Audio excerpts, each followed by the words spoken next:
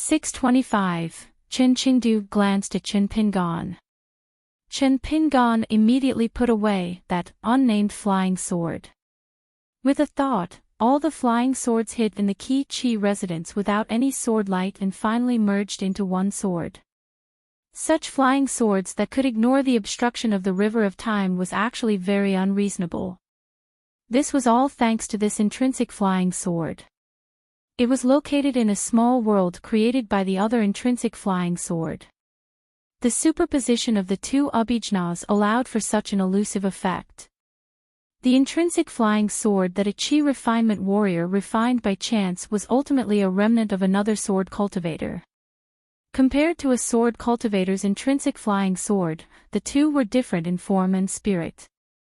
The difference was so great that it was like the difference between heaven and earth. Even though the former had been refined, it was still half an external object. The latter was truly a matter of life and death. It had all sorts of inconceivable intrinsic abhijnas. The pine needle cough thunder was an imitation of the hateful sword mountain. Needless to say, it was more of a talisman's technique. It was used by the pure martial artist Chen Pingan to escape or fight for his life. The 1st and 15th swords were true relics of ancient sword immortals. However, even after being refined by Chen Pingan, they were still unable to use their abhijnas. The exquisiteness of the sword could only stagnate at the realm of extreme speed, toughness, and sharpness. This was the so-called reckless waste of God's gifts. However, after exhausting all his efforts, Chen Pingan was still stuck at this level. After all these years, he would not feel sorry for himself. Chen Pingan put away the other intrinsic flying sword's mysterious abhijnas. On the training field, the small world that enveloped Chen Pingan and the eldest sword immortal, Chen Qingdu, dissipated. Bai Lianshuang stood by the corridor in the distance. After confirming her guess, the old woman turned her head and wiped the corners of her eyes with the back of her hand. In fact, when Chen Pingan left the secret chamber of the Ning mansion as if he was sleepwalking, the old nanny had already sensed that something was wrong. However, at that time, Chen Pingan was in a daze and had not completely woken up. He did not know that he had not only nurtured a natal flying sword, but also that this flying sword had already appeared in the world and used its natal magic to protect its master. Therefore, wherever Chen Pingan walked, there was a small, almost natural world around him. When Grandma Bai saw the old man, her surprise was no less than that of her son-in-law finally growing a natal flying sword. She hurriedly bowed and cupped her fists, respectfully saluting the eldest sword immortal, and then silently left. On the way there, the old woman raised her hand non-stop. Chen Pingan took a deep breath and cupped his fists at the old sword immortal. He then bowed without saying a word. There was no need for words. With his hands behind his back, Chen Qingdu slowly ascended the dragon beheading cliff. Chen Pingan followed closely behind. Chen Qingdu said as he walked, "She was the earliest benefactor of the human race. I still remember this old almanac. I have remembered it for 10,000 years. When you first came to the Great Wall of Sword Qi, I actually already found some clues. Although her 3 strands of Sword Qi are no longer entrenched in the 3 acupuncture points, I am very familiar with that Qi. After all, my swordsmanship came from her previous master. However, other than worrying that this is a scheme of the mastermind, I also have my own selfish motives. I, Chen Qingdu, am returning a favor.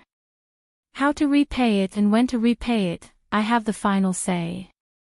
That's why she pretended not to see her hint. She didn't personally rebuild the longevity bridge for you, nor did she do anything to help you nurture your life-bound flying sword. All of this was so that we could meet again after 10,000 years. I owe her a favor, not Chen Pingan. If she is unhappy, she can come to the Great Wall of Sword Qi to find me. Chen Qingdu sat on a long bench, facing the south. He could see the wall of the Great Wall of Sword Qi. The old man lamented, so many ancient people are my old friends, even my juniors. So many ancient gods and barbarian demons are my enemies. They are even souls that died under my sword. You won't understand how lonely it is. Chingdu laughed. It has been many years since I saw the wall from so far away. I remember when it was first built. I once stood on the side of today's Taishan Street. I joked with my two good friends, the Dragon Monarch and Guan Zhao, that with such a high wall, we can defend for 10,000 years. We finally did it. Chingdu turned his head to look at Qin Pingan and said with relief, today's fortune is not something you asked for from others, nor is it given to you by others. You fought for it yourself. Qin Pingan stood up and clasped his fists. I still have to thank Boss for imparting the Tao and protecting the Tao.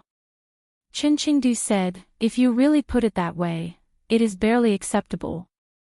It's just that looking at the process with a good outcome, there is kindness everywhere.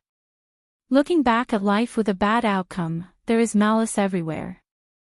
Qin Pingan laughed, I'm just stating the facts.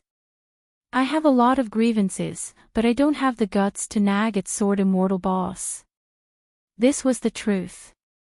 If he was still stating the facts, if he had successfully rebuilt the Longevity Bridge in his first time at the Great Wall of Sword Chi and became a Sword Immortal, there would not have been so many accidents. He would not have needed to carry a long Chi sword and go to the East Sea Monastery in the Tongya continent. Perhaps there would not have been the battle at Old Dragon City after that. There would not have been the heart-questioning game at Calligraphy Lake where he could only cultivate his heart to make up for it. There would not have been the life hanging by a thread set up by Gao Qing and He Xiaoliang at the Skeleton Beach. There would not have been the strenuous and unrewarding heavenly tribulations. There would have been a completely different scenery. As for what kind of life it was, there was no way to know if it was better or worse. There was also the predicament at the Great Wall of Sword Chi today. If he really wanted to nag, Qin Pingan could argue with Sword Immortal Boss for a few days. Chingdu nodded, kid, you still have some affinity with your elders. Qin Pingan asked softly, when can I reopen that item that's so close to me? Once the war gets intense, I'll definitely have to accompany Ning Yao and the rest to leave the city to fight. He only said half of it.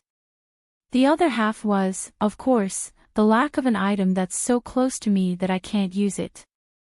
It will hinder me from picking up scraps to earn money. If I have to carry a big sack and run around like Gu Jianlong, I'll have a basket full of righteous words. Chingdu was puzzled. Why don't you ask Yan Ming about such a trivial matter? Why are you asking me? Qin Pingan was skeptical at first. He always felt that with Uncle Yan's style of doing things, how could he, who was personally appointed by Sword Immortal Boss to help him sneak into the inverted mountain to worship the Sword Pavilion, make such a big mistake in an item that contained the painting of Sword Immortals? However, Qin Pingan quickly understood. It was indeed a trivial matter. He could just borrow an item that's so close to him from the rich and overbearing Uncle Yan. Chingdu did not care about Qin Pingan's little scheme. He guessed that this kid had borrowed something from him. As for whether he would return it, it was hard to say. However, Chingdu's so-called affinity with his elders was very accurate. Yan Ming, who had high hopes for his only son, Yan Qian, would not be stingy with an item that's so close to him. Yan Ming's attainments in the way of the sword were not high, but he was good at making money. Therefore, he liked Qin Pingan very much. This was very different from Yu Qing's impression of this young outsider. Yan Ming was a patriarch of a big clan who had high hopes for Qin Pingan from the start. Chingdu looked like he did not care about anything, but in fact, he cared about the younger swordsman. Chingdu suddenly said, your two natal flying swords are not as simple as one for attack and one for defense. They are different from people of the same age like Qi Shou and Gao Yeho. Their flying swords are not weak and their skills are not shallow. It's just that in the future, the possibility of connecting multiple flying swords together will not be as high as yours. One had to know that the scholarly sage was in charge of the academy, while the mountain lord and the water deity were in charge of the mountains and rivers. As for Chen Pingan's intrinsic flying sword, which had been praised by the elder as, "What a fine sparrow in a cage," it was still up to Chen Pingan to discover if it possessed such a supreme divine ability that could raise a realm. As long as he became a swordsman and had a natal flying sword, he would be able to survive the most difficult stage of creating something out of nothing.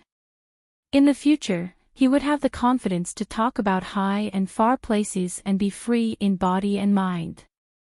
Chen Qingdou stood up and said with a smile, "Finally, you have some decent skills."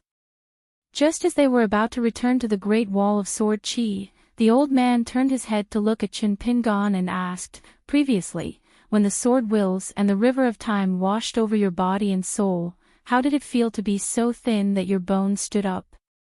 Chen Pingan also stood up and said with a bitter smile, "It was countless times more difficult than when I practiced in my hometown. I definitely don't want to do it again." Chen Qingdou smiled and said, "What a coincidence." Chen Pingan's forehead was covered in sweat. He shook his head with a straight face and said, "Boss, sword immortal, it can't be a coincidence." Chen Qingdou said, "It is." Chen Pingan accepted his fate and said helplessly, "Senior, you have the final say."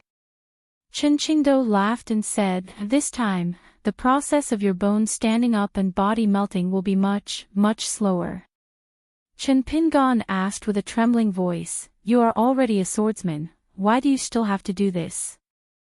Chen Qingdou gave an answer that Chen Pingan would never have thought of: "The resentment of young people is not good." After the old man finished speaking, he disappeared. The whole Ning Mansion's dragon-slaying cliff and the small pavilion appeared out of thin air in a small world that sword immortals could not break even in 100 years. Chen Pingan was suppressed and sat in the middle of the pavilion. From the top of the pavilion, the sword light was like a strange waterfall that flowed at an extremely slow speed, smashing onto Chen Pingan's head. The body of a martial artist in the golden body realm was like a porcelain that had not broken after being smashed on the ground, but countless cracks appeared. Especially the head and face that were the first to be bathed in the swordwell waterfall, it was the first to suffer. If Chen Pingan could still use his Yin spirit to travel far away, he would discover his true body. The current scene was even more tragic than the face of the Lady of the Flying Eagle Fort in the Tongya continent. Not only the skin, even the pair of eyeballs were starting to crack slowly. The most torturous part was that the changes were spreading out bit by bit, like the growth of plants and trees. Compared to Chen Pingan's experience in the secret chamber of the Ning Mansion, one was fast and one was slow, two extremes. After the waterfall touched the ground, it did not rush out of the dragon-slaying cliff and the small world of the pavilion. Instead, it was like an ancient well that bore the weight of the rain from the heavens. The well water gradually deepened and the water level gradually reached Chen Pingan's knees. This was more than just being buried in a white blade. It was clearly like being ground to death inch by the boundary between heaven and earth. Sword cleansing, sword cleansing, sword cleansing, it had always been sword cultivators who cleansed their swords. When had there ever been a sword cultivator who used his physical body as a sword to be cleansed and refined? The old woman sensed the strange phenomenon of heaven and earth again from afar. She was gratified and said, "I never thought that young master would become a sword cultivator. He's even more diligent in his sword practice." Over at the Great Wall of Sword Qi, Zhuazhua asked, "How was it?" Chen Qingdou laughed and said, "First, there was the beast ancestor who held a long sword and pointed the tip of the sword at the wilderness. Then, there was the natal flying sword that imprisoned Chen Qingdou. As the senior brother, what else do you want from your junior brother?"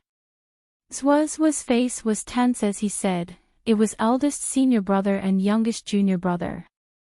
Chen Qingdou clicked his tongue and said, "I beg you people of the sage of literature lineage to have some dignity."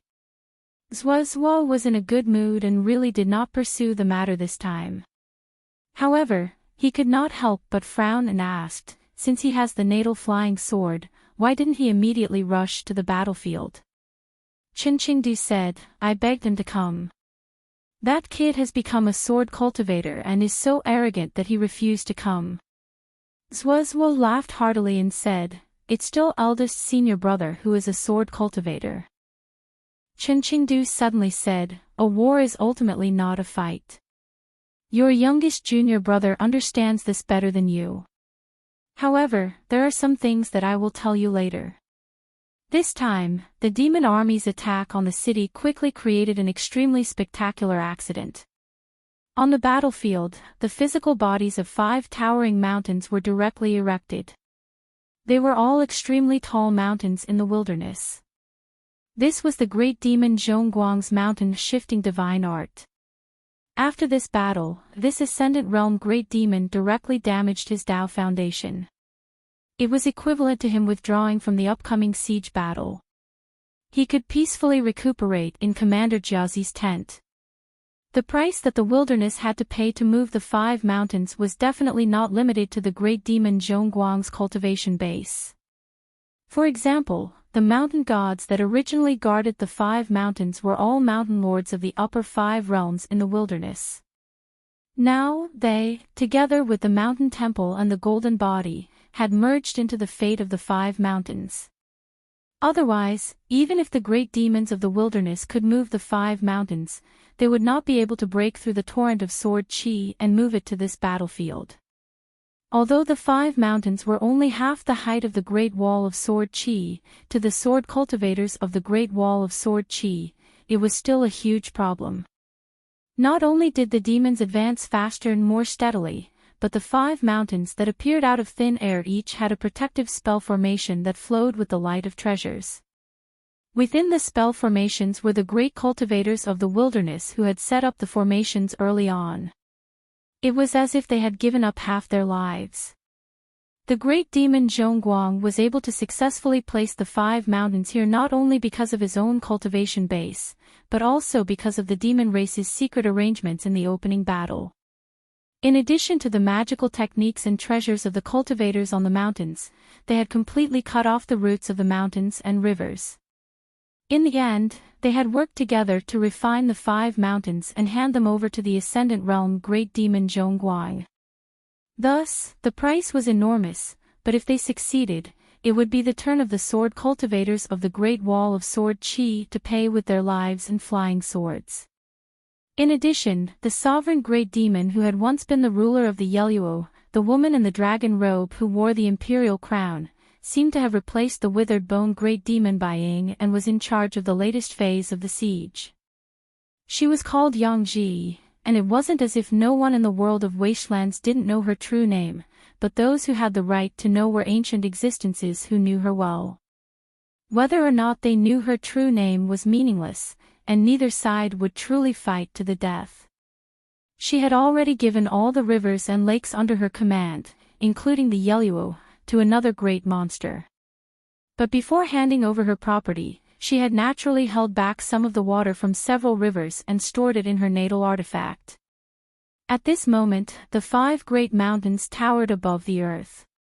She personally oversaw one of the mountains. She didn't reveal her true form, just like a young lady from a noble family who was enjoying the scenery. At the foot of one of the great mountains, she was all smiles. She gently bent down and shook out a total of 5 jade-green water droplets from her dragon robe. She smiled and said, "Go, the mountains don't move, the water flows. Act as a moat." In the end, a raging river appeared at the base of each of the 5 peaks, circling around the 5 mountains. The water was extremely vicious and filled with baleful energy. Many of the ghosts that had managed to survive on the battlefield had not been able to do much and would have been refined by the sword qi sooner or later, but when they entered the water, they became malicious ghosts that swam aimlessly through the river. In truth, before the mountains and rivers interconnected, many of the sword immortals in charge of their respective duties had attacked almost at the same time, both to cleave the mountains and to save the life-bond flying swords of the middle 5 realms. Even though the sword immortals attacked very quickly, there were still hundreds of life-bound flying swords that were suppressed by the 5 mountains that suddenly appeared, shattering on the spot. If not for a sword immortal who was not known for his immense killing power, who used his life-bound flying sword to transform into a golden godly spirit and forcibly held up the mountains with his shoulder, successfully stopping them from taking root for a moment, the losses on the battlefield where the sword immortals of the middle 5 realms had attacked were unimaginable. This time, even Nalan Shaowei did not hold back. He struck out with his sword, and the red life-bond sword that was as slender as a reed disappeared in an instant. It eventually transformed into an extremely long red flood dragon that was covered in flames.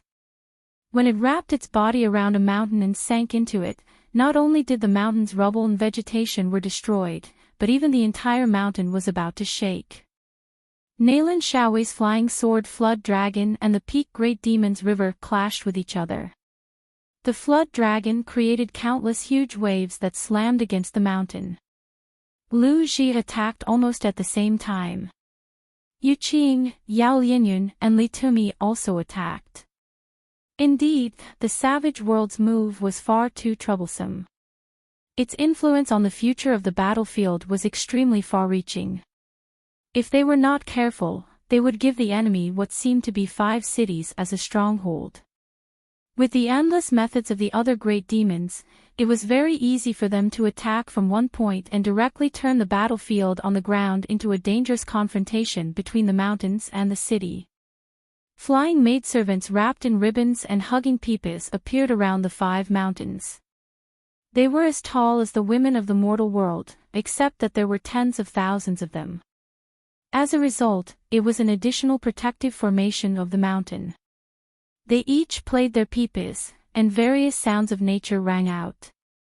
Some were graceful and gentle, while others had the forceful charm of a general taking off his armor.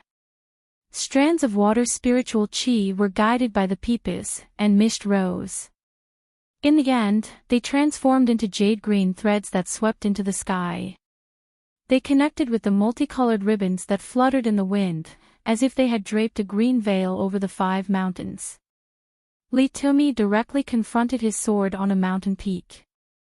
The woman wearing the imperial crown summoned a pitch-black Dharma idol that grabbed one of Li Tumi's massive flying swords. The flying sword was originally meant to slay some of the demonic cultivators at the peak of the mountain. However, after it was stopped by the great demon Yang Ji, not only was he not worried that the flying sword would be taken away and hurt the foundation of a sword immortal, but Li Tumi, the chief consecrator of the Yen family, instead became ferocious. Not only did he summon his second natal flying sword, Silver Thread, he drew a long silver sword radiance between the mountain and the city wall and pierced towards the center of the Dharma form's brows. Li Tumi himself flew forward with the wind. He held the long sword in his hand and stood straight like a rainbow in the sky. The Dharma idol was so large, and the sword immortal was so small. It was like an ant trying to shake a tree. Li Tumi's immortal companion and 3 direct disciples had all died at the hands of the great demons of the Yeluo. In any case, he was all alone. If he did not confront his sword now, when would he? The woman smiled charmingly. The great sword immortal's courage is indeed a little big. Then let me make you lose your courage. 5 mountains, 2 defensive formations, thousands of demon race cultivators who specialized in attacking the talisman faction, more than 1,000 Dharma treasures, and Yang Ji personally overseeing one of them. Even if the sword immortals attacked together, they would not be able to easily shake the foundation of the Dharma idol. He did not care about this. He knew that Li Tumi, who was in a killing frenzy, was already determined to die. He wanted to blow up his own body in 2 sword orbs. He also wanted to destroy most of the Great Wall of Sword Qi, which had lost the initiative, and win a chance for the sword immortals behind him to destroy the mountains. Once the 5 mountains were allowed to take root on the battlefield, they would become more and more stable. Future battles would only become more troublesome. Even if the 5 mountains were all gathered, even if only one of them was lost, there would still be 4 remaining. If none of the sword immortals of our generation died in a great battle, could it be that everyone would just stand by and watch the juniors like little fatty yen die first? There had never been such a saying in the 10,000 years of the Great Wall of Sword Chi. The left and right swords cleaved the pitch-black Dharma idol into two. Not only did Li Tumi not take the opportunity to retreat to the top of the city wall, he even released a resplendent sword beam. Together with his two flying swords, he crashed into the middle mountain peak. Everyone, Li Tumi will take his leave first. Yang Ji frowned. The black dragon robe on his body suddenly floated away from his body. Like a cloth covering a bonsai, it instantly enveloped the entire mountain, preventing the suicidal sword immortal from completely destroying the mountain's array formation and roots. If that happened, the Great Wall of Sword Chi would not be able to withstand the continuous attacks of the sword immortals. It would also cause the trap hidden deep in the Great Wall of Sword Chi to surface prematurely. With the mountains gathered on the battlefield, if the Great Wall of Sword Chi's attacks were not strong enough, the sword immortals would naturally be able to gain a foothold. It would be equivalent to pushing the battlefield a few hundred miles closer to the Great Wall of Sword Chi. If the sword immortals did not give up and did not go overboard with their attacks, it would be even better. It would be like adding fuel to each other's fire. Every time the sword immortals sent in their forces, they would be slightly weaker. This was the situation that the savage world wanted to see the most. That was because the sword immortals at the Great Wall of Sword Chi were qualified to add fuel to the fire. In the opening battle, the savage world had purposely made it so that it did not hurt, but in the second battle, the Great Wall of Sword Chi would be severely wounded. A group of sword immortals would be killed. But Li Tumi's suicide attempt had already infuriated the former mistress of the Yeluo. Yang Ji communicated mentally with the other four peak great monsters hidden in the other four mountains, telling them not to panic. In particular, Yang Ji was adamant that the old man in the middle of the mountain was not allowed to act on his own. What surprised her even more was that left and right had failed to save Li Tumi and even made an unimaginable attack. After Li Tumi had resolutely destroyed his golden core, nascent soul, all of his soul, and two sword orbs, Yang Ji's immortal armament robe had actually suppressed his momentum. If everything went as expected, he would only have destroyed half of the protective array and would not have much of an effect on the mountain's foundation. But left and right had thrust out his sword, using his vigorous sword intent to tear apart the mountain covered by the black dragon robe and slash at Li Tumi. Li Tumi, whose sword light had been half restrained by the black dragon robe, laughed noiselessly as he departed the mortal world. After this strike, Li Tumi's body and Dao vanished. His two life-bound flying swords exploded with a thunderous boom. An immortal sword cultivator did not even leave a trace of his soul behind, causing the entire mountain peak to be blown apart. Not only that, the 100-some monster talisman cultivators near the mountain peak, whose lives were directly tied to the protective array, all of them under the nascent soul stage were killed. A slight change in one part would affect the entire situation, causing the slowly stabilizing foundation of the mountain to tremble. After left and right had thrust out that sword that was bound to provoke endless criticism in the world, she did not stop while she was ahead. Instead, her body swelled with sword chi and she landed on the much shorter peak of the middle mountain. She gripped her sword with both hands and nailed it into the mountain peak. How big could a mountain be? Could it really withstand the sword chi of left and right? The great monster Yang Ji was furious, but she was also decisive. She gave up the immortal weapon robe in order to stabilize the fate of the mountain. Not only that, but she also ordered the peak great monster, who also had a throne and was half her Daoist companion, not to make a move. It was too difficult to kill left and right, so she could deal with left and right personally. The rest of the four mountains had to kill a few great sword immortals like Li Tumi. Otherwise, the second stage of the plan would become a huge joke. She revealed her true form, and her huge body instantly climbed to the top of the mountain. Yang Ji did not care whether or not she would kill innocent talisman cultivators along the way. Other than this middle mountain, which had caused a huge commotion, the other 4 mountains were relatively stable, but that was only relative. Hidden Official, who had been playing with her braids, was in high spirits when she saw this scene. She turned her head and looked at Chen Qingdou from afar. The old man said, "Go play by yourself." Hidden Official bent her knees slightly, and a violent tremor came from the top of the city.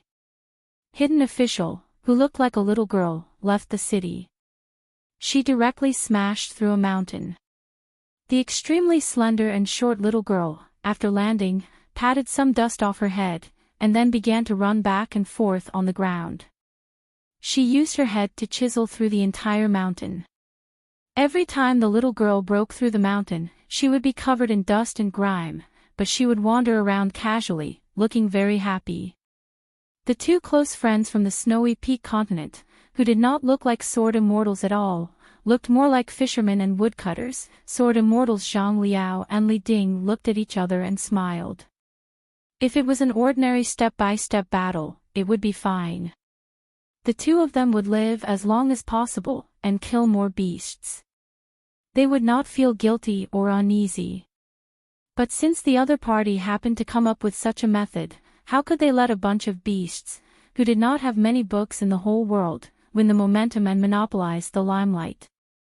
No, no. Therefore, there was no need for words. The 2 sword immortals, both sides, almost at the same time, left the great wall of sword chi on their swords. Like 2 rapidly falling meteors, they chose a mountain. One landed at the foot of the mountain, the other halfway up the mountain. The fishermen of the world liked to row boats, and Zhang Liao, who had an innate affinity for water, was no exception. But this was the last time in his life to go sightseeing, so he did not have to deliberately pretend to be cultured. Sword Immortal Zhang Liao directly stepped into the vassal river of the Yeluo and said with a smile, "Snowy Peak Continent Sword Immortal Zhang Liao." And after slowly ascending the mountain, Li Ding, who was walking back to back with Zhang Liao, released sword light from his 7 orifices and bones, and smiled knowingly. What a coincidence, I am also a Snowy Peak Continent Sword Immortal. The 2 sword immortals calmly went to their deaths, directly destroying the roots and water of the entire mountain. On the city wall, the eldest sword immortal narrowed his eyes and stared at a place, and then took a step forward. The gray-clothed old man standing at the northern entrance of the Jiazi tent smiled. "No hurry, you and I will be responsible for finishing.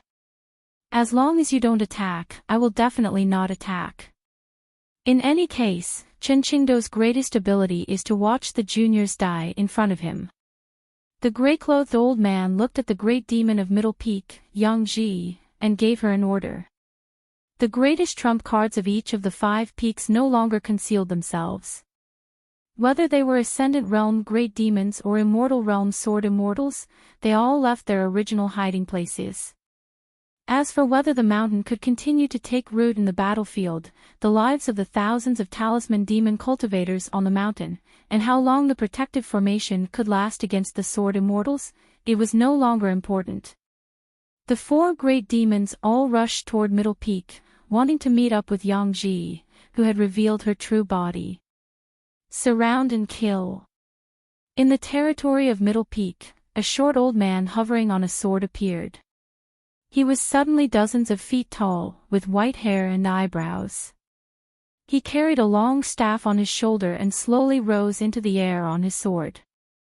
During this period, every time he opened his mouth and sucked, dozens of women would be swallowed into his mouth as if he was chewing soybeans. Dong Sangeng laughed and said, "That little bastard." Chen Shi and Qi Tingji wanted to follow Dong Sangeng and leave the city wall. These 3 old sword immortals had all carved a large character on the Great Wall of Sword Chi. However, Chen Qingdu said, "Let left and left cultivate the sword with life and death. If there is no battle in the world, there is enough here. Life is too smooth, and too much of a loner. His sword skills won't be that good." Dong Sangeng, who was rushing to the battlefield, and Hidden Official, who was still playing on the battlefield, and left.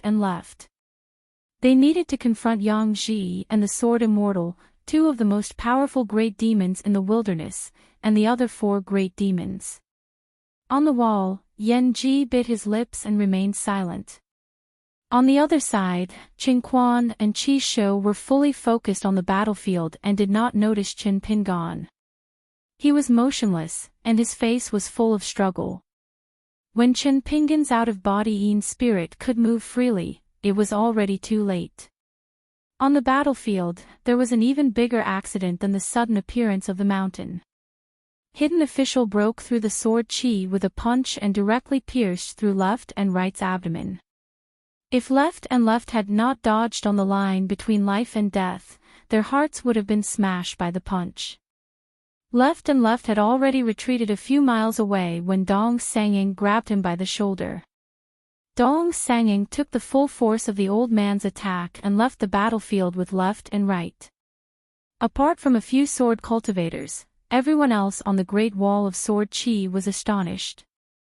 They were shocked to the extreme. Hidden Official spat out a mouthful of blood, then tilted his head and looked at Qin Qingdu. He raised his middle finger and said, "Old farts deserve to die the most. Go to hell." Qin Qingdu's face was expressionless as he glanced at the Hidden Official. Then, his gaze shifted to Dong Sanging and Zhuozhua as he muttered to himself, "Zhuozhua, your little junior brother told me earlier that we should be careful of the Hidden Official." Other than Dong Sanging, even Qin Shi and Qi Tingji had to be careful. Qin Shi's resentment was too great, and Qi Tingji's ambition was too great. Most importantly, these two old sword immortals with outstanding battle achievements felt that they had no qualms about the Great Wall of Sword Qi, but their hatred for the entire vast world was etched in their bones. However, Qin Pingan only knew about the past of these two old sword immortals. He only knew about 37 major and minor incidents, and only 6 key sentences. He still could not say whether they would betray the vast world.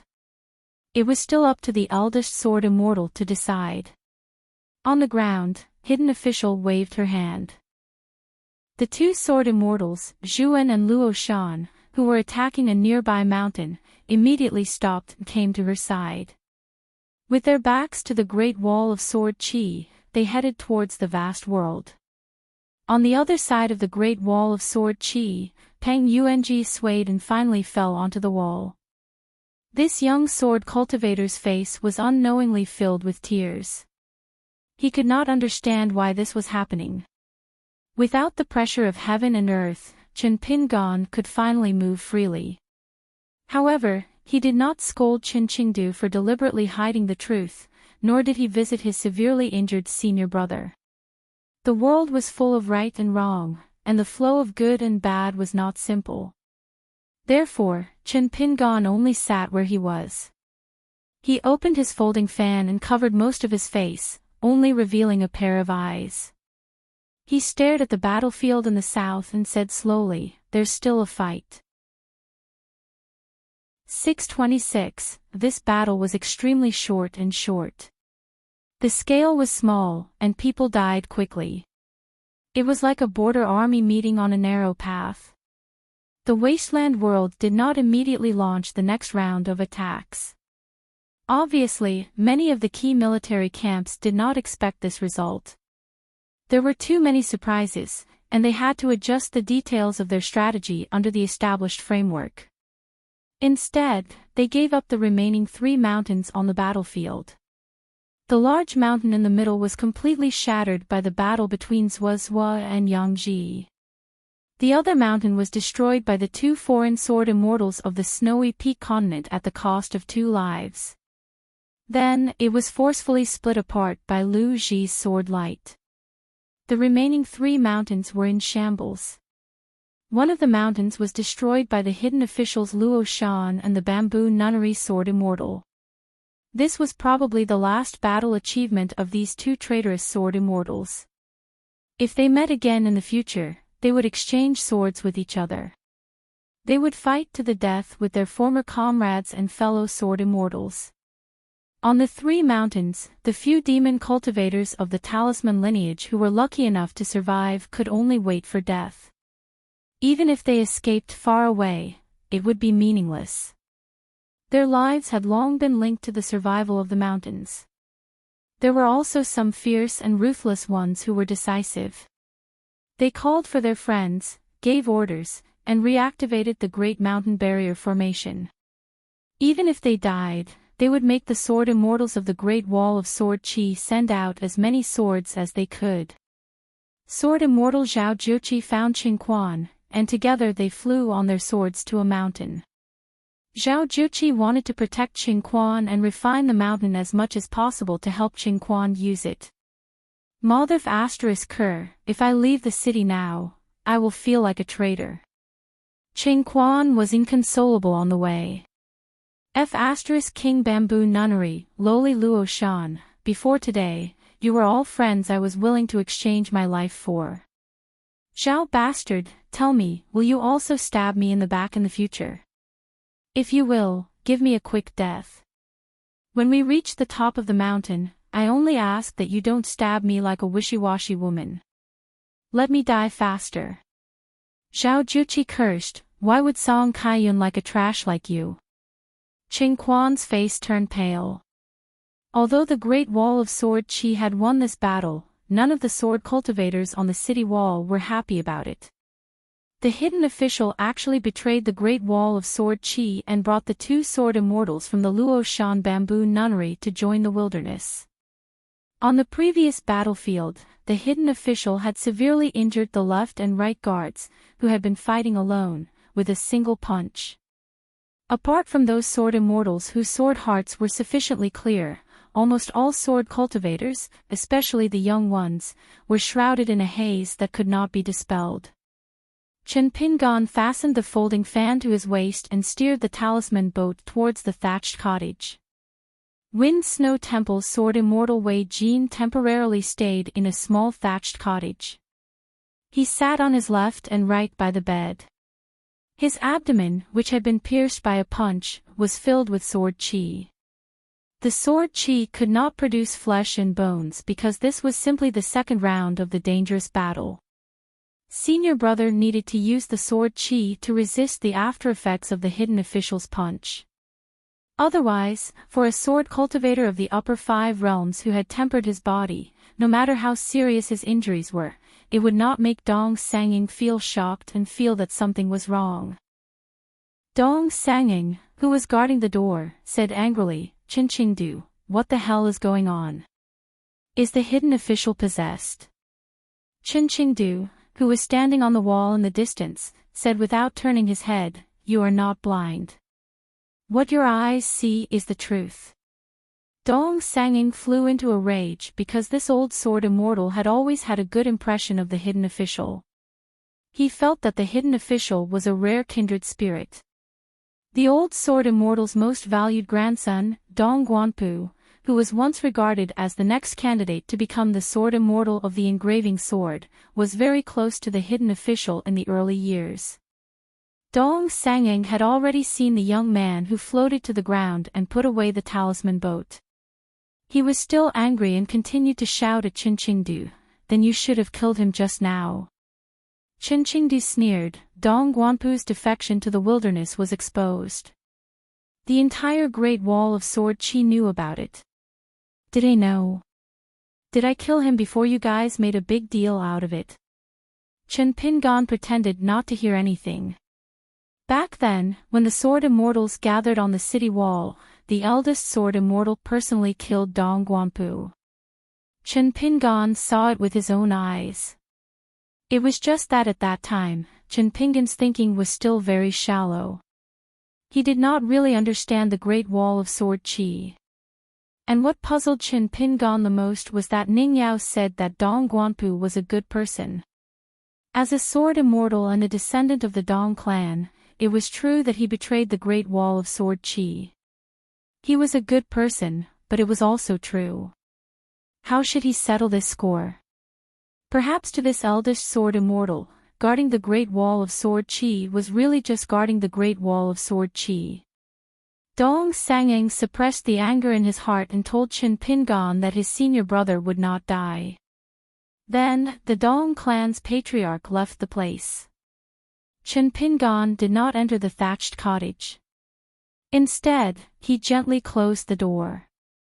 After witnessing such a magnificent and tragic battle where sword immortals and demons could die, one would feel even more insignificant. After witnessing the choices made by his eldest sword immortal, Chen Pingon felt that if he were to walk through the mind-examining game at Calligraphy Lake again, he would be able to do whatever he wanted even if he was at the same cultivation level as before. Chen Pingon did not stay at the thatched cottage for long. He went to where Ning Yao and the rest were. Ning Yao looked at Yan Ji and then shook her head at Chen Pingon. Chen Pingon nodded, indicating that he understood. Yan Ji's eyes were red. He clenched his fists and placed them on his knees. The family's head consecrator, the immortal realm's sword immortal, Li Tumi, was dead. This old man was the person that Yan Qinian hated the most when he was young. This was because Li Tumi, who looked down on Yan Qinian the most, had personally said many terrible things about Yan Qinian when he was young. Li Tumi, who looked down on Yan Qinian the most, had personally said these things. Marquis Gao Yeho sat beside Peng Yuanji and said, "Bear with it." Peng Yuanji was in a daze. Marquis Gao Yeho was silent for a moment.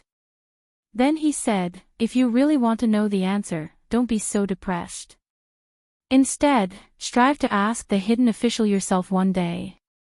Let her tell you the answer personally." Peng Yuanji muttered, "You are not me, and I am not you. I can't do it." Marquis Gao Yeho sneered. "All right then. From today onwards, the hidden official's lineage will cease to exist."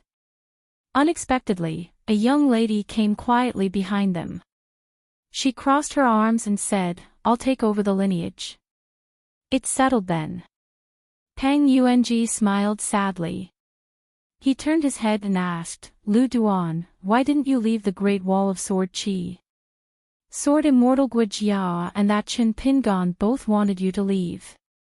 Guizhujiu's eyes lit up. She shook her head and said, "No matter how much they respect and admire my father and master, that's what they think. As a sword cultivator, shouldn't we have our own way of living and dying?" Peng Yuanji smiled bitterly. Even if she understood the logic, what could she do? Marquis Gao Yeho gave her a thumbs up and laughed. "Lu Duan, well said." Guizhujiu looked at Marquis Gao Yeho and said helplessly, "Why are you praising me? You should praise my master for teaching him well. This is called praising two at once. You don't know how to do it." Marquis Gao Yeho was speechless. Only Ning Yao and Dong Budi could gain the upper hand in dealing with Lu Duan. Gao Yuqing could not help but laugh through her tears. Guizhujiu glanced at the young lady and said sympathetically, crying and laughing, "Your brain must be damaged. So you're just a little melon." Gao Yuqing pulled Marquis Gao Yeho's sleeves. Marquis Gao Yeho laughed angrily, "Now you know how to look for your brother." Guizhujiu shook her head. She followed her master and walked away. She muttered to herself, little melon, a young lady who can't grow up, a water that can't be spilled, so sad." Gao Yuqing's face flushed red. Marquis Gao Yeho also felt sad that he had such a sister who sided with outsiders. Peng Yuanji's smile was forced. He continued to look towards the south. Even further south, he hoped to see his master again. On the Great Wall of Sword Qi, all the sword cultivators who were familiar with the two sword immortals, Zhang Liao and Li Ding, were extremely sad. The two sword immortals who were the most carefree in their hometown, were publicly known to be aloof from worldly affairs. But in the end, they died on the battlefield of Savage World. Simply put, there were many businessmen in Pure World. In truth, these sword cultivators, 32 of them had different cultivation realms. They were all considered to be different in pure world. The two with the highest cultivation realms were Zhang Liao and Li Ding. Both of them were unpolished Jade Realm sword immortals. When I refused, he wanted to use his sword as a brush to write a poem. Who am I? I'm a proper scholar. Lu Chao, aren't you just asking to be humiliated?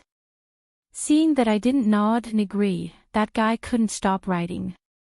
A stream of ancient time water flowed into my palm. Dense chi for 1,000 miles, wearing down my ancient sword. Don't be petty. What? You guys haven't heard of a single line. It doesn't matter, it's just average anyway. If you can't remember, then so be it. But in the future, if any of you meet that Lu Cha on the battlefield, don't be afraid. If you can't beat him, immediately tell him that you are Alliance's friends. But that self-proclaimed scholar Alliance was even more of a hoodlum. Unknowingly, he had stayed in the Great Wall of Sword Chi for more than 100 years. He never wore a green robe and had a jade pendant hanging around his waist. He never looked like a real scholar. When he left, the swordsman didn't even have a sword. He just wore a bamboo hat and a saber. No one knew that when Chen Qing was sending him off, he said solemnly, "Since you're leaving, don't ever come back again." How could an outsider like you stay in the Great Wall of Sword Chi for so long? Even if you don't leave, I will chase you away. That man only rubbed the shoulders of the sword immortal elder while smiling mischievously. If there's any good wine, help me keep it. Whether I drink or not depends on my mood. But whether I keep it or not is the law of the martial world. But in the end, the man straightened his bamboo hat. Before leaving the thatched cottage, he turned his back to the old man and said, "If the Great Wall of Sword Chi had turned around, I wouldn't have come. No matter how good the wine is, who can I, Alliance, find to drink it?" After the withered bone great demon Bai Ying and the old Yeluos common lord Yang Ji, the role overseeing the demonic army was changed to that great demon with thousands of palaces and jade pavilions. Her name was Huang Wuan. Huang Wuan still sat alone on the railing. She seemed to be in a celestial city filled with the cries of phoenixes and cranes. In the city, there were the different climate changes of the 20 solar terms. Some immortal residences were filled with the cries of autumn cicadas. Some courtyards were filled with willow leaves that resembled little eyebrows. There were also Taoist temples where jade was planted incessantly and snow covered the ground. There were also many graceful talisman beauties, either sticking yellow flowers in front of mirrors or fanning fireflies. And in the residence where Huang Wuan sat on the railing, there was the Rui stream that Huang Wuan loved the most. The clear water flowed through it, and there was the white-haired old fisherman manifested by the talisman paper, as well as the beautiful maidens of silk washing and lotus gathering, who did the same thing year after year.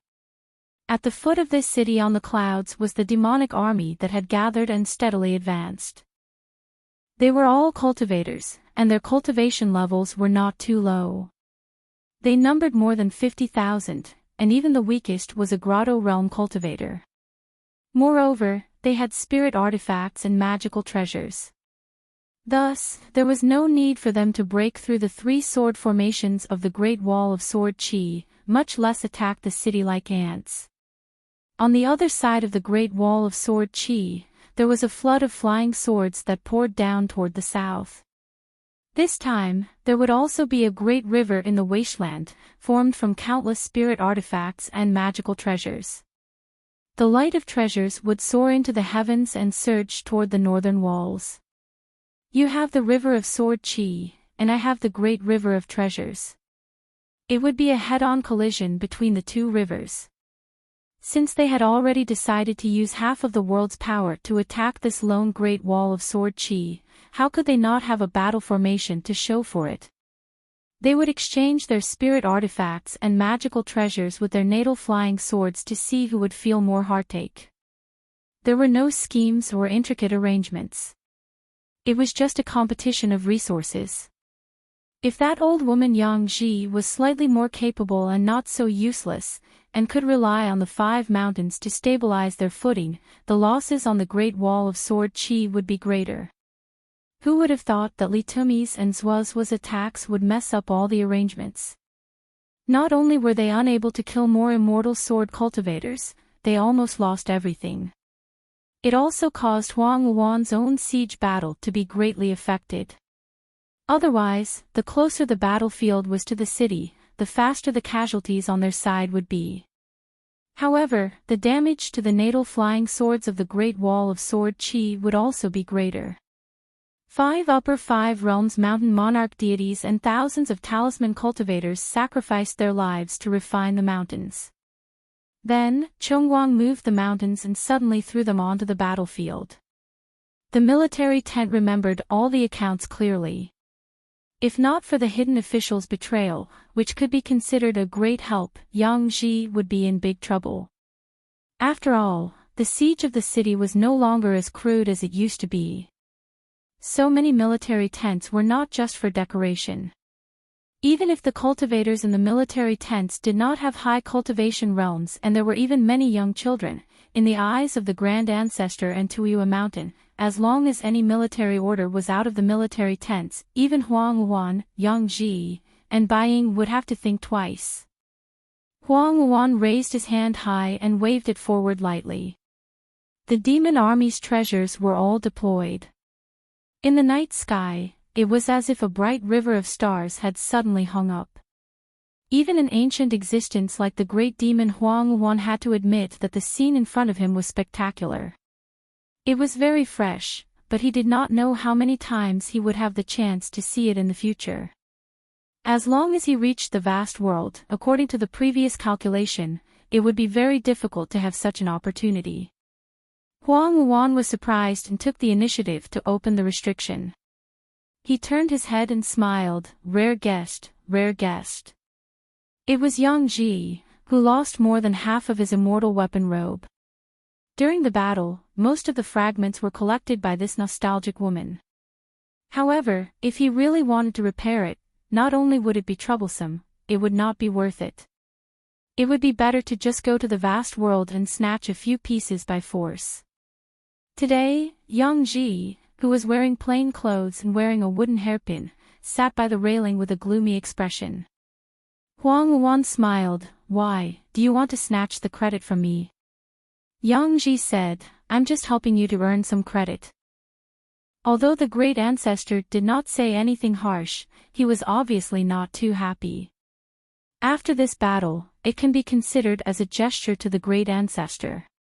After that, I have to return to the wasteland and personally kill those wandering sword immortals. Huang Wuan looked at a certain place in the Great Wall of Sword Qi and felt a little regretful. To be honest, even he was kept in the dark about the hidden official's betrayal of the Great Wall of Sword Qi. He did not know that there would be such an unforeseen event. Yang Ji asked, the city in the north and the inverted mountain, when will our chess pieces attack? Huang Wuan smiled, how would I know that? Of course, the army under his feet was not standing still. They took out all kinds of life source items from afar. The entire formation was constantly advancing. The torrent of sword qi collided with the river of treasures. It was incomparably dazzling, like thousands of sparks from an ancient god's sword. They kept sputtering and sprinkling down like a rain of fire, illuminating the Great Wall of Sword Qi and Huang Wuan City in the sky. Other than that, there were ants similar to the first opening battle. They were madly charging forward from the two sides of the army. It was not a pretense, but a real sacrifice to fill the battlefield. This was what Yang Ji meant by assisting. Because these nonentities were all Yang Ji's vassal forces and direct subordinates. A great demon at the peak of the great demon realm naturally did not just sit beside Huang Wuan and enjoy the scenery or fight against the torrent of sword qi a few times. Many nonentities would die, and he would directly wipe out several old forces that he had painstakingly cultivated. There was one good thing about the wasteland. Under the fist, they would submit to fate. If they were unwilling to die, they would die first. Furthermore, it wasn't like they were just throwing their lives away. There were many military tents that kept detailed records of the casualties and battle achievements. If they died, it wouldn't be too much of a loss. If they didn't die, they would make a huge profit. The world was vast, and as long as they could get past the Great Wall of Sword Chi, they would be able to earn money every day. There were innumerable heavenly materials and earthly treasures, as well as the immortal clans and organizations that were at the mercy of the wildlands. Huang Wuan suddenly smiled playfully. When did the Great Wall of Sword Chi become so orderly when sword immortals attack? This handsome man with an immortal aura reached out and patted the railing lightly. He complained incessantly, "It's over." In this way, the other side's losses are destined to be lower than the military tent's expectations. Young Ji, is it because you are too unlucky that you implicated me? Me who had to copy the documents that he had to compile and then hand them over to Guozhujiu to distribute so that everyone could read and exchange information. As for important information, they were not far from each other anyway. They could speak directly. Only Chen Pingan did not have any substantial tasks. The reason was simple. After Lu Jit sent someone to deliver the table, ink, and paper, she said something. From this moment onwards, Chen Pingan is the new hidden officer of the Great Wall of Sword Chi. Me who was helpless. Pang Yuanji felt relieved. As long as it was not him, it did not matter to him who took over as the hidden officer. It would be best if it was the second manager. Lin Junbai's expression was complicated, but it disappeared in a flash. He became more certain of his guess. Now that there were many sword immortals changing their sword formations, it was this person's suggestion. Gu Jianlong went against his conscience and smiled. When Guozhujiu clapped alone, it was as loud as thunder. As for the hidden officer, who was the youngest in the history of the Great Wall of Sword Chi and had the lowest cultivation level, he stood up and received the ancient jade token that symbolized the hidden officer's identity. He shook his sleeves and sat down again. He hung the jade token at his waist, one on the left and one on the right of the blade-strengthening gourd. On the table, other than brush and ink, there were stacks of blank account books waiting to be written. There was also a closed jade bamboo folding fan. Chen Pingan interlocked his fingers and looked at the extremely familiar table layout. He smiled and felt good. It was as if he was overseeing a small world without using his intrinsic flying sword. What do you mean by a new hidden official? It was nothing more than changing from a bag shop that cheated both the old and the young to an even more skilled accountant. If someone harbors a grudge because of this and deliberately does something bad, once I detect it, I will let Sword Immortal Miyu deliver a sword strike and kill them directly. I won't listen to any excuses, and once I suspect someone, that person will die. Therefore, I only have one final question. Who wants to leave the lineage of the hidden officials? It is not too late to withdraw now. Otherwise, instead of scheming against me, Chen Pingan, and comparing the depths of our shrewdness, it is better to do it cleanly and go to the top of the city to kill demons with your swords. Even if you can obtain a little merit, it is definitely better than wasting your time here, only to die, harming others and yourself. The other 11 sword cultivators were silent, but their eyes were resolute. Chen Pingan nodded. Very good. Even a young sword cultivator like Junbai with great prospects for the Great Dao did not hesitate at all, daring to stake his Great Dao and his life here. I feel that the hearts of the people can be used. Lin Junbai immediately felt like he was sitting on pins and needles. Chen Pingan would not use this opportunity to avenge a personal grudge, would he? Chen Pingan narrowed his eyes, and his gaze wandered across the faces of the sword cultivators. He slowly said, "We are not sitting here to cultivate, nor to refine swords. We are only sitting here to represent the Great Wall of Sword Chi, to make the biggest deal in the world with those beasts in the wilderness. We want to make the most profitable deal for the tens of thousands of sword cultivators in the Great Wall of Sword Chi. We want to use the least amount of our lives to exchange for the most amount of the enemy's lives. Everyone, we will never have such an opportunity again in this lifetime. Even if you have great fortune in the future, you will be able to reach the peak of the great Tao, become immortals, ascendant realm, and then reincarnate. Even if there is a next life, you will never have such an opportunity again. Even if you become the leader of a sect in the vast world, there will be countless sword cultivators in your sect. How many sword immortals can you mobilize to make them willing to use their swords and sacrifice themselves? You have to cherish the present, because this is a magnificent feat that only the 12 of us can accomplish in the several worlds in the past 10,000 years, and 10,000 years later. Guizhou sat behind the table, and his eyes were resolute. He suddenly cupped his fists, but did not say anything. Dong Buji followed behind, also in high spirits, and cupped his fists high. Lin Junbai, Gu Jianlong, Wang Xinshui, and even sword immortal Miyu cupped their fists one by one. This was especially true for the young sword cultivators from other continents. All of them were agitated. For outsiders who dared to come to the Great Wall of Sword Chi to practice their swords, especially those who dared to use their swords and were unwilling to leave after a great battle, the younger the sword cultivator, the purer and more ambitious they were. Chen Pingan said, "Don't be in a hurry to give orders to the Great Wall of Sword Chi. Let's first familiarize ourselves with the battlefield. Follow Lin Junbai's plan and perform your duties. After an hour, I will make another decision." To Chen Pingan, Lin Junbai's plan was too crude. However, it was the result of Lin Junbai's quick thinking, and he could not ask for more.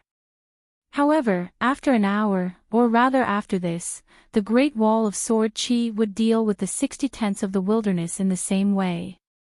Chen Pingan did not feel that his lineage of hidden officials had any chance of victory. Chen Pingan began to flip through the secret files of the old hidden officials. He flipped through the books very quickly, and there were more than 10 books with blank pages beside him. When he saw the key points, he would copy them down. At the same time, he would occasionally glance at the battlefield from the corner of his eye, and then at the 11 people, observing the minute changes in their expressions. The graceful handwriting was the bamboo nunnery sword immortal's handwriting. The sharp strokes were that of the female sword immortal Luo Shan. What a good handwriting! The content was refreshing, clean, and there was naturally no fault to be found. Even though the 3 sword immortals had betrayed the Great Wall of Sword Chi, it could still be said that they had done their best in the matter of the secret records. After an extremely precise hour, Chen Pingan held the folded fan in his hand. He did not open it, but only raised it gently, and then slammed it heavily on the table. He said, "Continue to watch the battlefield, and just listen to what I have to say. From now on, everyone has to take care of 3 things. The first is the matter of your job. Everyone has to keep a close eye on the painting. The second is for everyone to start taking notes, so that others can pass them around. Once there is a need, you can directly ask for the notes from others for reference.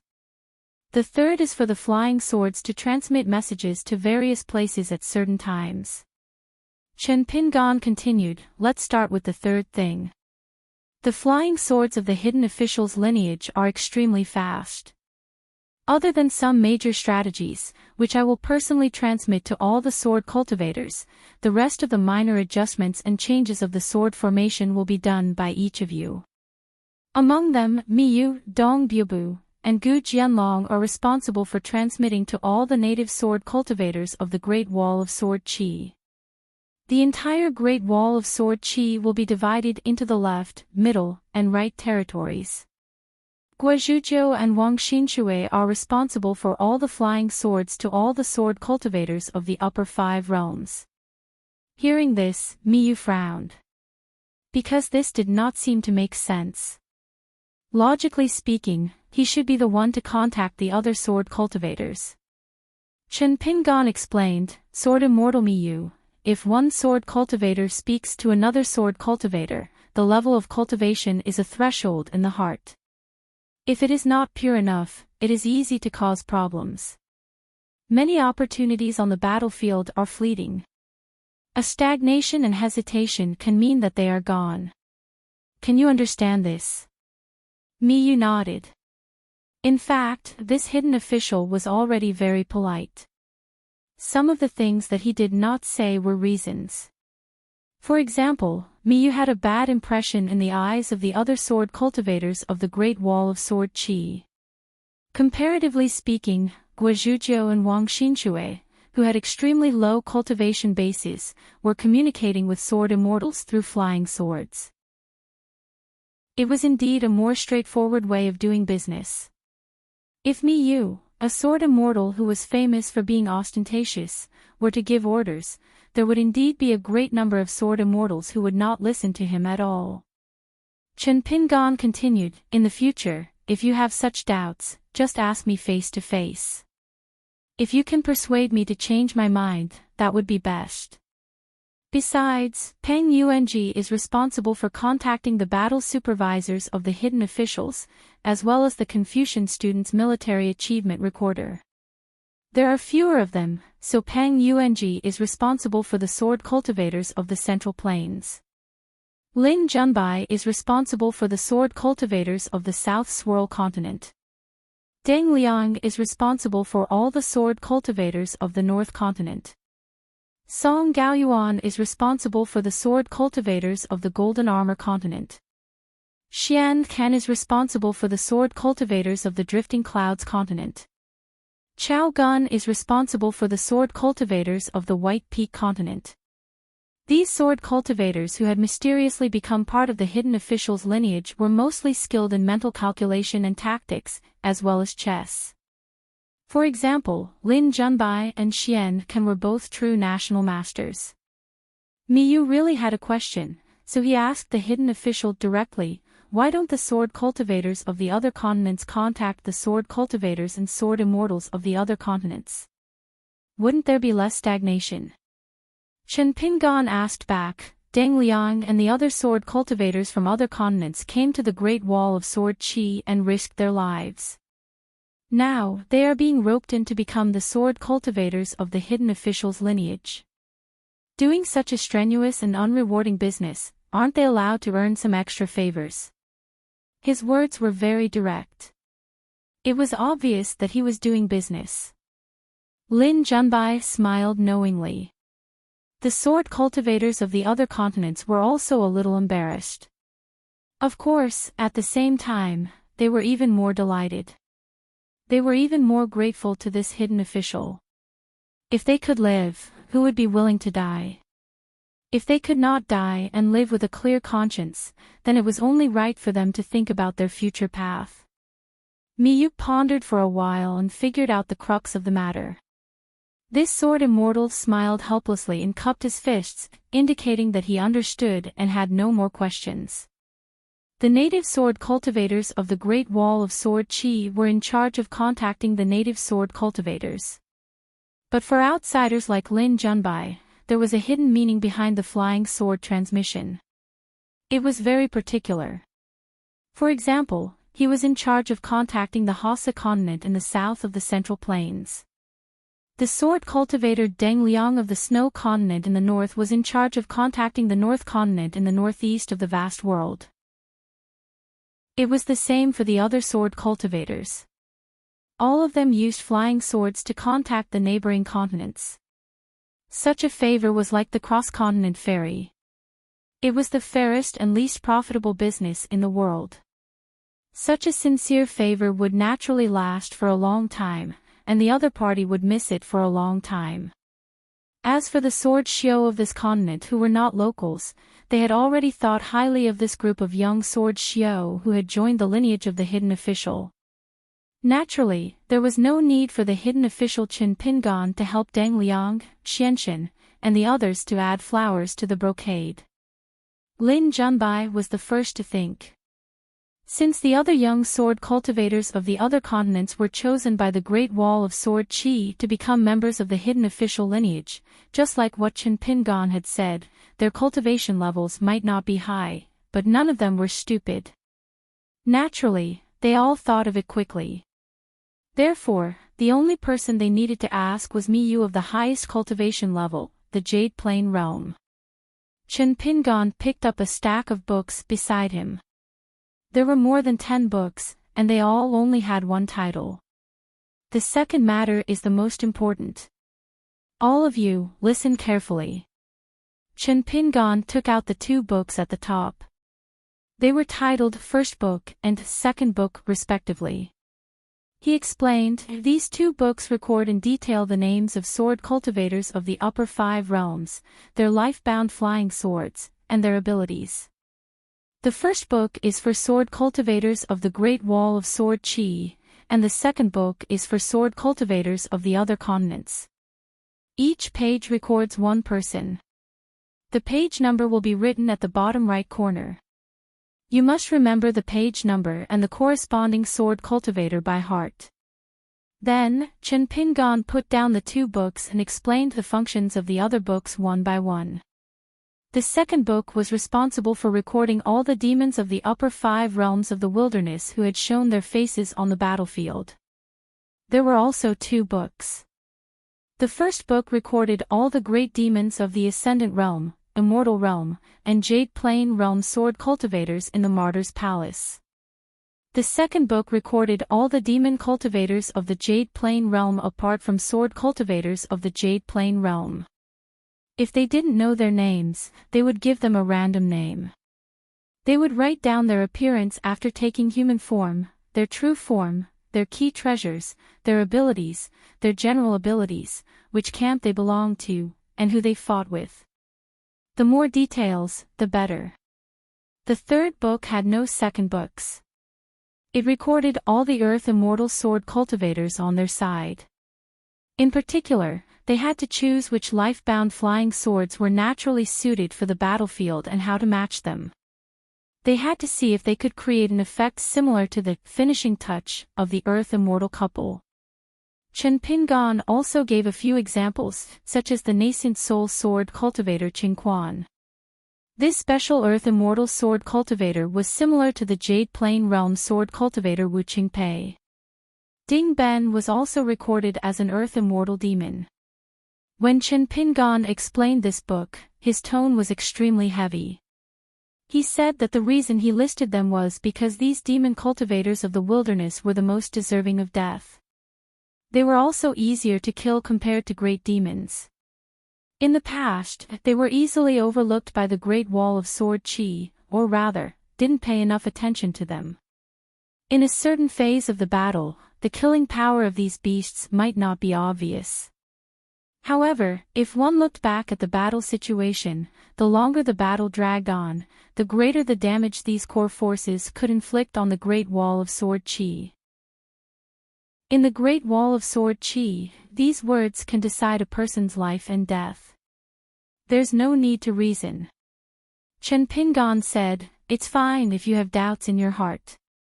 You can wait and see. After all, I'm not afraid of using the head of a sword immortal to prove the truth of this matter. As for you all, what's the point of worrying about this? If the sky falls, just say that there are 12 of us hidden officials. Naturally, the hidden official will bear the burden." Chen Pingon picked up the latest blank account book. It was the 5 book that followed closely behind the 4 book. The 5 book recorded the first 3 battles and the siege strategy of the wilderness. It recorded everything, big or small. The distribution of the troops, the 60 small battlefields in the wilderness, the speed at which the troops were deployed, whether the siege style was always steady or flexible. All of these had to be recorded. Therefore, this book was bound to be extremely thick and heavy. Moreover, the contents would be supplemented at any time. Personal book. All the merits and demerits of the 12 sword cultivators of the hidden official's lineage would be recorded in this book in full detail. This was a book of contributions and also a book of self-examination. There was only one person who wrote it. Naturally, it was the newly appointed hidden official, Chin Pingon. However, only Chin Pingon could read it. Personal book. It recorded the names of all the sword cultivators who died in battle or whose natal flying swords were destroyed in the Great Wall of Sword Qi. This book was destined to be thick. Deng Liang asked, should we also record the sword cultivators who died in the previous 2 battles and lost their flying swords immediately? Chen Pingon said bluntly, there's no need for that. We'll make it up in the future. This book can only be written when we have the time. The living were always more important than the dead. This was war. Deng Liang nodded and did not have any objections. He even secretly heaved a sigh of relief. If Chen Pingon answered this question incorrectly, then the hearts of all the sword cultivators, including Deng Liang, that they had worked so hard to gather together, would immediately scatter. Everyone was extremely smart. Whether it was Chen Pingon, the new hidden official, or the second shopkeeper who was in seclusion with the identity of the literary saint's lineage, if he could not suppress them in all aspects in this small world, and make them accept him wholeheartedly, then not to mention anything else, just the personal book would be a huge joke. The hidden official's lineage that had just taken shape was even more of a decoration that did more harm than good. Because in this small world, only the person with the strongest cultivation heart could convince the masses. The Great Wall of Sword Qi had a seemingly comical but actually cruel saying since ancient times. The sword cultivators of the lower 5 realms would also repeat this saying. I'm better than Zhong Yuan. After the Dragon King and Guan Zhao, that old sword immortal was the one who had fought side by side with Qin Qingdu for the longest time. He was the one with the highest status and was known as the one who was most likely to break through the great bottleneck of the Ascendant Realm. In the tragic battle where the demon army covered the city, it was he who wielded a sword and killed 2 Ascendant Realm demons consecutively. Then, he joined forces with Qin Qingdu to defeat the savage world. According to his battle achievements, Zhong Yuan could of course engrave 2 words. But since he was dead, he could not engrave 2 words on the Great Wall of Sword Qi. How powerful could a dead old sword immortal, a great sword immortal, be if he could not even wield his sword? He was not powerful at all. Chen Pingon put down the blank book in his hand. Gong, even more so. Autumn harvest awaited the coming spring. It was originally a beautiful but extravagant hope. Chen Pingon continued to talk about the Axian book, the Ren book, and the Gui book. The Axian book. Counting the losses of the savage world. The Ren book. Calculating all the assets of the Great Wall of Sword Qi, including the sword workshop, clothing workshop, and pill workshop. He also needed to focus on contacting the Nalan family and the Yen family, who were in charge of the trade of the Great Wall of Sword Qi. In a war, in addition to the loss of both sides' military strength, it was also the invisible foundation, immortal money, and heavenly materials and earthly treasures. The Gui book. At the moment of each battle, the 12 members of the hidden official's bloodline could evaluate, deduce, and speculate about the next battle. They could express their opinions. As long as they had any thoughts or insights, they could write them down on paper and hand them to Guozhujiu, who would then send them to Chen Pingon for summarization. Chen Pingon put away all the books and said, now that we've finished talking about the 3rd and 2nd matters, it's time to talk about the 1st matter. There was no problem with Lin Junbai's division of responsibilities before, but since the current situation has changed, we will make some changes. This will also be one of the most important tenets of the hidden officials in the future. We can no longer deal with the changes by remaining unchanged like we did in the past. We must make changes at any time and any place, and every change must be the best result of the combined efforts of the hidden officials. Every time the 12 of us send a message by flying sword, we must give an advantage to the sword cultivators of the Great Wall of Sword Qi. In the end, Chen Pingan precisely circled, cut, and defined the detailed responsibilities of the 12 people. He also said that every sword cultivator had to keep an eye on the direction of the battle outside of their duties. They could not just focus on their own small area of land. If they did not make such strict demands on the 12 people, it would be very easy for them to gain benefits in a small area, but it would lead to large-scale losses on their side. In the eyes of the hidden officials, this would be a seemingly inexplicable but actually unavoidable muddled debt. An even greater price would be the unnecessary deaths of hundreds and thousands of sword cultivators on their side. A hero slays a thief, it's all in the pen. Chen Pingan finally smiled. He bent down and picked up his folding fan. Opening it, he said with a smile, "Then I invite all of you to scheme with me against the wilderness. What's the point of earning money? If you want to earn it, then earn the heads of those great demons." It was only at this moment that Lin Junbai could be considered to have truly submitted to Chen Pingan. As expected of Mr. Chui's nominal teacher. Inherited from the same lineage, it was extremely meritorious. They will be responsible for informing all sword cultivators of the new rules here. All unrelated people are not to approach. Sword immortals are no exception. At this point, Chen Pingan smiled. Sword immortal Miyu, you have the highest cultivation among us. Only you can be the bad guy. Once there is a conflict, just draw your sword. If you can't win, I will personally reason with the sword immortals. Miyu felt a little better. He stood up and did as he was told. The rules of the hidden officials, regardless of whether they were loose or strict in the past, would only be more unreasonable in Chen Pingan's hands. He believed that the Great Wall of Sword Qi would soon know this. Chen Pingan closed the folding fan and gently placed it on the table. He also took off the jade tablet of the hidden official and placed it beside the folding fan. Then, he began to write the 2 volumes of Book A and Book B that he was personally in charge of. A series of names. He had long had a well-thought-out plan, so he wrote very quickly. He named them after the heavenly stems, and added the copies of the first and second volumes. There were exactly 12 books. Now the hidden officials had a total of 12 people. Chen Pingan hoped that after the battle ended, everyone could take 1 book. If they were still alive. Suddenly, Xian Kan said in a deep voice, "Great Sword Immortal Yu Qing's current sword qi is extremely powerful. It only affects the entire sword formation. The 2 sword immortals nearby are forced to follow.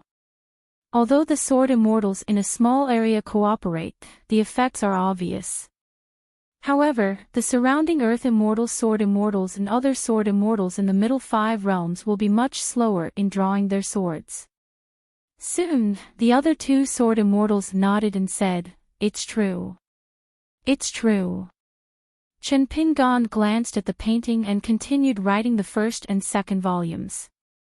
He said calmly, "Send a flying sword message to Yu Qing." Wang Xinxue hurriedly controlled a messenger flying sword and explained the reason in a concise manner. He glanced at the Sword Immortal defensive layout map in his hand. The flying sword instantly flew towards Great Sword Immortal Yu Qing. The young Sword Immortal's forehead was covered in sweat. He was still on tenterhooks. Wang Xinxue was only at the Dragon Gate realm. Although he was one of the genius sword immortals in the Great Wall of Sword Qi, how could he be relaxed when he ordered a great sword immortal who was one of the 10 peak candidates to draw his sword? Moments later, Chen Pingan raised his head and continued writing. He stared at the painting from the corner of his eyes and suddenly said sternly, "Wang Xinxue, send a flying sword message to Yu Qing again. Don't reason with him. Just tell him directly that if he doesn't change his sword, he will be kicked out of the city. Before he leaves, remember to complain to Boss Sword Immortal first." Wang Xinxue sent a second flying sword message while trembling in fear. If any of you know the art of steel inscribing, you will be responsible for copying the 11 books that I have gathered. Try to get 1 book on each person's desk. There is no need to rush this. Chao Gun smiled and said, I will. Chen Pingan went to his desk and moved the 11 books to Chao Gun's desk. Then, he squatted there and told Chao Gun some of his thoughts using telepathy. Chao Gun concentrated and nodded from time to time or asked a few questions. 2 hours later. Big Demon Huang Wan, who was sitting on the railing with Yang Ji, said with a smile, I really want to curse. Yang Ji was even more enraged. Her 2 groups of vassal troops on the flanks of the torrent of magical treasures would often lose several cultivators of the earth immortal realm just because of a round of sword light. After several rounds of skirmishes, they suffered a great loss. However, this was not the most hateful part. What really made her anxious and heartbroken was that the attacks of those sword immortals on the Great Wall of Sword Chi were just casual attacks to maintain the sword formation. The sword immortals' attacks were so accurate and ruthless that it was as if someone in the wilderness had tipped them off. Yang Ji, who was still guilty, could have gone to the wilderness to kill the sword immortals. However, at this moment, she could no longer sit still and was too ashamed to leave the battlefield. She stood up and looked at the city wall. Unable to restrain her anger, she said, What the hell is going on? They are fishing again. Yang Ji, you are just taking the bait, but you may not succeed. Why don't you and I work together? Huang Wan pointed to somewhere on the city wall where Lu Ji was standing. Beside the female great sword immortal, there was a young man holding a folding fan. Yang Ji looked at Lu Ji. If she attacked the city wall on impulse, she might not be able to return. However, if she joined forces with Huang Wan, there should be no problem. Even if they could not gain a big advantage, they would not be blocked by the Great Wall of Sword Chi. Therefore, when she was about to agree, the young man beside Lu Ji on the city wall seemed to be looking at them. The young man raised his hand high, smiled brightly, and pointed his middle finger. Not only that, his lips moved slightly and seemed to say 3 words. F***CKU. 628. Huang Wan's proposal to travel the Great Wall of Sword Chi together was indeed very tempting. The sword formation of the Great Wall of Sword Chi was too closely connected, there was almost no idle sword immortal. Yang Ji, who was standing on the railing, had even removed the camouflage, revealing the emperor's crown and the emperor's robe. However, Yang Ji did not immediately make a move. Looking at the young man on the city wall, he asked Huang Wan, the sword immortal on the city wall changed the formation, it's very methodical. Could it be this person's doing? Why, isn't he just a foreigner traveling the Great Wall of Sword Chi? When did the lineage of the righteous world's literary saint become so famous? It is said that Lu Ji has never had a good impression of scholars. Previously, when Chen Pingan fought with Li Zhen, the direct descendant of the great ancestor of Moon-bearing Mountain, the great demons on the mountain peak of the savage world were all leisurely spectators. Naturally, they all saw it. However, at that time, ancient existences like Yang Ji still did not think that this slightly bigger ant had any ability to affect the trend of the war. In the process of the collision between the world and the Great Wall of Sword Chi, even the sword cultivators of the upper 5 realms were not indispensable. Previously, the 3 sword immortals on the Great Wall of Sword Chi died just like that, causing some ripples. There was once a great demon who attacked the city wall, but he returned with serious injuries and eventually disappeared in the long river of time. Before he died, he smiled and said some words from the bottom of his heart. Other than Chen Qingdou, no one on the Great Wall of Sword Chi was worth anything. In the savage world, other than the gray-robed old man who stood on the ground and supported the sky, it was just a thing. Sword immortals and great demons, on this matter, no one should laugh at each other. Knowing that Yang Ji had no intention of making a move, Huang Wan nodded and smiled, this kid is looking for death, I don't know how long he can be alive. Huang Wuan looked at Qin Pingan, who was standing beside Lu Ji. It seems that this kid has a deep grudge against me. He probably blames me for giving him a gift when he was fighting with Li Zhen. Now, he took his anger out on me because of the serious injuries of his senior brother. Not only is he not grateful for such courtesy, but he also doesn't know what's good for him. I'll go and greet him then. Huang Wuan's mind moved slightly. In the city in the sky, an ancient temple with red walls, green tiles, and incense smoke curling up in spirals, as well as a lonely mountain with a stone tablet, ancestor of Qiu Si, standing on top of it. Only the withered trees, white grass, red leaves, and yellow flowers were left on the mountain. The top of the small mountain was filled with desolate killing intent. The temple went to the top of the city wall where Lu Ji and Qin Pingan were standing, while Gu Shan went to the two thatched cottages. The ancient temple was slashed into two halves by Lu Ji's sword. It crashed into the city wall beneath their feet and turned into dust. The sword immortal of the Wind Snow Temple, Wei Jin, appeared next to the stone tablet at the top of Gu Shan. A moment later, countless rays of sword light burst out from the gaps between the trees and stones on Gu Shan's mountain, and then they silently vanished. After Li Tuanjing of the Wind Thunder Garden, this person was the #1 cultivator of the Aquarius continent. When he first arrived at the Great Wall of Sword Qi, he was still a jade unrefined realm sword cultivator.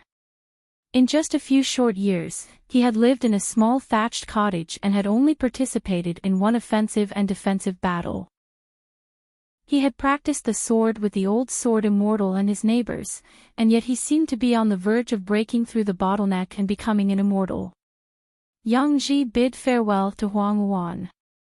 Before leaving, she took a few more glances at that young man and remembered him. But to her surprise, not only did that young man not stop while he was ahead, he closed his fan and made a gesture of slitting his throat. His movements were slow, so they were extremely conspicuous. Huang Wuan stifled a laugh. Interesting. Yang Ji was the former master of the Yeluo and a peak ascendant realm expert. If he acted impulsively and steeled his heart to compete with Qin Pingan, he would definitely mobilize a large force. Huang Wuan was naturally happy to see this happen. The ones who would suffer losses would be Yang Ji's vassal forces, but the merit would be counted on Huang Wuan's head. Even a mosquito's leg was meat. Moreover, in the vast realm, everyone would race their own horses to claim their own territory. Whoever had more direct subordinates and stronger troops would be able to gain a foothold faster. This was a battle of numbers and location. This was no small matter. But Huang Wuan would not go so far as to fan the flames, as that would only have the opposite effect. It would clear Yang Ji's mind and make him hate her. In the wilderness, there were no rules. It was very comfortable, but in truth, it was occasionally troublesome. Yang Ji chuckled. Huang Wuan, if you can capture this brat and hand him over to me, in addition to compensating you for the price you paid, I will also take out one of the vast realms sects and the capital of a great dynasty in exchange. How about it? Huang Wuan shook her head. Before Qin Pingan appeared today, I would definitely have agreed to this deal. But now, the price is a little too low. Yang Ji's face darkened. Huang Wuan did not even glance at this female sovereign of the wilderness. Yang Ji rode the wind and left behind a single sentence that echoed around the railing where Huang Wuan was seated. Don't regret it. Remember, if you dare to touch the capital of any dynasty at the foot of any mountain, you will become my enemy. Huang Wuan had not only rejected Qin Pingan, but also the alliance that Yang Ji had revealed. Huang Wuan paid no heed to Yang Ji's threat. The flood of magical treasures formed by tens of thousands of demi-human cultivators was still as majestic as ever.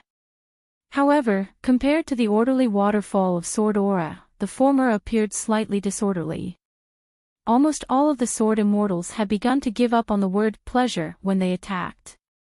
They no longer pursued individual lethality and were no longer free from the constraints of heaven and earth.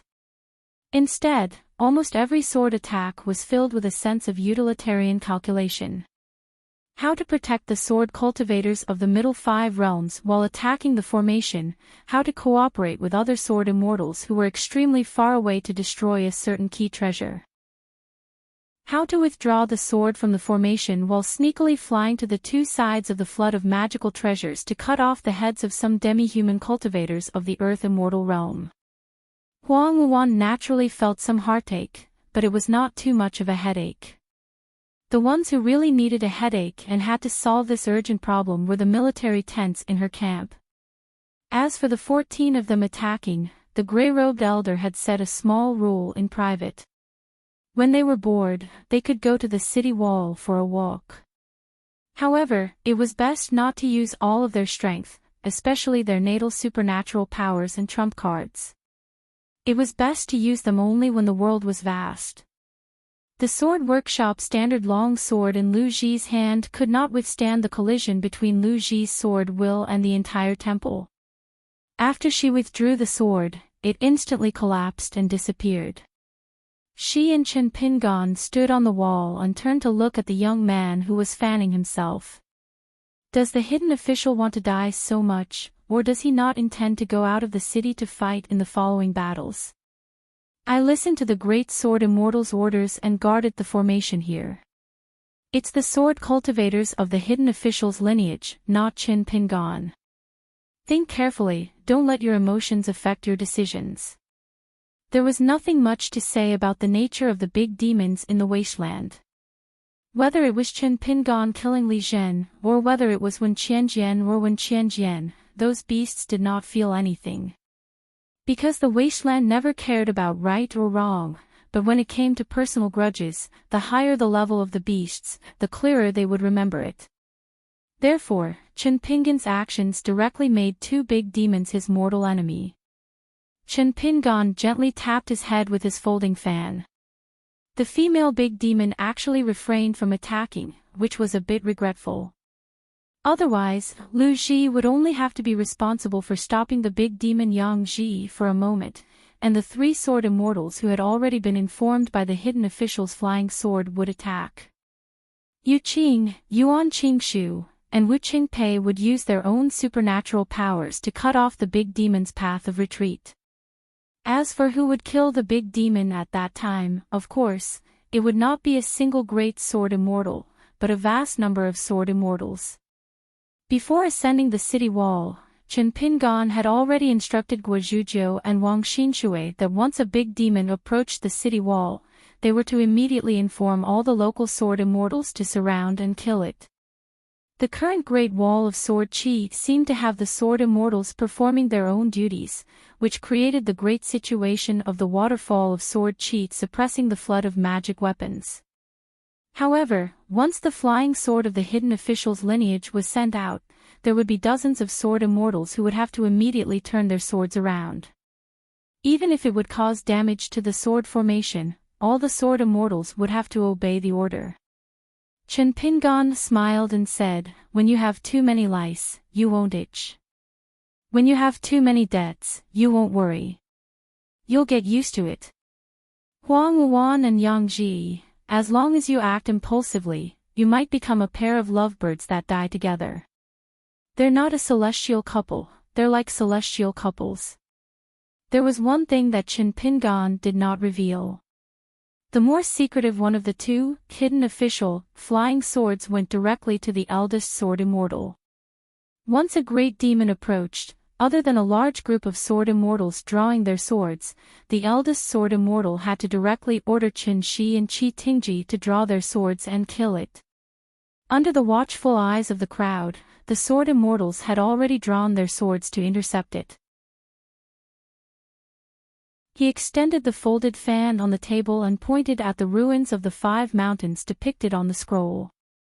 Then, Yang Ji will be in charge of guarding the 5 mountains on the battlefield.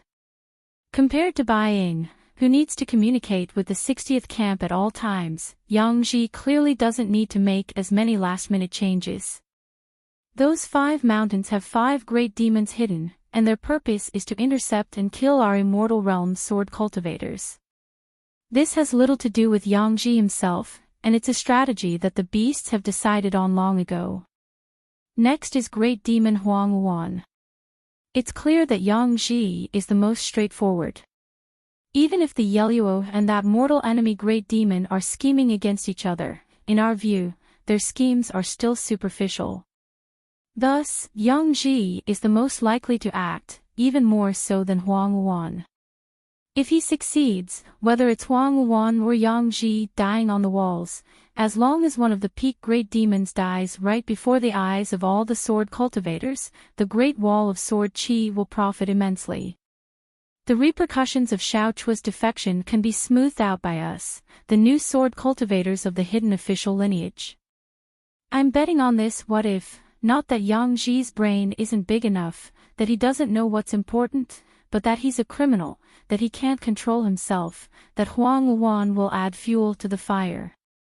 If the Great Wall of Sword Qi fails and the demonic race invades the world, what do they seek?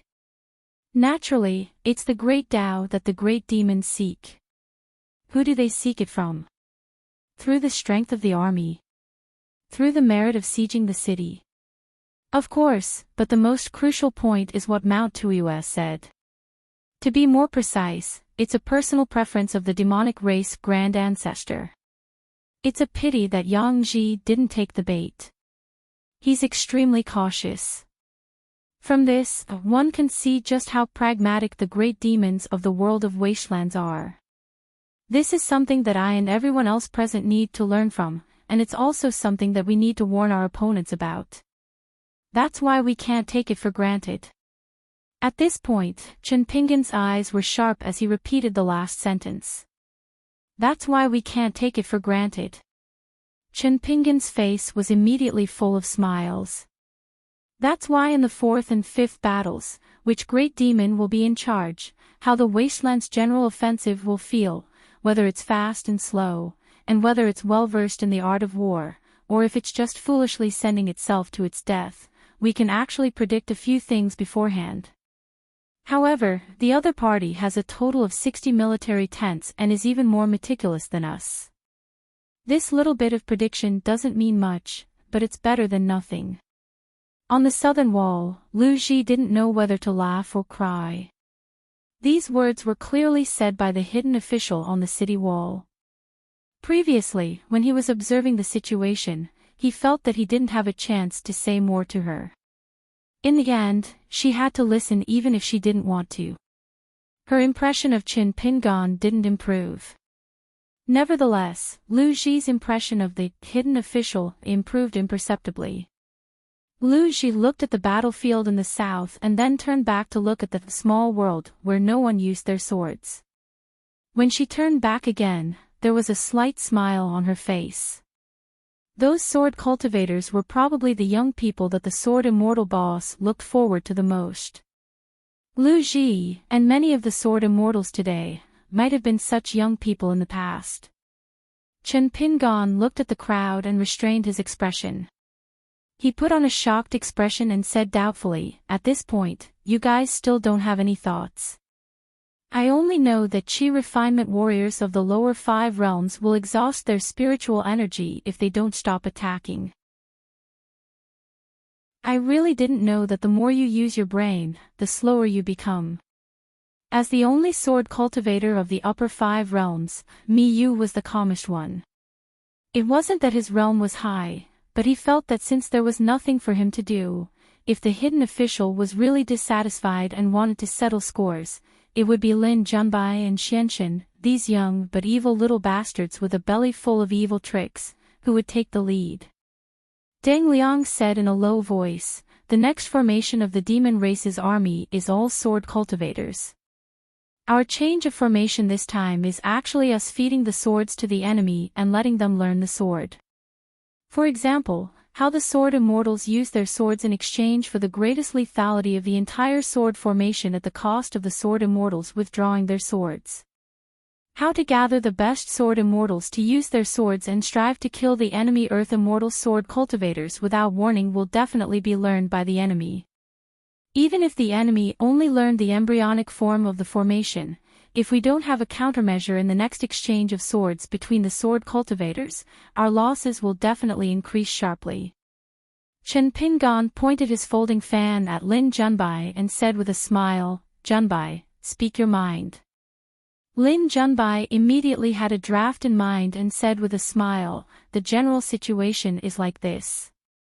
We're at a disadvantage, so the sword formation naturally can't be changed. However, we can change the method and create a series of hidden traps around all of our key Earth Immortal sword cultivators.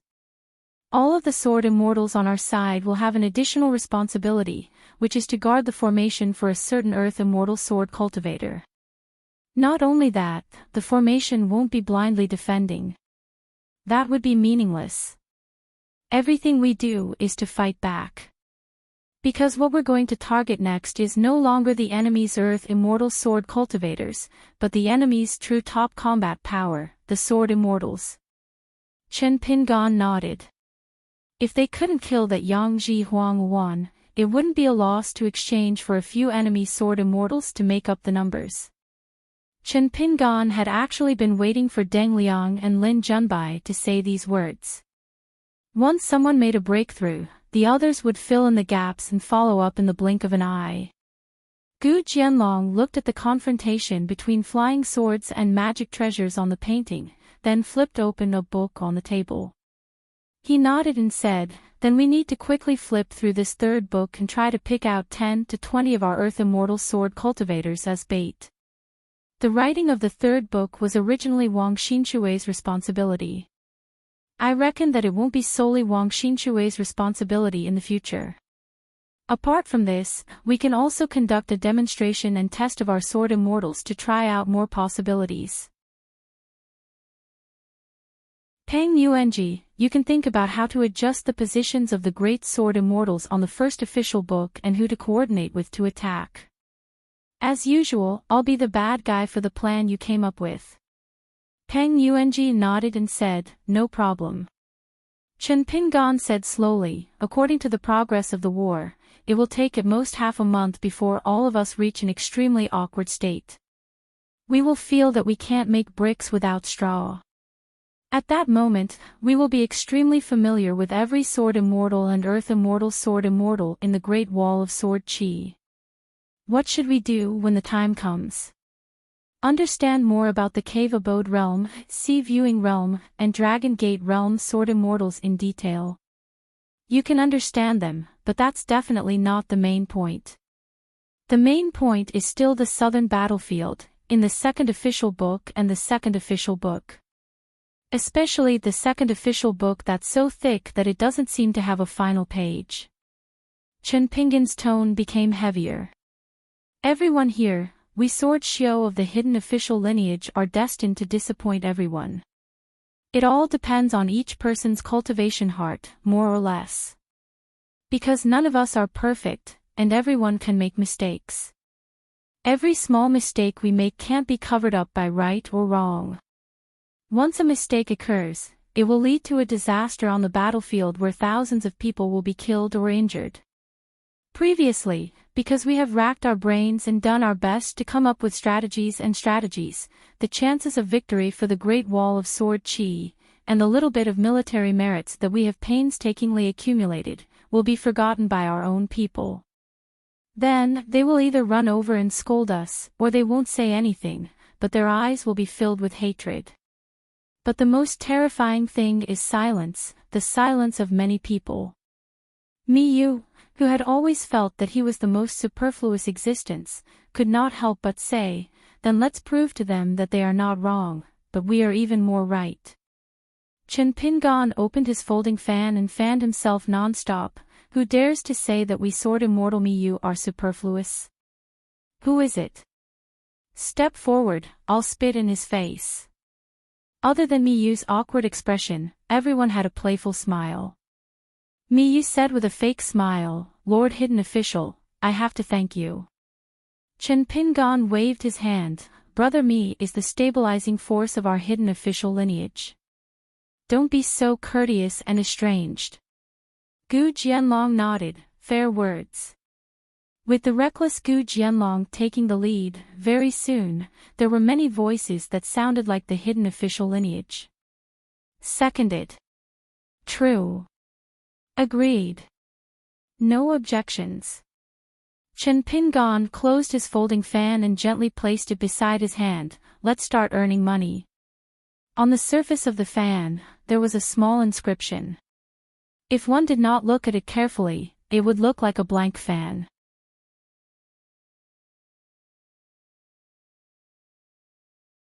"629. The sword cultivators of the hidden officials were all well-deserved cultivation geniuses.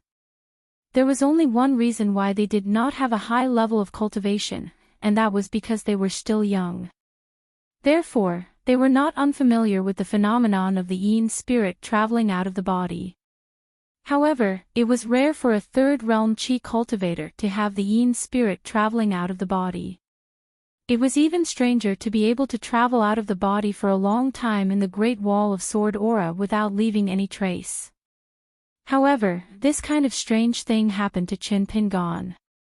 Mi Yu and the other sword cultivators did not even bother to look into it. Lu Ji, on the other hand, saw more and asked directly in mind, "Qin Pingon, did you plan to let Yang Ji and Huang Wan succeed from the beginning when you lured them to attack?"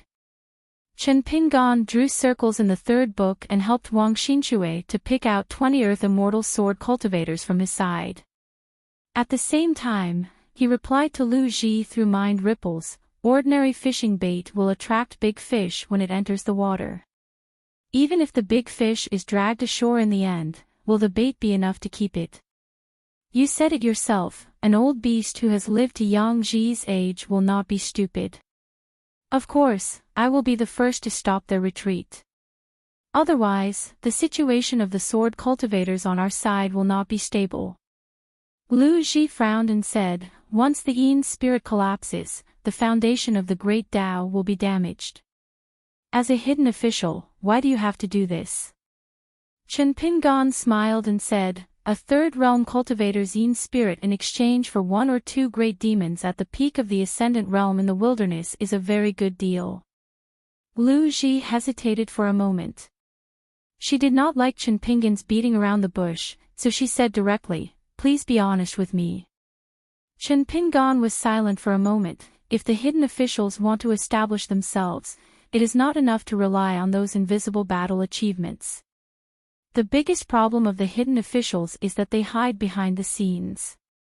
They are too stable. Everyone is a sword cultivator, but they have never used one or two swords. When the war is going smoothly, there is no problem. However, when the Great Wall of Sword Aura is damaged, the hidden officials will attract criticism. This is human nature. Therefore, by paying a small price early on, I can reduce the influence of the hidden official's mental state. On the other hand, the lineage of the hidden officials can focus on planning and strategizing. In the long run, the Great Wall of Sword Qi will benefit greatly. Lu Ji shook her head and said, "You should be telling the truth, but I know you didn't tell me everything." Chen Pingon did not deny it. "There are some heartfelt words that can only be left unsaid. Great Sword Immortal Lu, don't get to the bottom of it. It's meaningless. For example, why didn't Chen Pingon grieve when his senior martial brother was seriously injured? Was he really just a shrewd person who was good at enduring silently? Of course not. This was because in the depths of Chen Pingon's heart, he hoped that his senior brother could live on and live with a clear conscience. In short, he absolutely could not die either way." Back at the Ning Mansion's martial arts practice field, the eldest sword immortal had once said that if there was a good ending, looking back on life, there would be kindness everywhere. That was the logic. Therefore, Chen Pingon's eldest sword immortal had detained his yin spirit and forbade him from informing his senior brother. He had told him to be careful of the hidden official's sneak attack. After that, Chen Pingon went to visit his senior brother at the straw hut. He was not angry with the eldest sword immortal, nor did he bear any grudges. There were few ifs in the world. There were no ifs. In order to remember these details, Wang Xinshui would often stare at the scrolls and his hands would not stop writing. His handwriting was extremely messy. Occasionally, Wang Xinshui would feel gloomy, as if he did not know whether what he saw, thought, and wrote was useful or not. After all, he was a sword cultivator of the hidden official lineage. He was too far away from the battlefield. Even if he was on the battlefield, could he replace the sword cultivators in attacking? Therefore, Wang Xinshui was the one with the richest and most complicated expressions. Perhaps in just a few blinks of an eye, Wang Xinshui's face would be filled with joy, anger, sorrow, and joy. In addition, Wang Xinshui liked to mutter to himself. It was very interesting. Lin Junbai's comprehensive planning was a special ability that was similar to his natal mystique.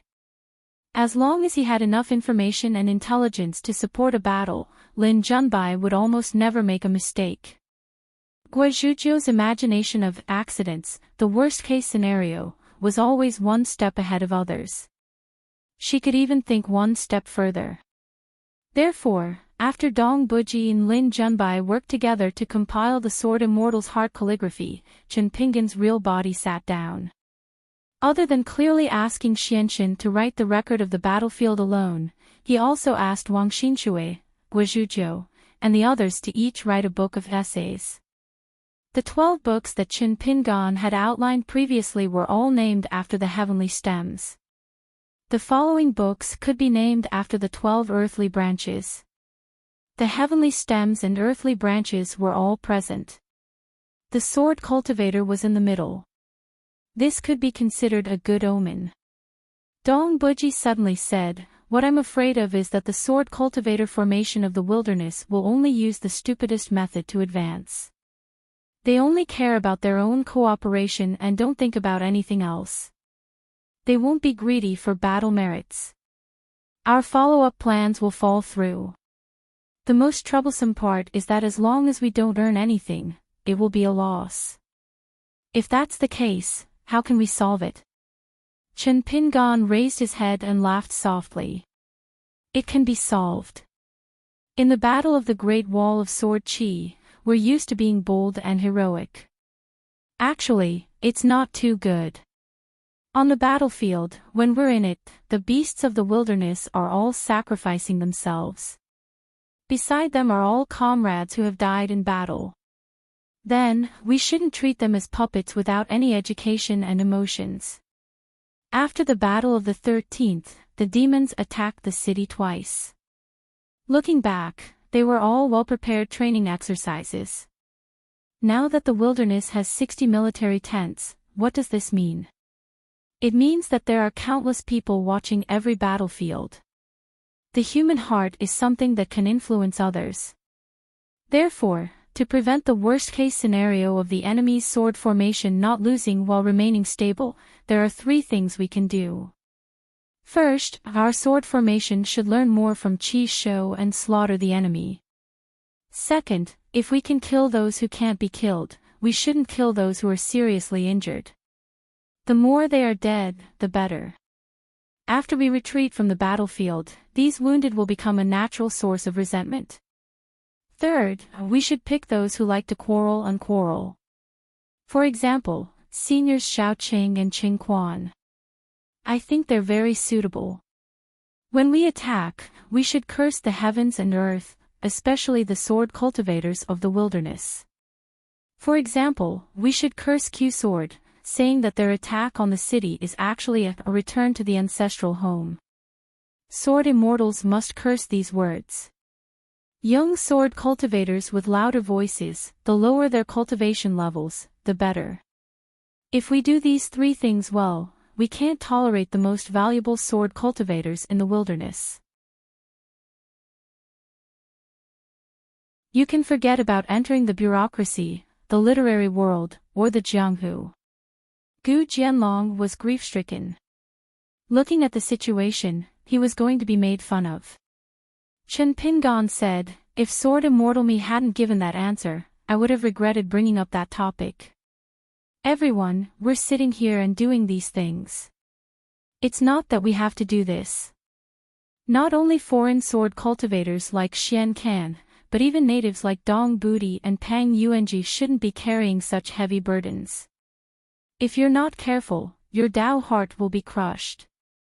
Compared to going to the city wall to fight, Pang Yuanji, which one do you choose?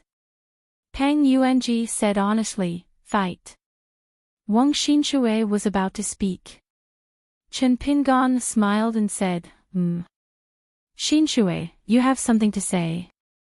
Wang Xinshui immediately changed his mind. Lord Hidden Official, I'd like to agree with Pang Yuanji. Wang Xinshui was indeed special. He was the kind of genius sword cultivator whose thoughts ran extremely fast, and his sword couldn't keep up. Because his realm wasn't high enough, he was always more of a hindrance on the battlefield. It couldn't be said that Wang Xinshui was reckless.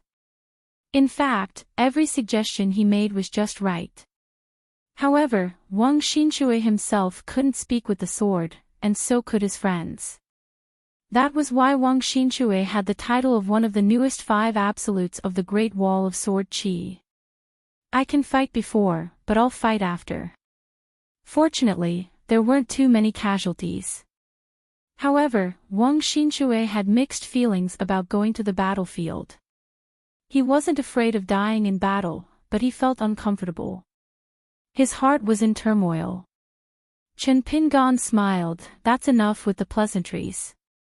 I might leave this place often and travel around.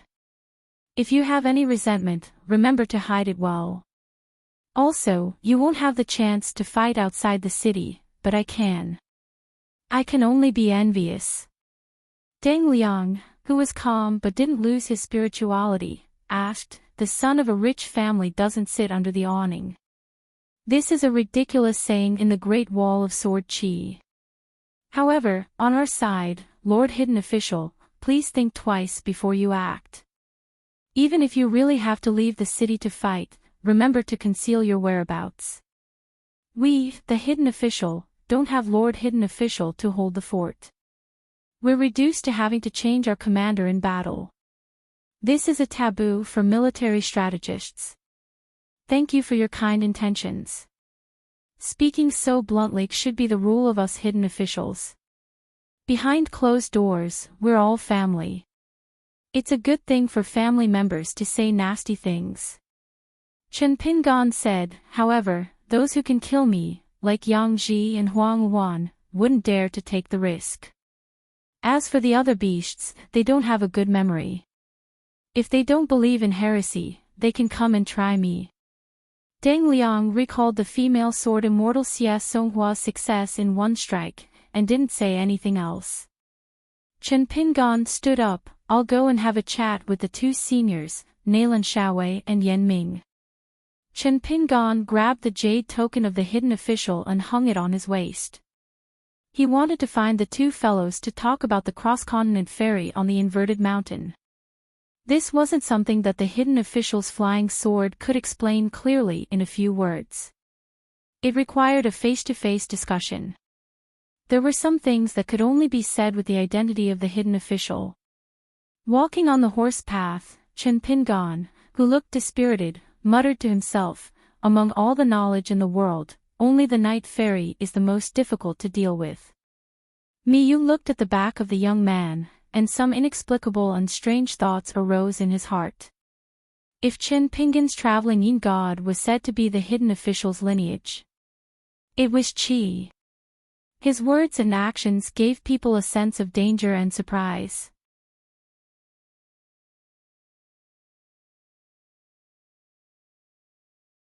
Xiao Yunyan couldn't help but ask a question, is there no need for the other 3 worlds to do this? The old shopkeeper shook his head and said, there's no need for that. Xiao Yunyan still wanted to ask the reason. As the ancestor of one of the 100 schools of thought, the old man said, it's better not to know. Xiao Yunyan strolled all the way back to his own mansion, which was similar to Yuan Quan's mansion. The place he stepped on was filled with killing intent. Because they were all on the inverted hanging mountain. He traveled the border of the Great Wall of Sword Qi with Sword Immortal Ku Xia and Lin Junbai. He didn't stay on the city wall to kill enemies, nor did he follow Jiang Guanqing and the other youngsters to the South Hausa continent. Bien stayed in the Plum Blossom Garden and played chess with Madame Ruoyan. It was very romantic. However, Bien left the garden today and went to the catch-release pavilion to watch the cross-continent ferries going back and forth. The catch-release pavilion was regarded as the most unworthy scenic spot in the inverted hanging mountain. However, it was still bustling every day. The small pavilion was always full of people except late at night. Bien didn't go there to join in the fun.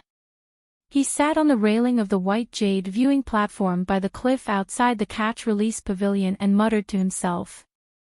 Bien asked with a smile, "Don't you always brag that you and Old Def are old friends? Old Def's prison doesn't have any other sword immortals guarding it. Is there really no possibility of any commotion? It's impossible. Don't go asking for bad luck." Bien sighed, "I'm puzzled. You existences in the wilderness have such high realms.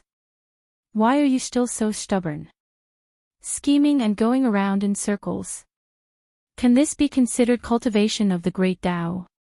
Bien touched on his sore spot and asked with a smile, "Is the second son of the Tao who caused you to fall to such a state really invincible?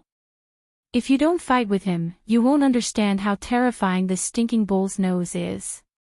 Bien was a little regretful. It's a pity that Madame Gue of the Aquarius Continent's old dragon city didn't agree to our Madame Ruoyan's invitation. It's a pity. That woman's true body is the most orthodox Moon Palace descendant. If she was willing to conspire with us, our chances of winning would be much higher. Bien smiled, "Us? It's you. I'm just a small character who can't control myself." "You can't control yourself, but you can control your heart. Don't be a whore here." Bien said, "According to Madame Ruoyan's latest news, many sword immortals who were tempted are now in an awkward situation. They're practically sitting on candles. I reckon they can't wait to chop that second shopkeeper to death." This time, that old fart didn't speak to Bien. Bien looked at those cross-continent ferries. Everyone's faces were filled with unconcealable joy. Bien smiled, "Looking at these people, and so many of them, I feel much better. I don't feel guilty anymore. Coming to the inverted hanging mountain and doing business with the Great Wall of Sword Qi was the most cost-effective. They came with a full load and returned with a full load. Once they returned to their own continent, the price difference would be shocking. 3 years of business, but 3 years of business. This was referring to these cross-continent ferries that did all sorts of business. Moreover, the more war it was, the more profitable the ferries were every time they went back and forth. This was because they had a bargaining chip to push down the price. Bien nodded, "There's no such thing as right or wrong. There's only a standpoint. I deeply agree with this saying." Ripples appeared in their hearts, irony. Bien smiled and shook his head, "No, I truly feel that way. Just like how having a bigger fist is the only reason, I agree." Bien looked around. Soon, the world would change. 6:30, Chen Pingan found Yan Ming first. The two of them strolled together and Miyu followed from afar. One was to ask for the Yan family's account book, the other was to ask Yan Ming about the rules of the Great Wall of Sword Qi and the inverted mountain ferry. The real problem was the Yan family's wealth. If they paid the immortal money first, how long could they lose and how could the Great Wall of Sword Qi make up for the Yan family's losses? One was a bag shop, the other was a rich man. They chatted for more than an hour and each had their own plans. On the way here, Chen Pingan and Miyu were very open and honest. Miyu felt that Nayland Xiaowei's side was not easy to deal with, but Yan Ming's side was definitely not a big problem.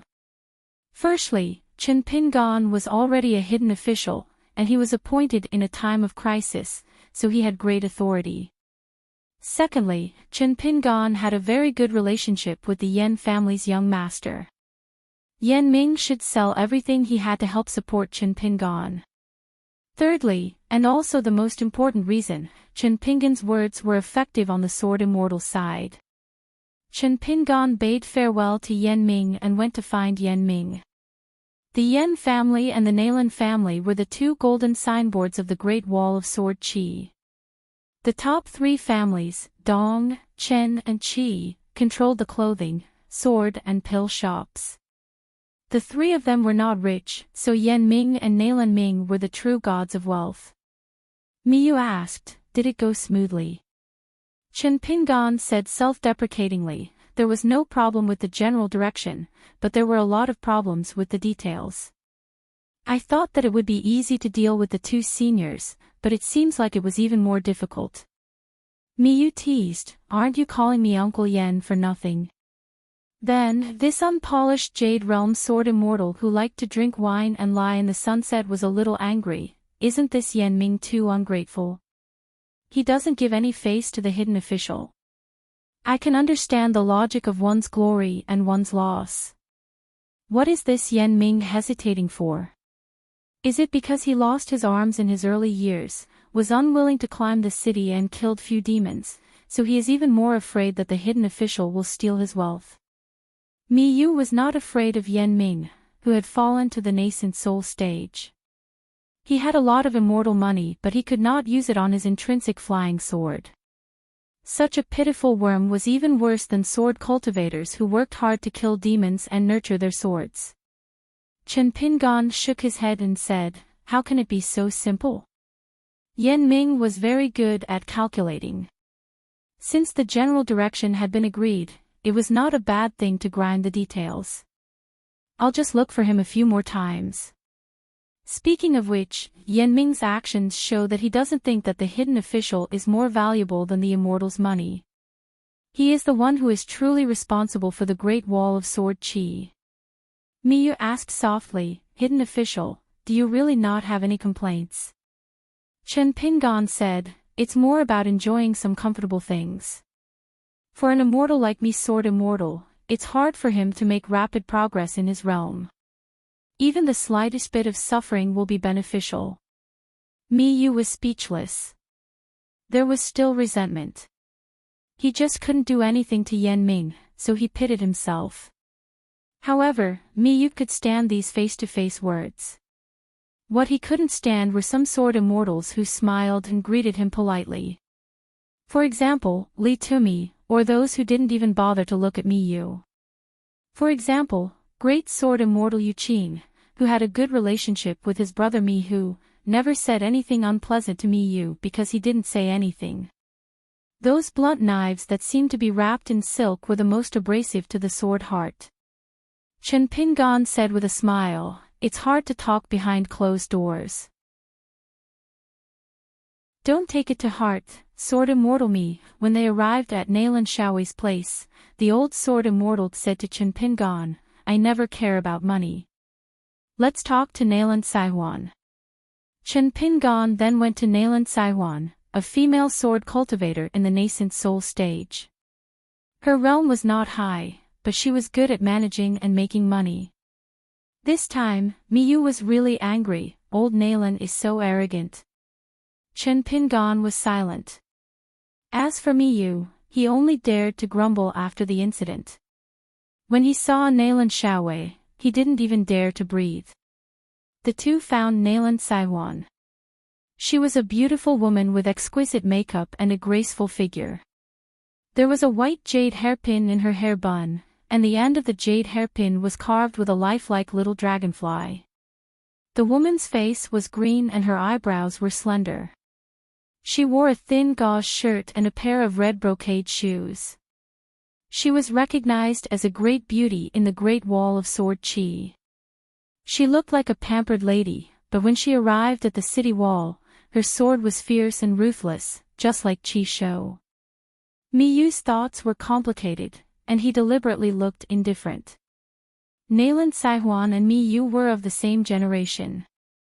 Although Miyu was an embroidered pillow in the eyes of sword immortals, there were many women who liked Miyu.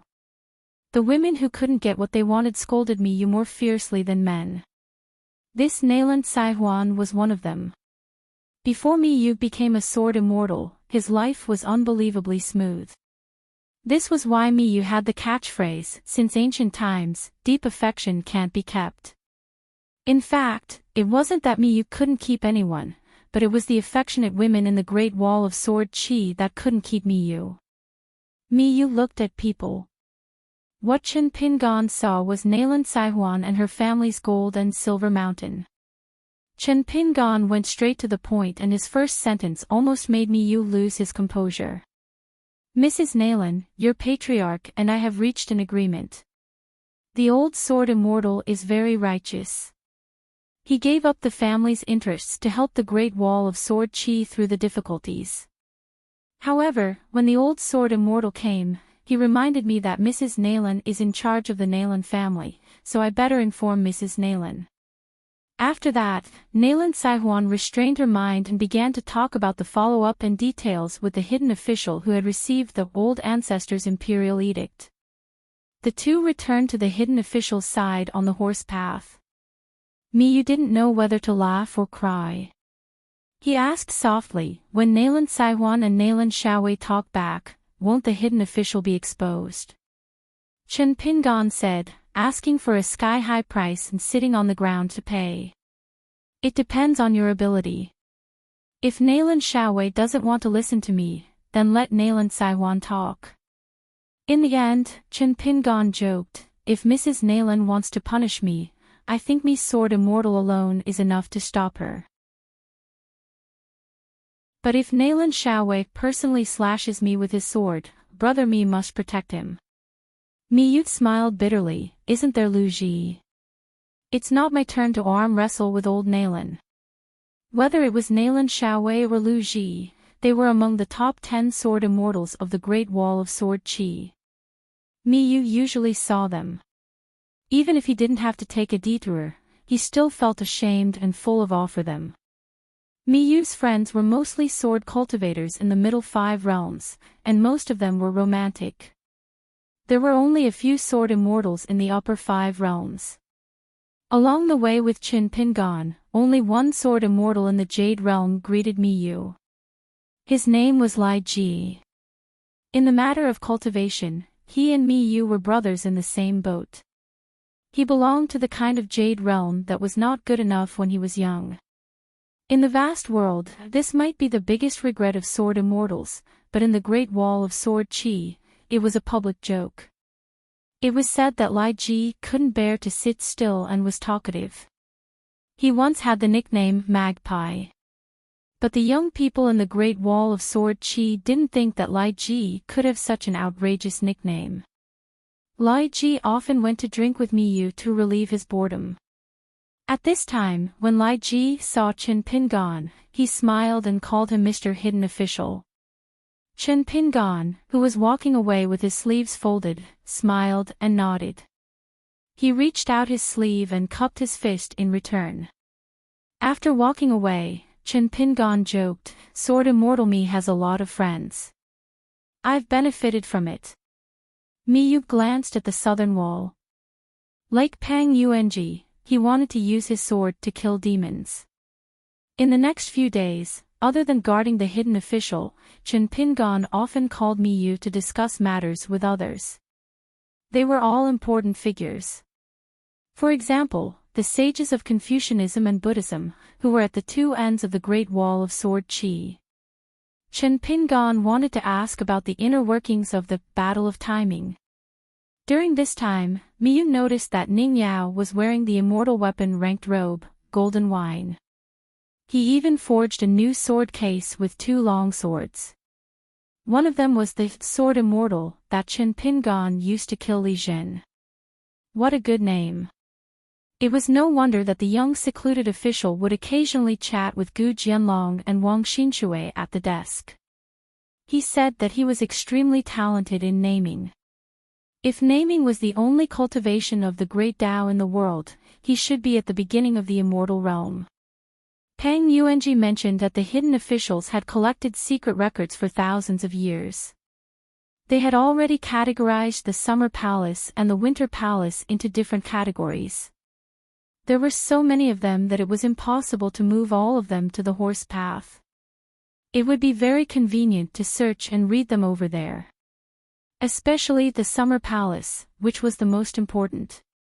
Instead of making a last-minute effort and having people run back and forth to retrieve the necessary records, they might as well move to the Summer Palace. Since the hidden officials' messenger flying swords were extremely fast, the 2 scrolls could be moved to one of the mansions. Otherwise, with all the hidden officials' sword cultivators gathered on the horse path, they would definitely be targeted by the great demons. By staying on the city wall, we would be reducing the great sword immortal Lu Ji's lethality. Almost all the hidden officials' sword cultivators agreed with Pang Yuanji's suggestion. Only Qin Pingan did not agree. He said that there was no rush. As for when to move to the Summer Palace, he had his own plans. Pang Yuanji did not want to continue arguing about this. Instead, Dong Bude and Deng Liang both disagreed with the hidden officials' decision and raised their objections. Dong Bude emphasized that the hidden officials' lineage was too important. If they stayed on the horse path, they would be wiped out if they were not careful. Deng Liang felt that it was a pity that the great sword immortal Lu Ji stayed on the same spot. This went against one of the hidden officials' principles of haggling over every detail. For the first time, Guozhuzhou did not speak. She lowered her head. She wanted to stare 2 big holes in the book and the desk. She was very worried. The little girl's silence was a kind of attitude in itself. To Guozhuzhou, who was the most important person in the world, this was still an unprecedented move. However, Qin Pingan still did not agree. He gave more reasons, but he could not convince the masses. Therefore, in these 2 days, the entire atmosphere of the hidden officials' lineage was rather solemn. After this, the great sword immortal Yu Qin took some time to come here. He stopped for a moment at the edge of the sword chi restriction that Mi Yu drew. Only then did the 10-man great sword immortal candidate continue forward. Qin Pingan immediately stood up and took the initiative to welcome Yu Qin. The 2 of them did not go near the other hidden officials' lineage sword cultivators. Yu Qin smiled. Qin Pingan, you don't have to care about my face. Other than apologizing to the last disciple of the sage of literature, I also want to thank Qin Pingan, who is not some hidden official. Qin Pingan nodded. I won't stand on ceremony. I'll accept it. Yu Qin said, when I said that you were in the wrong, I did not hide it. Now that I'm apologizing to you and thanking you, it's naturally awkward. To be honest, if it wasn't for this, if it was someone else who was the hidden official, I wouldn't have been so polite to anyone who dared to criticize my sword. Qin Pingan said, 10-man great sword immortal candidate should have such heroic spirit. Yu Qin rubbed his chin and said, I admit that you do things quickly. However, I really don't like the way you speak. Qin Pingan handed over a pot of wine. Yu Qin laughed heartily. He took the pot and left on his sword. Qin Pingan looked up and did not look away for a long time. Great sword immortals should be like this. They stepped on the bottom line and were clear about their likes and dislikes. He returned to his seat. Just as he sat down, Gu Jianlong smiled. Hidden official, don't be biased. You gave great sword immortal Yu a pot of wine. We are family. You can't treat him unfairly, right? Chao Gun smiled. When the wine is cooked, it really strengthens the mind. Xian Can followed. I haven't drunk the wine from the wine shop. It's a regret in life. I hope it can be remedied. Guozhuzhou slapped the table. Give me the money first. Qin Pingan smiled. There's wine, but we'll talk about it later. After killing a few Earth Immortal Sword Immortals, I'll take out a few pots of wine to celebrate. Boos came from everywhere.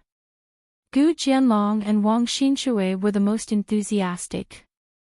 Dong Beard did not even raise his head. He clicked his tongue and said, "You've got guts."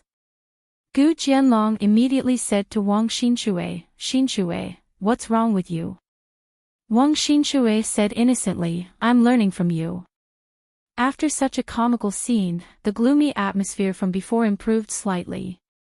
Today, Chen Pingon stood up and left again. He went to another place on the city wall. Miyu had already accepted his fate. Now, he had two more jokes. He became the Sword Immortal with the highest realm in the hidden official lineage. Then, he became the young hidden official's lackey. Often, as he walked, there would be half-baked Sword Immortals teasing Miyu. With Brother Mi around, why do you need Great Sword Immortal Lu to protect the hidden official lineage? There were also some annoying words that even included the hidden official. Sword Immortal Mi, you're so free. Come and enjoy the scenery. Miyu looked at the smiling Chen Pingon. Was this what they meant by eating one's own saliva? That little bastard Gu Jinlong's fair words were indeed fair and hit the nail on the head. They passed by Lai Ji again. As they sheathed their swords, Lai Ji, who was drinking wine, stood up. He saw the two of them pass by the city wall. He took out 2 pots of wine from his cube object and smiled as he tossed them to Miyu and Chen Pingon. This is the wine from the second shopkeeper's shop. Miyu reached out to catch the wine pot. It was a bamboo grotto heaven wine. This Lai Ji was really too much of a bootlicker. Chen Pingon also reached out to catch the bamboo grotto heaven wine. In an instant, a strange phenomenon occurred. A bright red sword beam suddenly shot out. The intensity of the sword chi made the color of the sword beam extremely vibrant. It was Lai Ji's intrinsic flying sword, Burning Flower.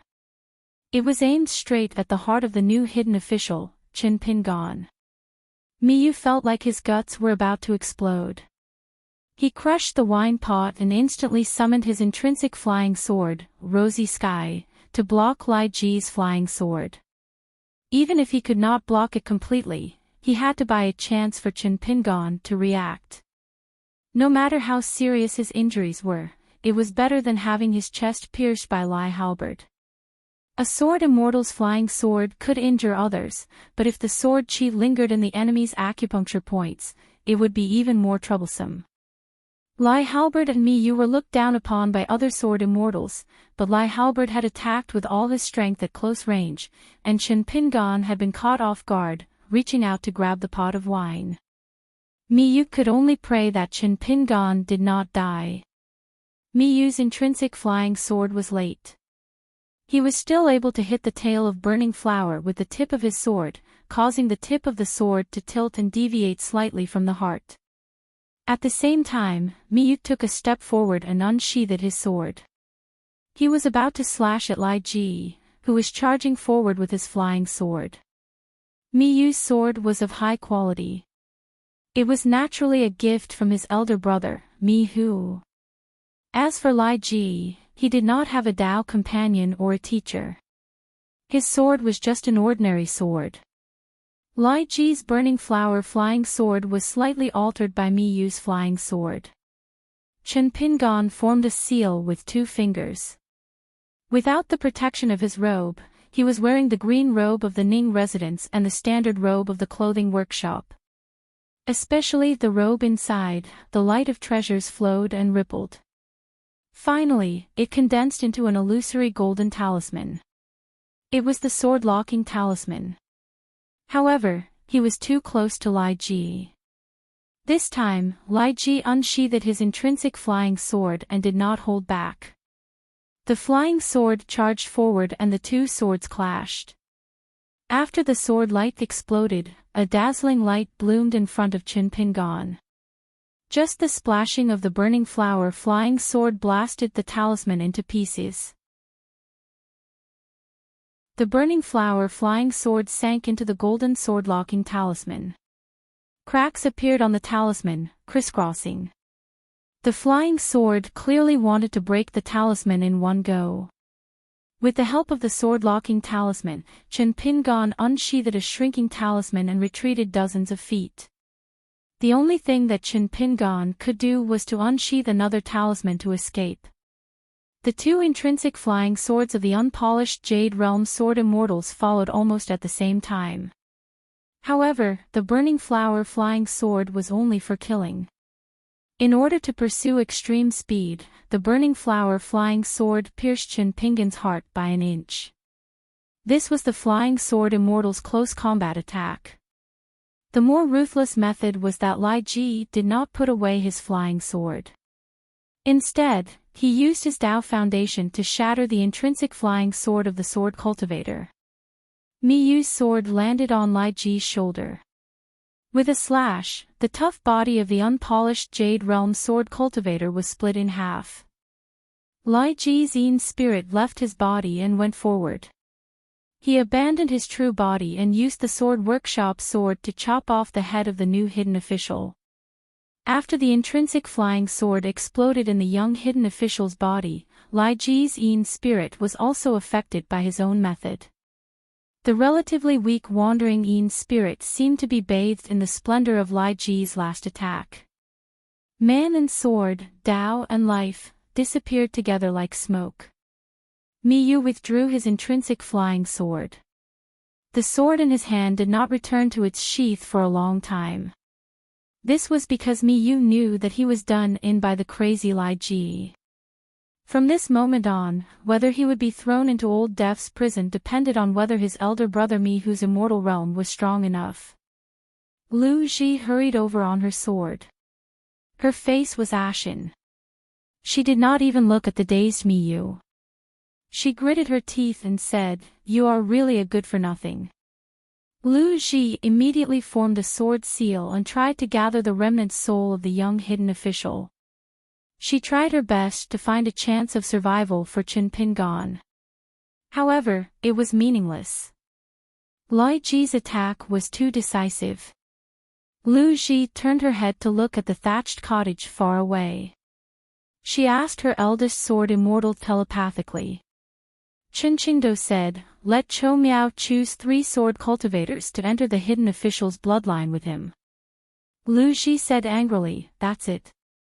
Chen Qingdou replied, "You, Lu Ji, have the nerve to ask me."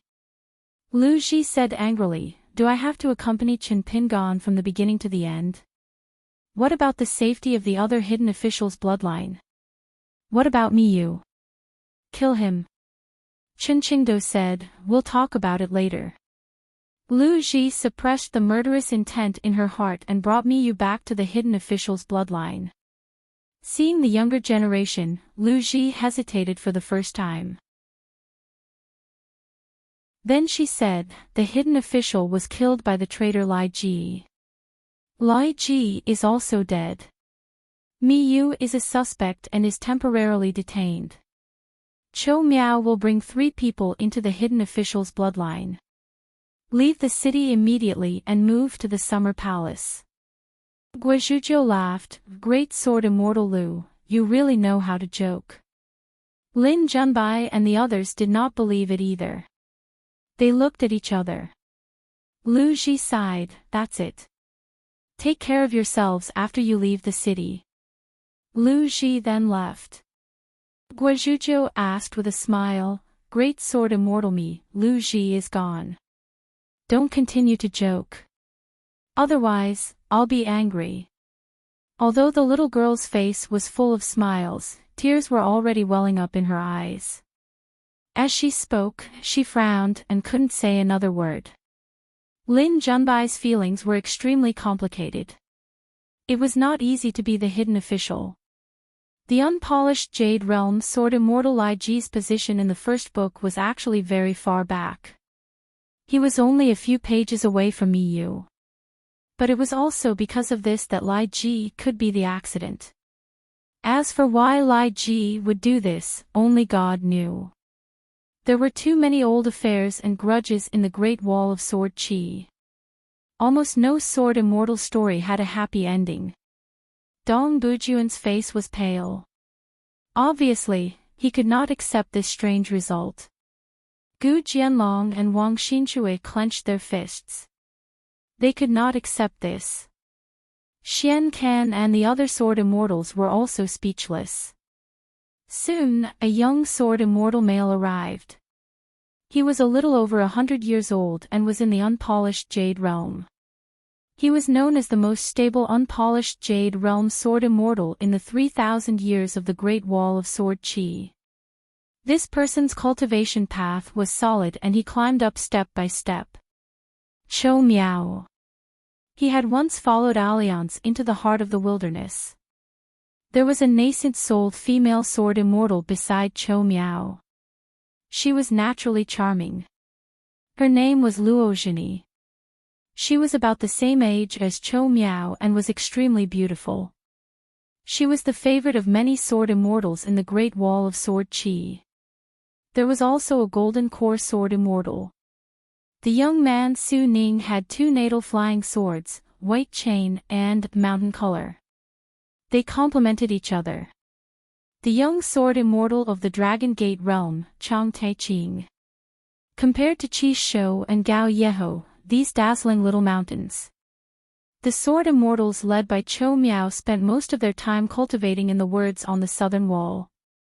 Even though they were young sword immortals, they were like old Buddhist monks and Taoist masters.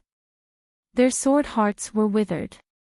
Chou Miao said, "Me, you will stay by my side. The rest of you will move to the Summer Palace. Zhini, Su Ning, Taiqing, all of you will help." Mi Yu smiled bitterly. Chou Miao's meaning was very simple. If he stayed by Chou Miao's side, no matter what Mi Yu wanted to do, he would not be able to do it. The first group of sword immortals, including Lin Junbai, silently began to move. They did not feel any enmity towards Chou Miao and Luozhini, but they did not have any good intentions. After all, they had unknowingly gotten used to Chen Pingan's existence. Only Guozhuzhou sat where she was and said in a daze, "I'm not leaving. I want to wait for Master." Chou Miao said, "Okay. When you feel that you can't wait any longer, you can go to the Summer Palace to work." With Chou Miao leading the way, the group left the city on their swords and headed towards the important place in the west of the city. Only Guozhuzhou was left sitting alone behind the desk. All the sword immortals landed on the square outside the Summer Palace. Chou Miao was stunned. No wonder he was not immediately appointed as the new hidden official. Chou Miao did not care about this. In fact, Chou Miao did not care whether he became the hidden official or stayed on the city wall to kill enemies. It was all cultivation. The 3 sword immortals, including Luozhini, were very surprised. As for Mi Yu, he was almost in tears. Lin Junbai breathed a sigh of relief. That was good. Now he and this hidden official were in the same boat, sharing honor and disgrace.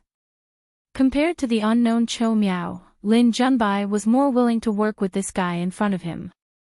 At the entrance of the hall, there was a young man in a green robe, looking at the group with a smile. His face was pale, but his eyes were bright. Chen Pingan beckoned to Mi Yu. "Walk with me." Then Chen Pingan looked at Chou Miao. "In the future, when I'm not here, I'll have to trouble the 4 of you to listen to Lin Junbai's opinion."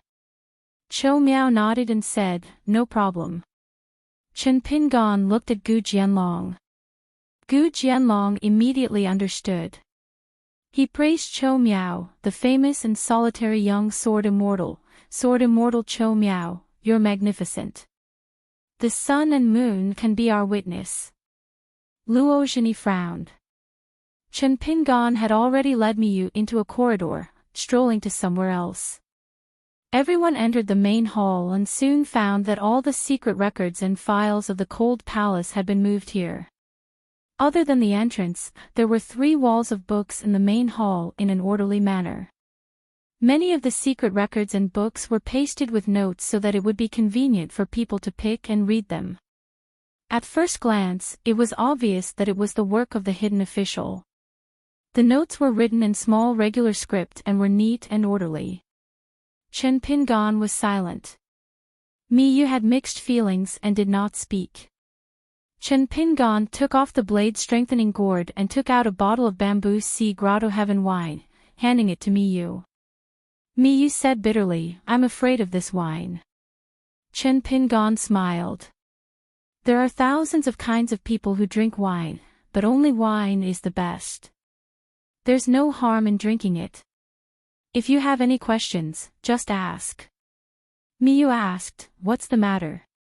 Who is the hidden official on the city wall?" Chen Pingan said, "It's a high-grade substitute talisman, plus a puppet technique. It's a real golden body warrior's physique. Plus, the sword immortal boss helped me cover up, so it's quite hidden. But if that's all, I can't fool you, Miyu, which means I can't fool Lai Ji. So I attached a part of my soul to the talisman puppet. On the city wall, my every step and every breath had to be carefully controlled by me in the summer palace. So now I'm seriously injured, and I'm not faking it. But I paid a small price to dig out an unexpected traitor, who is also a sword immortal. It's not a loss. In fact, the person I wanted to bait was not Lai Ji at first, but someone else. As for who it was, you've been following me all the time, so you have a clue, but I guess you've forgotten." Miyu asked tentatively, "What if when you said you wanted to bait big fish like Yang Ji and Huang Wan, you also thought of this sneak attack? Was it to pave the way?" Chen Pingan laughed. "Our sword cultivators can secretly send messages to the wasteland, so they can also secretly send messages to the Great Wall of Sword Qi. As for why Lai Ji betrayed us, did he hate the Howran world more, or the sword immortal boss more, or the entire Great Wall of Sword Qi? He must have his reasons. Otherwise, he wouldn't have been so decisive. But I'm not interested in the twists and turns of this matter. Anyway, Lai Ji is a dead man." Chen Pingan said in a serious tone, "This kind of person, the sooner he dies, the better. Otherwise, he might drag one or two sword immortals down with him at the crucial moment." Miyu stopped, his expression extremely ugly. "I was pulled into the hidden official's line, just for this day, this matter." Chen Pingan also stopped, nodded with a smile, and said bluntly, "Not only did I pull you in, but I also invited Lu Ji. Actually, it's the same. True and false, false and true. If not, how can I fool the sword immortals with evil intentions? A sword immortal with the intention of betrayal will become exceptionally smart. Lu Ji is there to protect everyone in the hidden official's line. Unless a sword immortal of the immortal realm comes in front of me and attacks me at close range, there will be a chance. Otherwise, it's wishful thinking for anyone to attack. With this premise, if I leave Lu Ji's side again, it will give people the illusion that there's no such thing as a missed opportunity." At this point, Chen Pingan leaned against the pillar, shook the blade-strengthening gourd in his hand, and said with a smile, "It's a good opportunity. It'll be a pity to miss it. You can give it a try. Lu Ji's protection and tight security is a facade for others to see. The hidden official is extremely safe and his life is not in danger."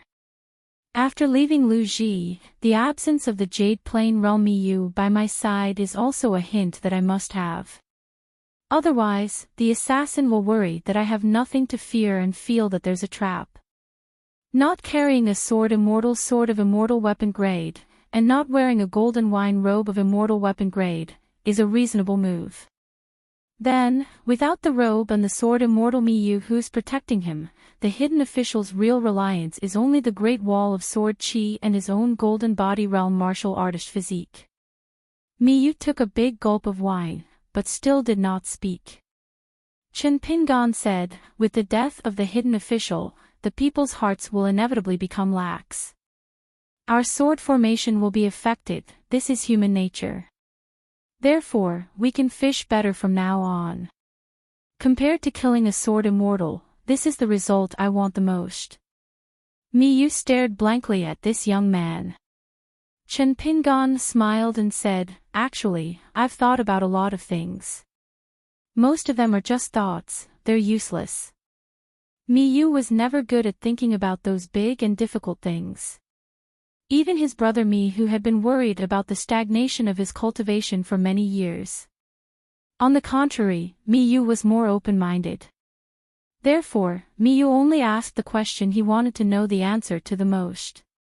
If you hold a grudge against someone in the Great Wall of Sword Chi, do you not even know how he died in the end? Chen Pingon was stunned for a moment. He thought about it seriously and nodded. It should be possible, but I've never thought about it. Because to me, the gains do not make up for the losses. A Dao heart is not easy to come by. I've been afraid of being poor since I was young. I'm used to treasuring rare things. Miyu's eyes suddenly sharpened. For example, the Qi family who made things difficult for the Ning residents in the early years. Do you hate them? Do you really not have any selfish motives? After you became the hidden official in the Battle of the 13, you've looked through the secret records in the archives. There must be some clues that you've found. Which sword immortal said what key words? You know even more dirty inside stories. Chen Pingon smiled and said, Brother Mi, take a guess. Chen Pingon handed over the blade strengthening gourd. Miyu did not touch the wine pot in his hand. Chen Pingon said helplessly, anyway, I'm not the kind of person who holds grudges. I swear to heaven and earth. Miyu seemed to be even more dispirited than Chen Pingon, whose soul was damaged. He asked casually, that girl Guozhuzhou is still at the city wall. When can we inform her to come back? Chen Pingon said, let's wait a little longer. Miyu shook his head and said, scheming, scheming, scheming again and again. You won't even let a little girl go. Guozhuzhou is your disciple. No matter how good your intentions are, I'm still very curious. Chen Pingon, don't you feel tired and guilty at all? Chen Pingon asked back, is it enough just to have a clear conscience? Do you think Lai Ji doesn't have a clear conscience? As a sword immortal, he even gave up his life. How much resentment does he have, and how much of a clear conscience does he have? Miyu was speechless. Chen Pingon raised his head to look at the southern city wall and laughed, flaming flower, flaming flower. What a good name. Sword immortals are all experts when it comes to naming their life-bound flying swords. The two returned to the summer palace's main hall. Miyu sat in his seat. Chen Pingon did not take a seat. He only sat on the steps outside the door. Chen Pingon only said one sentence, other than the hidden officials' flying swords, which can leave this place, no one is allowed to take half a step out of the summer palace in the near future. They are not allowed to meet with outsiders in private. If discovered, they will be executed for the crime of treason. As for the hidden officials' messenger flying swords, Chou Miao and the other two, Lin Junbai, must know the contents of each other's swords. One by one, word by word, they must be recorded by sword immortal Miyu. Su Ning raised her head to look at the figure outside the door. She asked, since you do not trust us, why did you pull us into the hidden officials faction? Chen Pingon held the blade strengthening gourd in one hand and the folding fan in the other. Before speaking to me, respectfully address me as Sir Hidden Official. Before Su Ning repeated that sentence, she added the words, Master Hidden Official. Chen Pingon then laughed and said something very straightforward, I don't even trust myself. Why would I trust you? Su Ning was silent. Luo Zhini and Chang Taiqing suddenly raised their heads, their faces full of anger. Xian Can and Chao Gun both admired this hidden official from the bottom of their hearts. They were also foreign sword immortals. Therefore, they were even more direct than Gu Jianlong and Wang Xinshui. They opposed the three sword immortals with equal harshness. The two youths did not hide their allegiance. Chou Miao said, "Speak less in the crowd. If there is nothing to do, return early. If there is something to do, do it. Since the four of us are sword immortals of the hidden officials faction, we will follow the rules." Chen Pingan turned his head and said with a smile, "If I die, sword immortal Chou Miao and Junbai are indeed the best candidates for the hidden officials." Lin Junbai pretended to be deaf and mute. Chou Miao turned a deaf ear. In the night, a messenger flying sword went to the top of the city. Then, a broken-hearted little girl slowly flew over on her flying sword. She had a sullen face and constantly wiped her tears. After floating down, his figure was still a little staggered. Then, she saw her master who had already stood up. She immediately smiled like a flower. Chen Pingan said with a gentle smile, "That's a little too much." Guozhuzhou put away her sword and stood in front of Chen Pingan. She excitedly walked around on the spot. Her arms were swinging and her eyes were full of joy. "Master, let me tell you. Previously, I was alone. I believed that you would not die. But I did not expect you to be so resourceful. Not only are you alive and well, you even tricked me. Even if I used my little brain, I would never have thought that you were already in the Summer Palace. Amazing, it can't be any more amazing. I said that as long as I am here, it will not be up to you to think about life and death. In the future, it will be the same. Be willing to believe in me." Chen Pingan smiled and took out a small bamboo chest from the objects in front of him. "This is your reward. If you don't find it tiring, carry it. But you are not allowed to show it off to others." Guozhuzhou carried the small bamboo chest and asked softly, "Master, why is this small bamboo chest also a spirit?" "It grew legs and came to find you." "All right, when eldest senior sister gave me the small bamboo chest, it did not turn into a spirit. Later, master, make another ordinary chest that does not grow legs and give it to eldest senior sister. This small bamboo chest that has grown up will be mine." Chen Pingan smiled and shook his head. "Later, you can argue with Pei Qian yourself. I will not side with anyone." Chen Pingan rubbed Guozhuzhou's head. "Go and busy yourself. Don't delay the important matters." Guozhuzhou skipped up the steps, then turned around and jumped back. With her back facing the people in the hall, she stood still in the hall. After pausing for a moment, she turned around and walked away. Chen Pingan did not follow her into the hall. Instead, he continued to walk around the summer palace. The places he walked were all small worlds. Chen Pingan took out a green talisman and waved it lightly. "Boss, Sword Immortal, I will not let you send the small bamboo chest for nothing. If any Sword Immortal has been spying on the Summer Palace recently, just kill him. If he is willing to take such risks and is not patient enough, then he will not be of any use to us, the Great Wall of Sword Qi." After pausing for a moment, Chen Pingan added, "If there is such a merit that comes to us, then it will be on the head of the hidden officials, Sword Immortal Miyu." Even if Chen Pingan was speaking in his own small world, to Qin Qingdou, it was like a piece of paper. Although Qin Qingdou did not agree or reject, his meaning was very clear. He had chosen Chen Pingan to be the hidden official, and he could do whatever he wanted. This boss Sword Immortal changed the topic. "I'll make an exception and ask you again. Have you really thought it through? If it really is you, won't you regret it? Won't you tell Ningyao beforehand?" Chen Pingan did not give an answer and changed the topic as well. "How is my senior brother?" Qin Qingdou said that it was passable. Chen Pingan kept the talisman and hid it in his sleeve. He took out another talisman and gently twisted it. He silently recited the incantation and instantly arrived at the other summer palace. Over at the summer palace, there was a towering ancient tree. The green tree was like a cool autumn tree. The summer palace's winning item was a deer antler poetry rui. It was shaped like a fish's tail and a mushroom. Chunpingan walked in the huge mansion where he was alone. The two palaces were actually very simple inside. There were almost no superfluous decorations. Chunpingan planned to familiarize himself with this environment first.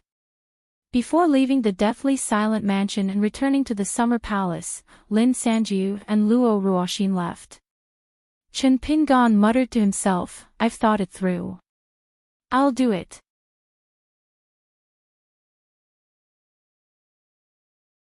(631) Originally, the inverted mountain only had one gate leading to the Great Wall of Sword Aura. Now that a bigger gate had been opened, the old gate was much less lively. In the words of the man with the sword, it was heartbreaking to be fond of the new and tired of the old. The senior Daoist boy was still sitting there reading a book. He was reading a miscellaneous book written by a frustrated scholar.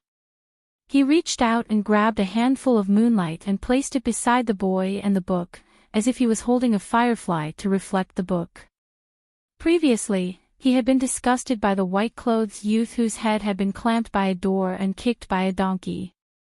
A good book about scholars and beauties, a tasteless Central Pine collection, had been described by that person as a deleted version of an erotic novel. He had not been able to relax for a few days and could not lift his spirits to read any books. He had no choice but to give up on one of the few pleasures he had and stare blankly every day. It was just that he had endured the boredom of not reading for a month. Thus, after he started reading again, he took a large stack of books and placed them beside him. He was obsessed with reading day and night. Even though the little Daoist boy was an immortal, he read slowly and meticulously. Even though he had a photographic memory, he still liked to flip to the first few pages to take a look. The man with the sword, who was guarding the other side of the gate, strolled over to the little Daoist boy with a long sword in his arms. When he realized that this was considered slacking off, he ran back and placed the long sword on the pillar. Only then did he pick up a pot of wine and return to the little Daoist boy's side to read. The little Daoist boy only wanted to be alone and hated the smell of alcohol. When he turned around, the man followed him. The little Daoist boy had been his neighbor for many years and knew how bored a bored swordsman could be. Thus, he followed the man. The man pointed at a sentence on a page and said, "This scholar in the book is quite capable. The mountains are limpid and the waters are beautiful. The spiritual energy of heaven and earth is all for beauties. We men come to this world only to ruin the mountains and rivers and let down the beauties." This sentence is so well said. Circle it and you can recite it. The little Daoist boy was used to the man's blabbering and only cared about flipping the pages of the book. The man also ignored the little Daoist boy and only cared about his chatter. After finishing the book, the man sighed and said, "Boring. There's no taste of meat at all." The little Daoist boy put down the book in his hand and picked up another one. It was a book about the Jianghu romance of the dark moon and windy high winds. When the man saw the interesting parts, he drank more wine. However, his eyes were glued to the pages, not missing a single word. He clicked his tongue in wonder and said, as expected of a book chosen by the heavens beyond the book. The heavens beyond the book, the little heavens beyond the book. The heavens beyond the book, the heavens beyond the book, the heavens beyond the book. The heavens beyond the book, the heavens beyond the book. How envious! It's a pity that the incantation for this cultivation technique is vague. Otherwise, I could give it a try as well. See, I was right. The more this sloppy old man likes to talk nonsense, the more he is a hidden peerless expert. What do you think? Did I hit the nail on the head? The old man really has a whole new level of respect for our little heavenly master. Oh, how generous! He used his entire life's worth of internal energy to help open up the conception and governing vessels, and even completely cleanse the bones. Good fellow, if he returns to the Jianghu, won't he be invincible? The book was only halfway through when the little Daoist boy said, "It's obvious that he's not invincible yet." Even with the 60 years worth of internal energy and his own 20 years of hard work, it's still only 80 years worth of internal energy. Previously, there was that foreshadowing. According to the book, the great devil who caused a bloodbath in the Jianghu has already cultivated for 100 years. His internal energy is pure and bottomless. It's impossible to defeat him. The man rubbed his chin and thought that it made sense, then he's still missing a divine weapon that can cut through iron like mud. However, it shouldn't be too fast. After all, the story is only halfway through. The little Daoist boy slowly turned a page and agreed with the man, "What's the rush? There will definitely be one. Otherwise, we won't be able to fight him." The man gulped down a mouthful of wine. Childhood sweetheart, a righteous heroine he met by chance in the Jianghu, and a demon beauty who loves and hates each other. None of them can be missing. The writer was probably just trying to earn some money for daily necessities and paper and ink. He couldn't imagine that there would be two people reading the book after it was printed. Moreover, both of them read the book so crudely, but they actually liked it a little. One of them was a Daoist heavenly lord whose master's name was taboo in the world. What he sought was to learn from the ancient Daoist master. He wanted to control the heaven and earth, control yin and yang, move mountains and seas, breathe essence, and exist with the heaven and earth. The other was a great sword deity from the Great Wall of Sword Aura. He participated in the Battle of the 13.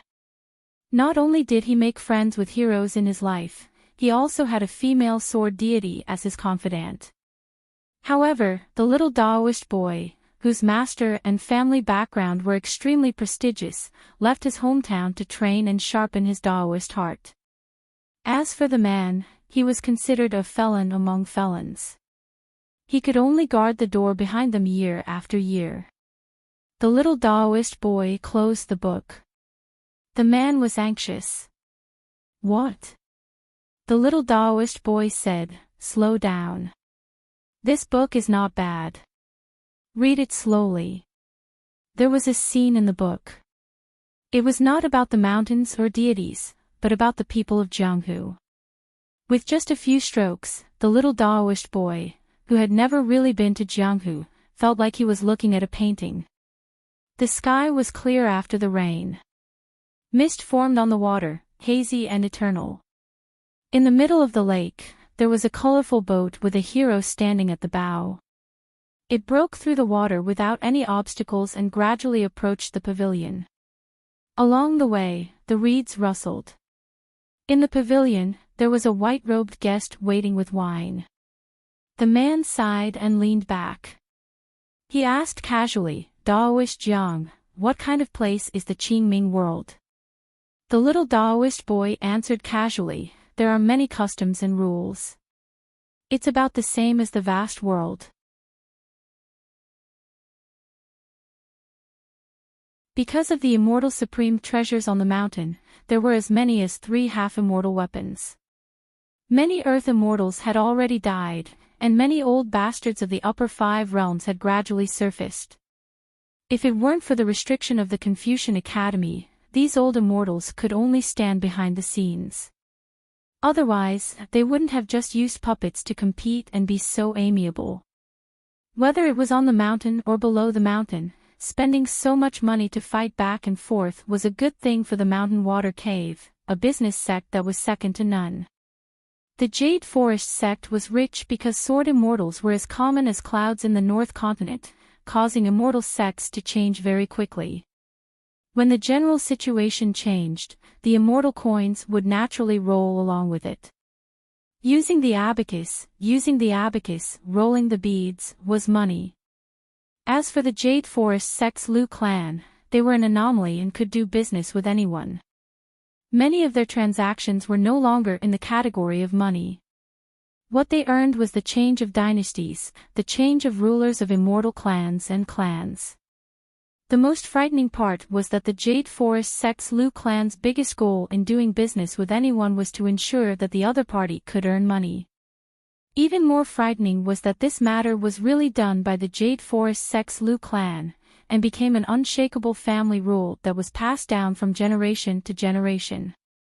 The old cultivator's trip to inverted Hanging Mountain this time was quite fruitful. As the manager of the Mountain Water Cave's intercontinental ferries, after receiving the ancestors' instructions, he had previously met with several fellow Taoists from the Fuyao and Jinjia continents in the Lingji Pavilion superior rooms. They planned to work together to make money. There were a total of 8 intercontinental ferries, so they had to put in some effort in the matter of profits. Otherwise, they would be giving the Great Wall of Sword Cheese Yen and Nalan clans the leeway to compare goods and take advantage of the opportunity to lower the price. Therefore, they had to discuss and choose a transit port that was neither too far nor too close to inverted Hanging Mountain. They would first agree on the price and divide the goods. Each ferry would specialize in a few types of goods, and then come to inverted Hanging Mountain to negotiate the price with the Great Wall of Sword Chi. This was only the first matter, and there were almost no objections. The main reason was that the Mountain Water Cave was rich and overbearing, and they were determined to facilitate this matter. They were willing to guarantee that after the next transaction, they would make money and everyone would be happy, proving that this matter was feasible.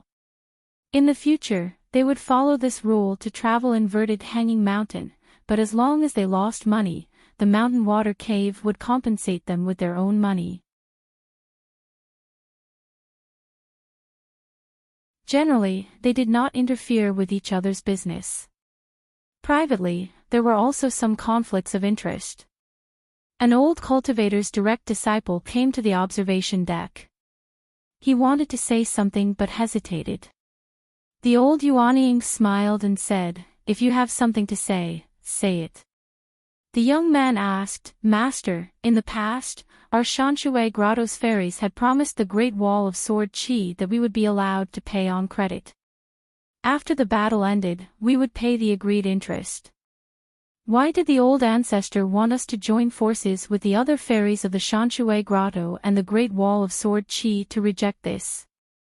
The old man said softly, "Although the Great Wall of Sword Chi is very strict with news, and no one is allowed to approach the city. Even old acquaintances like me, who used to be able to stay at the Sword Immortal's residence for a few days, can't enter the city this time after entering the Great Wall of Sword Chi. I can only discuss business with the 2 families in the residence between the city and the Mirage. But the more they try to cover it up, the more it proves that the demon race is coming with great force this time.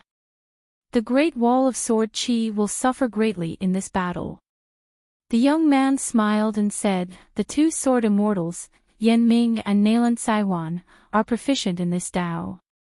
The wealth they have accumulated, whether it is for their own family or for the Great Wall of Sword Chi, is definitely not small." The old man nodded and smiled. "So this time, we can help the Shanshui Grotto earn a lot. Not only will we turn the Yen and Nalan family's wealth upside down, we will also empty the pill store savings. As for not paying on credit, we will naturally take it seriously. It is absolutely not a joke. But the truth is, we can choose not to take it seriously. How we can choose not to take it seriously will depend on Yan Ming and Nalan Saiwan's sincerity." The young man said carefully, "Sword immortals have good tempers. Don't push them too far." The old man sneered. "The Nalan family has that old ancestor, Nalan Burned Reed. He is one of the 10 great sword immortals of the Great Wall of Sword Chi. If it was our Fuyao continent, who would dare to breathe loudly in front of such an old thing? Nalan Burned Reed has a good temper. Very bad. But what can they do when they meet us? Sword immortals have great killing power and like to kill. You can kill as you wish. Would they dare? Next, we will have to convince the ancestors of the other ferryboat sects to come out. That is why immortal money is the strongest fist in the world. The young man's real question was, why couldn't they earn less money? It seemed unnecessary to constantly earn money from the Great Wall of Sword Chi. The old man seemed to have seen through the direct disciple's thoughts. He smiled.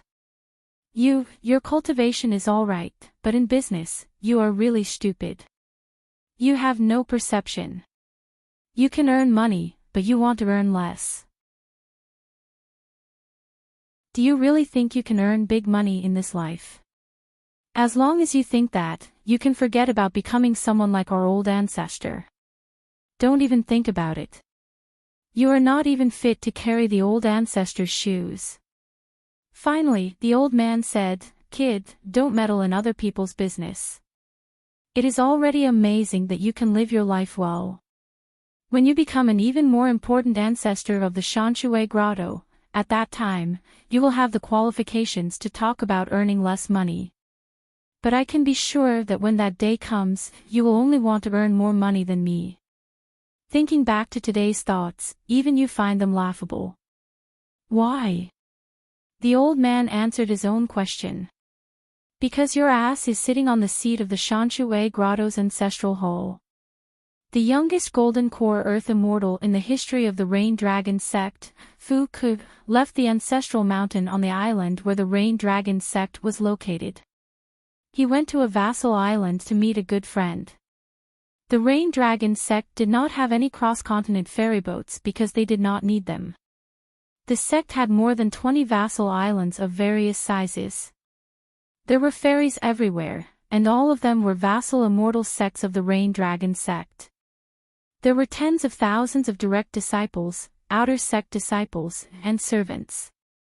Most of the North Continent's cross-continent ferryboats, as well as some of the South Continent's ferryboats, needed to stop here. Fu Ku did not bring the beauty with him. He rowed the talisman boat alone and boarded the island called Jasper Island. There were immortal trees on the island. The quality of the trees was like jasper and was very precious. It was something that many intercontinental ferries that docked at the shore bought at a high price. Anyway, he had earned a lot at the inverted hanging mountain and did not lack this little expense. Moreover, he could also earn money when he returned to his hometown.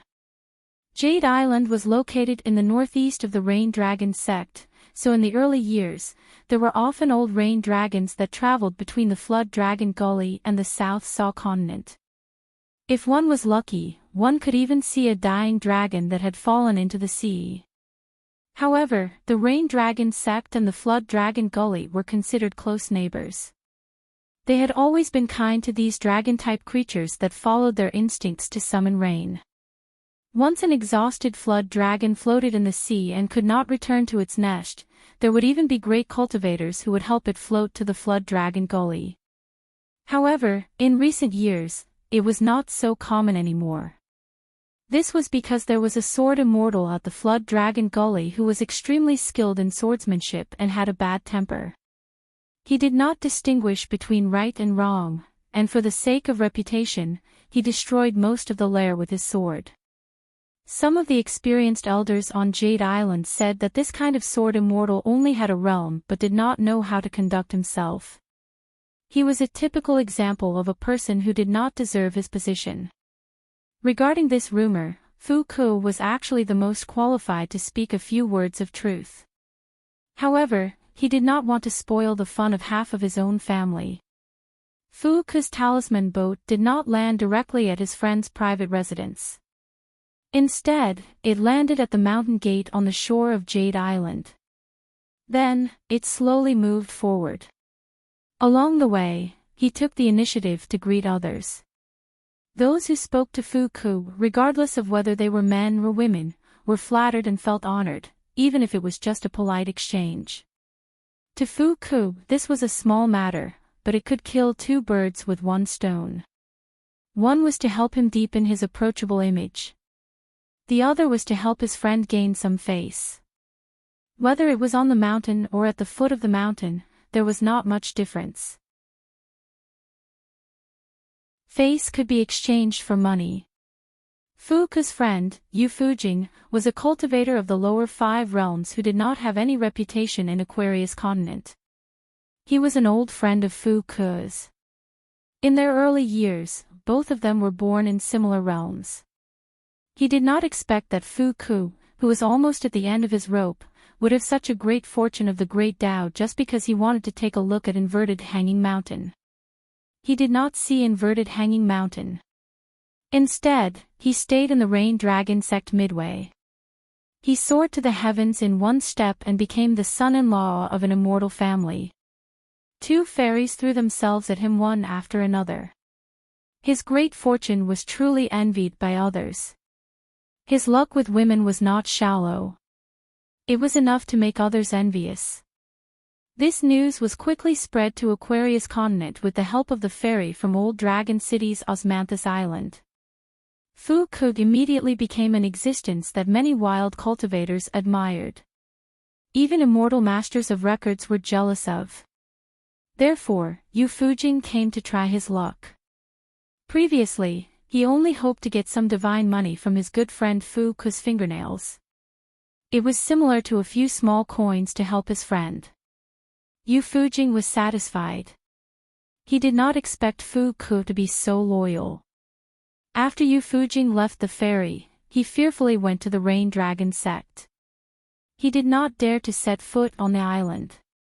He only dared to report his name and say that he knew Fu Ke. At that time, he did not even have the face to say that he was Fu Ke's friend. Not only did Fu Ke hurriedly leave the Rain Dragon sect, but due to the sect's rules, he could not bring Yu Fujing to the island. Therefore, he settled Yu Fujing on this Jade Island. Fu Ke said that he could stay there without worry and that he was not in a hurry to return to the Aquarius continent. After Fu Ke left, Yu Fujing felt both fortunate and regretful. Because Fu Ke did not say anything.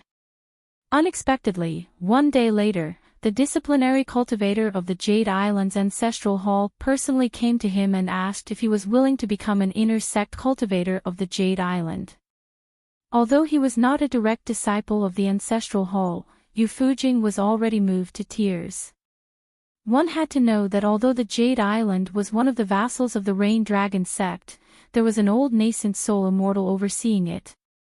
In his hometown, the Aquarius continent, what kind of lofty immortal mansion would it be? As for the disciplinary cultivator, he was also a golden core earth immortal. Yu Fujing, who was a wild cultivator of the lower 5 realms, did not even dare to dream that a golden core earth immortal would smile at him and speak to him courteously. After that, Yu Fujing used the identity of a registered cultivator of the Jade Island to cultivate steadily. He obtained the immortal arts and incantations, but his aptitude was really mediocre. Yu Fujing's cultivation progress was always slow. Even the cave-dwelling realm, which was nothing on the Jade Island, did not have much hope in this lifetime. However, it did not matter. The cultivator of the ancestral hall still regarded him favorably. This time, Fu Ke had come to the Jade Island to visit him, Yu Fujing. Yu Fujing, who had already heard the news from his sect, hurriedly left the house. What the hell was he cultivating chi refinement? Unless he had some special Tao fate or a large amount of immortal money, he, Yu Fujing, was simply waiting for death. However, Yu Fujing suddenly stopped at the door. After dawdling for a long time, he opened the door. After waiting for a while, he saw Fu Ke, who was bidding farewell to the Jade Island's ancestral master. Yu Fujing hurriedly quickened his pace, thinking that he should at least exchange a few words with this nascent soul immortal. The island master's old nascent soul actually stopped in his tracks. Yu Fujing quickly stepped forward and slapped Fu Ke's shoulder heavily.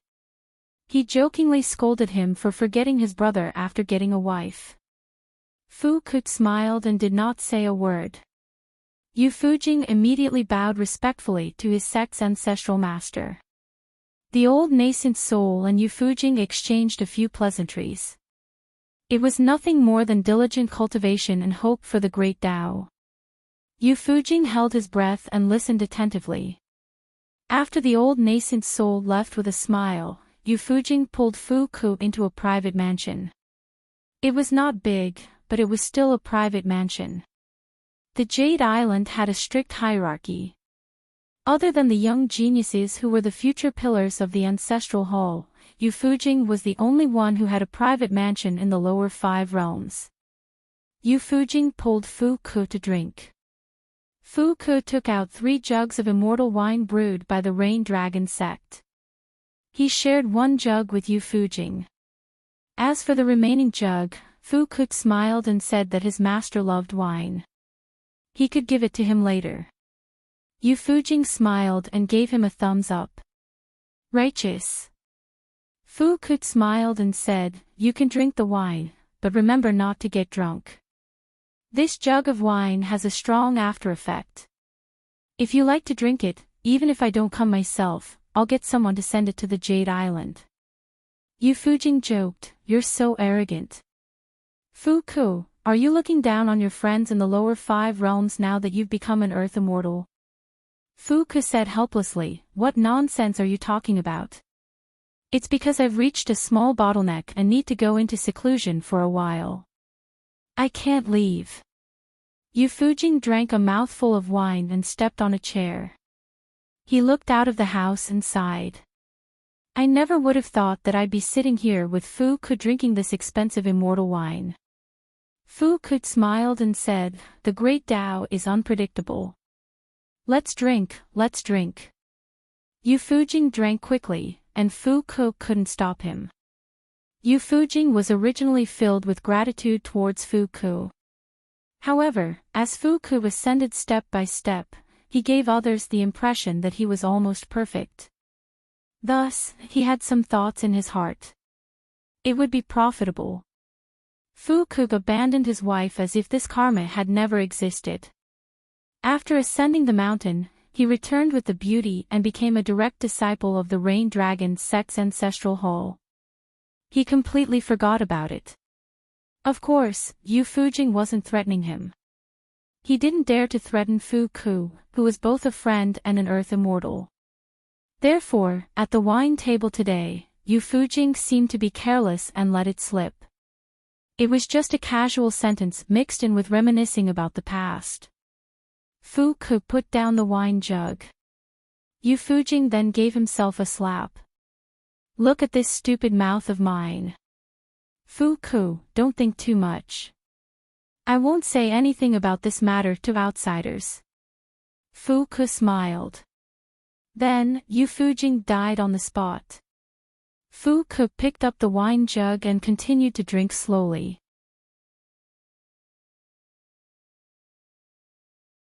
He smiled and said, "I wonder if there's a chance for the female sword immortals of the Great Wall of Sword Qi to be my mistress. I heard that Luoshani and Situ Weiran aren't too old. They're very good-looking and can fight. They're first-rate female sword immortals. If the Great Wall of Sword Qi falls, won't I have a chance? As for if the Great Wall of Sword Qi fell, such a mess would be cleaned up by the high and mighty scholarly sages." There was no need for Fu Ku and the Rain Dragon sect to do anything. Not to mention the Middle Plains Divine Continent, wasn't there the mellow scholar Chen Chunan on the city wall closer to home? Moreover, this was just in case.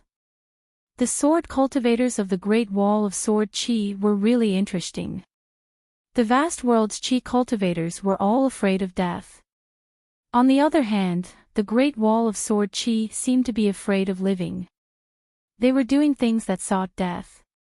Thinking of this, Fu Ku opened his eyes and thought to himself, "It's a pity that the beasts of the wilderness are too useless."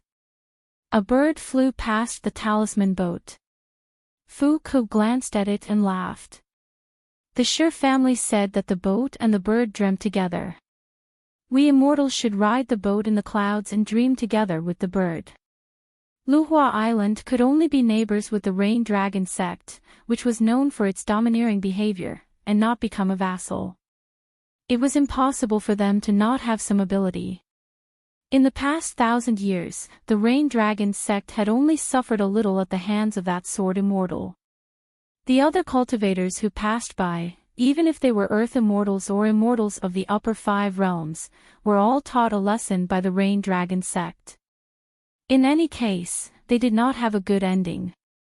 Furthermore, the Rain Dragon sect was too far away from the 3 continents. It was isolated in the sea, and the emperor was far away. Therefore, the rules of the Rain Dragon sect were often more effective than the rules of the Confucian Academy. The fact that Luhua Island was not annexed by the Rain Dragon sect had nothing to do with the cultivators of the sect. It was just that there was an ancient ruin on Luhua Island that was named the Cave of Fortune by the later generations. It was said that there was a Taoist expert of unknown origin guarding it. He took all the luck and did not allow others to touch it. However, regarding this old almanac, even the most senior cultivator on Luhua Island could not confirm its authenticity. It was really too old. The great cultivators who dared to explore it did not return. Gradually, they gave up on the idea. No matter how precious the immortals' opportunity was, they could not lose their lives for it. Moreover, Luhua Island did not have the slightest intention of annexing it, and the Rain Dragon sect did not annex it. This was enough to explain many things. Luhua Island was only the furthest southwest vassal island of the Rain Dragon sect. It could barely be considered a close neighbor, but it was actually a distant neighbor of the Rain Dragon sect. There were many cultivators on Luhua Island, but they did not have much money. This could be blamed on the Tongya continent that did not like to deal with other continents. They were not even willing to build a cross-continent ferry. Although the Tongya continent's route to the inverted mountain was indeed more dangerous than the ferry route in Old Dragon City, the Tongya sect and the Yugue sect were big sections. If they were really willing to earn this hard-earned money, with the amazing foundation of the 2 sects, it would not be too difficult to open up a route, and they would definitely not lose money. Unfortunately, the immortal forces in the Tongya continent were mostly giants. In the vast world, they were famous for not having to worry about food and clothing. It was very different from other continents where almost all countries had immortal mansions and provinces had immortal masters. The Yugue sect only had a cloud cave-blessed land, so they did not care about this kind of cross-continent business at all. In the words of the head of the Jiang family, even if he sneezed or farted, he could make money. If he had the time, why would he go to the inverted mountain to make money? You can humiliate me, Jiang Shangjin, for having a low cultivation level, but you can never insult my ability to make money. If anyone dares to be so heroic, I will smash him to death with money. But if the Tongya continent really had a few cross-continent ferries, Luhua Island would be the first choice when choosing a transit port. Luhua Island was too isolated from the rest of the world. When it came to cultivation, everyone just needed to do it step by step. When it came to making money, there would naturally be pearl divers who went out to sea. Therefore, the cultivators here preferred to search for interesting people outside and talk about them. Otherwise, who would they be showing off their cultivation to? Luhua Island could not be compared to the Rain Dragon sect, and there were not any amazing cultivators. Today, there was a dispute that was not strange at all. 2 groups of young men and women with very ordinary cultivation aptitude were divided into 2 camps. Originally, they were arguing about whether a genius sword cultivator of the Rain Dragon sect could be compared to the top genius of the Great Wall of Sword Qi. The so-called genius was a sword cultivator who became a golden core sword cultivator before the age of 100. Some said that they could not be compared, while others said that there was not much difference. Later, unknowingly, the quarrel went astray, and they argued about what kind of place the Great Wall of Sword Qi was. Some said that the Great Wall of Sword Qi was full of heroes, and it was the place where sword cultivators gathered the most in the world. It was said that if one walked on the Great Wall of Sword Qi and bought a bottle of wine, one could see it everywhere. If one did not go to such a place in one's life and drink some wine, it would be a waste of one's identity as a cultivator. Since ancient times, the essence of quarreling was that whatever the other party said was wrong, and they would not admit it even if they were right. Therefore, soon, there were people who said that the sword cultivators of the Great Wall of Sword Chi were all stupid, and they never knew how to do business. Almost all the cross-continent ferries could make a lot of money. For example, why was the rain dragon sect so rich? Wasn't it indirectly making money from the Great Wall of Sword Chi? There were even young men who sneered and said that when they grew up, they would also go to the inverted mountain to earn money from the Great Wall of Sword Chi. They would earn so much that they would not have any money left in their pockets. An old cultivator who passed by scolded them jokingly. However, every time she wanted to rest, the young man would sit with her on the steps halfway, looking into the distance and watching the bright moon above the sea. The old man stopped and turned his head to look at the moon above the sea. Today's people had seen the moon of the past, and today's moon had once shone upon an old friend. They had all seen her before. The old man suddenly held his forehead, calmed himself down, and stared at the moon above the steps with his eyes wide open. He always felt that there was something strange just now. But when he looked around, the world was silent, and only the occasional rustling sound of pine flowers falling to the ground could be heard. The old man was very careful. Although he had never really drunk with Jiang Shangjin before, he had been to several continents and seen many strange people and strange things. So he did not think that this was a trivial matter. Immediately, he flew to the top of an ancient pine tree. However, there was still no trace of Jiang Shangjin. The old man finally looked at a lonely peak that was classified as a forbidden area on Luhua Island. It was the Cave of Fortune that was once very famous, but now its fame was slowly fading away. The old man laughed at himself. If it is really the old immortal inside, it should be a good thing. The sea was vast, even more vast than the land of the 9 continents. In history, there were many immortals who quietly left the land, chose a place with good feng shui on the sea, hid in it, and focused on cultivation. They either quietly broke through the realm or quietly died without anyone knowing. Yugui clan was located at the southern end of Tongya continent. The mountain range was verdant and deep, and it was filled with spiritual energy. It was a top-notch cultivation ground.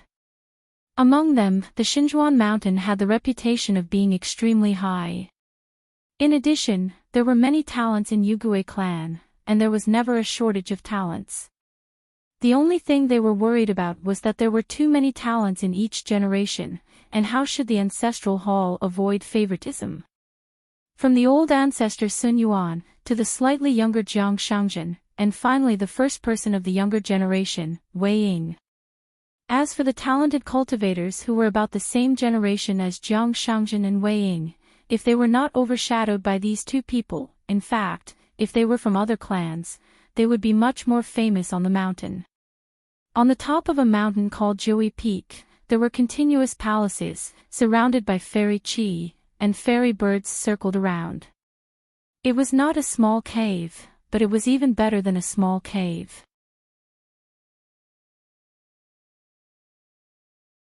And when she was about to pass away, Jiang Shangjin sat beside the sickbed with a gentle expression. He gently held the withered woman's hand and did not say anything. Instead, it was Jiang Heng's mother who held Jiang Shangjin's hand tightly. Then, she smiled and said something that made Jiang Heng feel as if he had fallen into an ice cave. I secretly went to see that woman once. Her hair is white. Even when she was young, she shouldn't be considered good-looking. Jiang Heng. His name is Heng. I guessed your thoughts and fulfilled your wish. You didn't even say thank you to me. All these years, I've only been angry with you about this. Jiang Shangjin stretched out his other hand and patted the back of the woman's hand.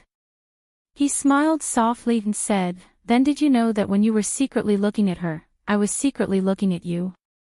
You looked like you had won everything back then.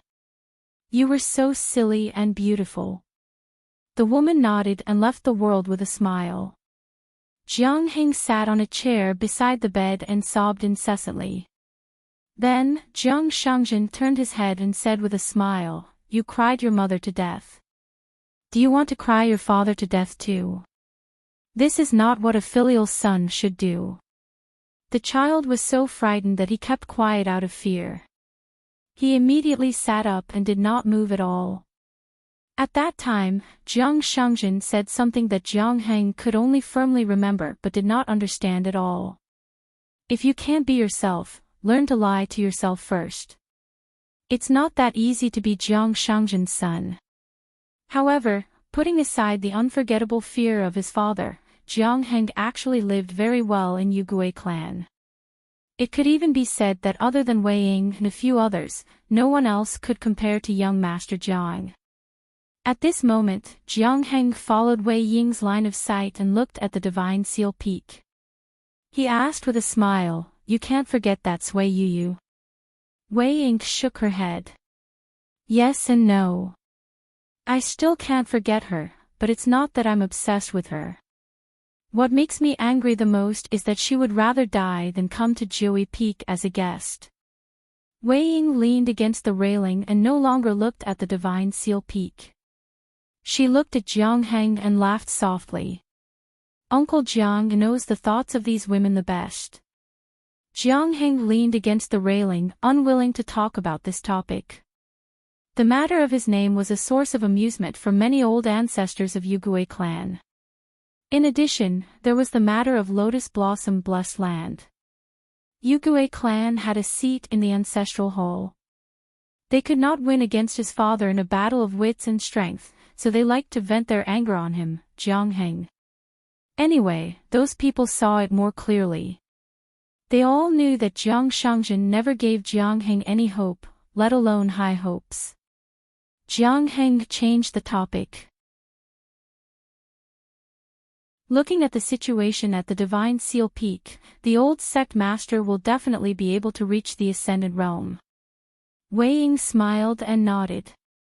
So it's getting harder and harder for me to become the next sect master. Fortunately, Yugui clan can only have one sect master, but Tongyi continent can have 2 to 3 Ascendant Realms. I don't know which lucky person will become the third person. I think that Huang Ting of Taiping Mountain and the child who left Fuyao sect for the academy have a higher chance. Jiang Heng sincerely admired Wei Ying. She could say anything and dared to say anything. She was like this not after entering Jiui Peak, but when she first started cultivating, she was already like this. Jiang Shangjin never hid his admiration for Wei Ying. He said that his biological son was not like his son. Fortunately, there was Wei Ying, who was more like his son, living in Jiui Peak. Yugui clan's situation was good now, and it was not limited to one continent. Other than the old sect master, Sun Yuan, who would reach the Ascendant Realm. Yugui clan's lower sect, Xinjing sect, had completely gained a foothold in Book Lake of Aquarius continent. Then there was Tongyi sect, Taiping Mountain, and Fuyao sect. Now there was a saying in the sect that as long as Yugui clan wanted to go up north, even if the 3 sects formed an alliance, they would not be able to stop us. The land of one continent, the mountains and the foot of the mountain, would be our vassal. Compared to the Dali dynasty of Aquarius continent, the land of one continent was a national territory, which was even more shocking. Yugui clan had been the second in Tongyi continent for thousands of years.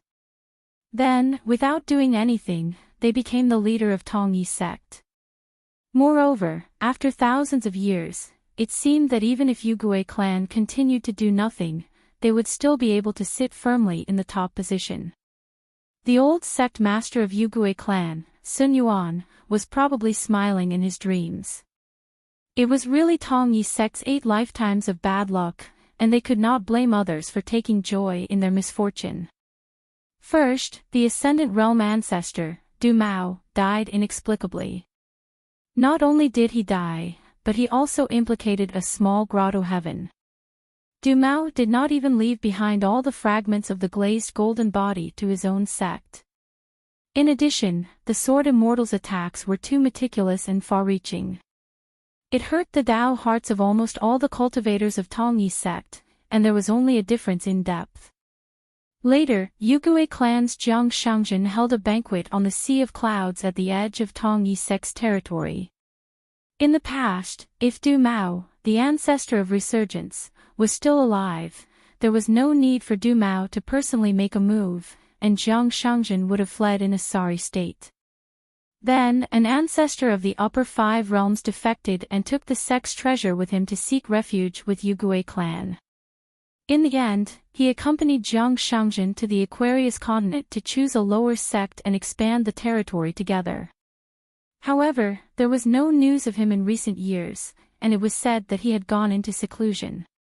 Wei Ying suddenly said, "Previously, when we talked about Huang Ting, in my opinion, her fortune is a pity that she was detained in a continent.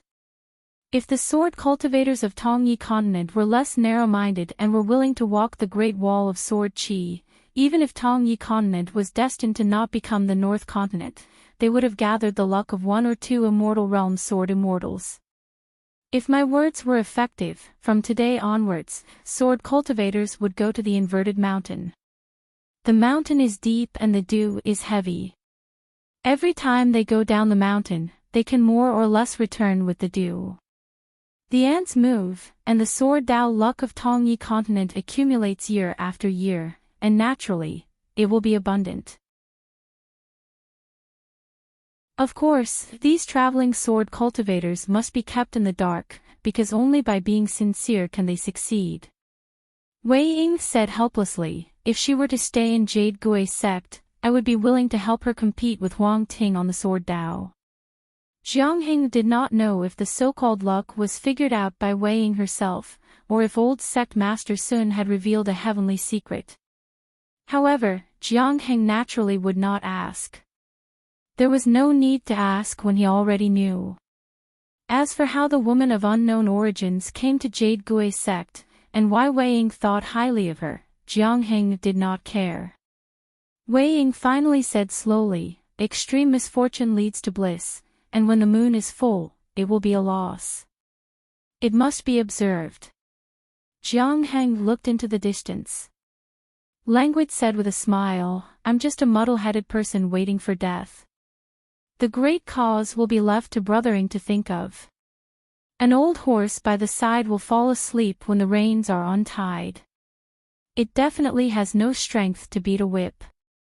Wei Ying smiled and used all her strength to look into the distance. What a gloomy atmosphere, thousands of graves. Jiang Heng heard these strange words and only subconsciously remembered them. Jiang Heng's thoughts drifted far away. In his early years, he traveled to inverted Hanging Mountain, Lady Gui of Osmanthus Island, the sword above the clouds from Old Dragon City, the plum blossom garden on inverted Hanging Mountain. Jiang Heng was originally determined to have the first cross-continent ferry in Tongyi continent. It could be considered as opening up a new source of income for the Jiang clan. The money was not much, but there was a gimmick. No matter what, he should make that man who seemed to be forever shrouded in clouds and mist look at his son seriously for once. In the end, everything did not go smoothly. Not only did this secret matter not succeed, but not long after arriving at inverted Hanging Mountain and returning to Jade Gui's sect, that extremely disgusting rumor spread. He, Jiang Heng, had only just returned home from a long trip, and inexplicably had a younger brother. Today, Jiang Heng left Jiui Peak and returned to his own residence. It was still the old residence that his mother had lived in. Jiang Heng sat on the threshold of a room and turned his head to look at the empty interior. He choked with sobs and said, "Mother, father lied to you." At that time, father was still in Cloud Cave blessed land. "How did he see you?" "Do you know?" Finally, Jiang Heng raised his head and muttered, "Mother, you're so intelligent, so how could you not know? You've been like this all your life." The most important thing in your heart is that heartless bastard. Mother, wait for me.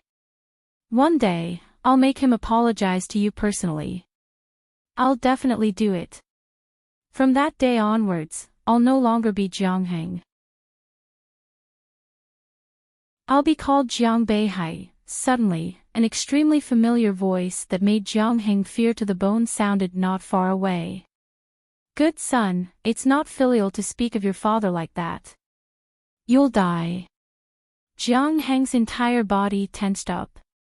He stiffly turned his head and looked at the smiling man. The man sighed and said, "It's not easy for you to return home, but you're complaining to your eldest son. Fortunately, I'm heartless and have a heart of stone. Otherwise, my Tao heart would have exploded and dropped several realms." Jiang Heng staggered to his feet, his face ashen. The man looked at Jiang Heng. After a moment, he nodded with a smile and said, "You're a little stupid. After all, you take after your mother. However, you're still a human. It's actually a good thing that you take after her. Very good. However, you still have to follow the family rules.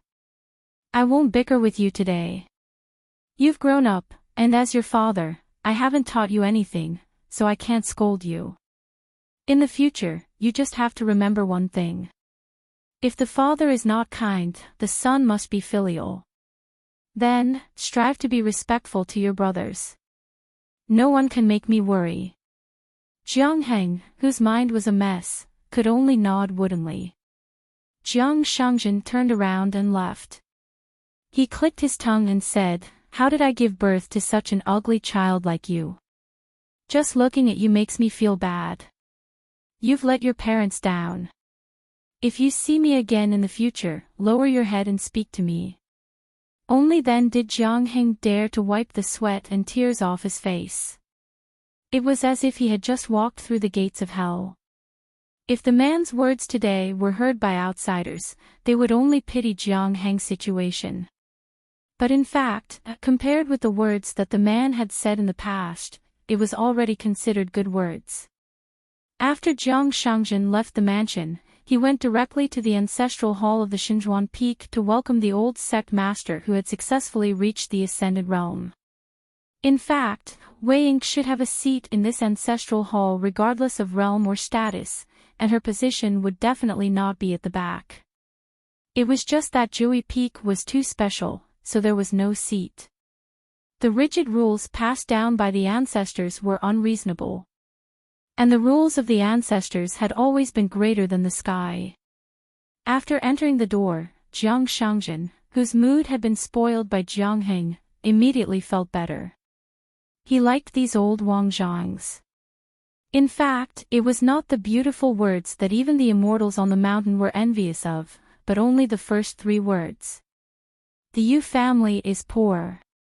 If there were immortals who had nothing better to do, they would choose to set off from Luhua Island and then go straight east to Tongya continent, and they would land near the Fusho sect.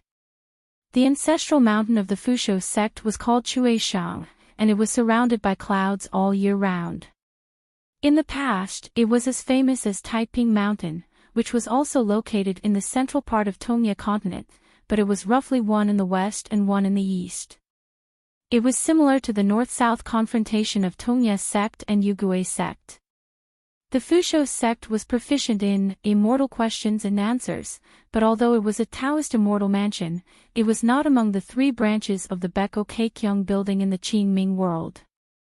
It was similar to the Mount Longhu in the central divine continent or the Dashuan temple in the Qingming world.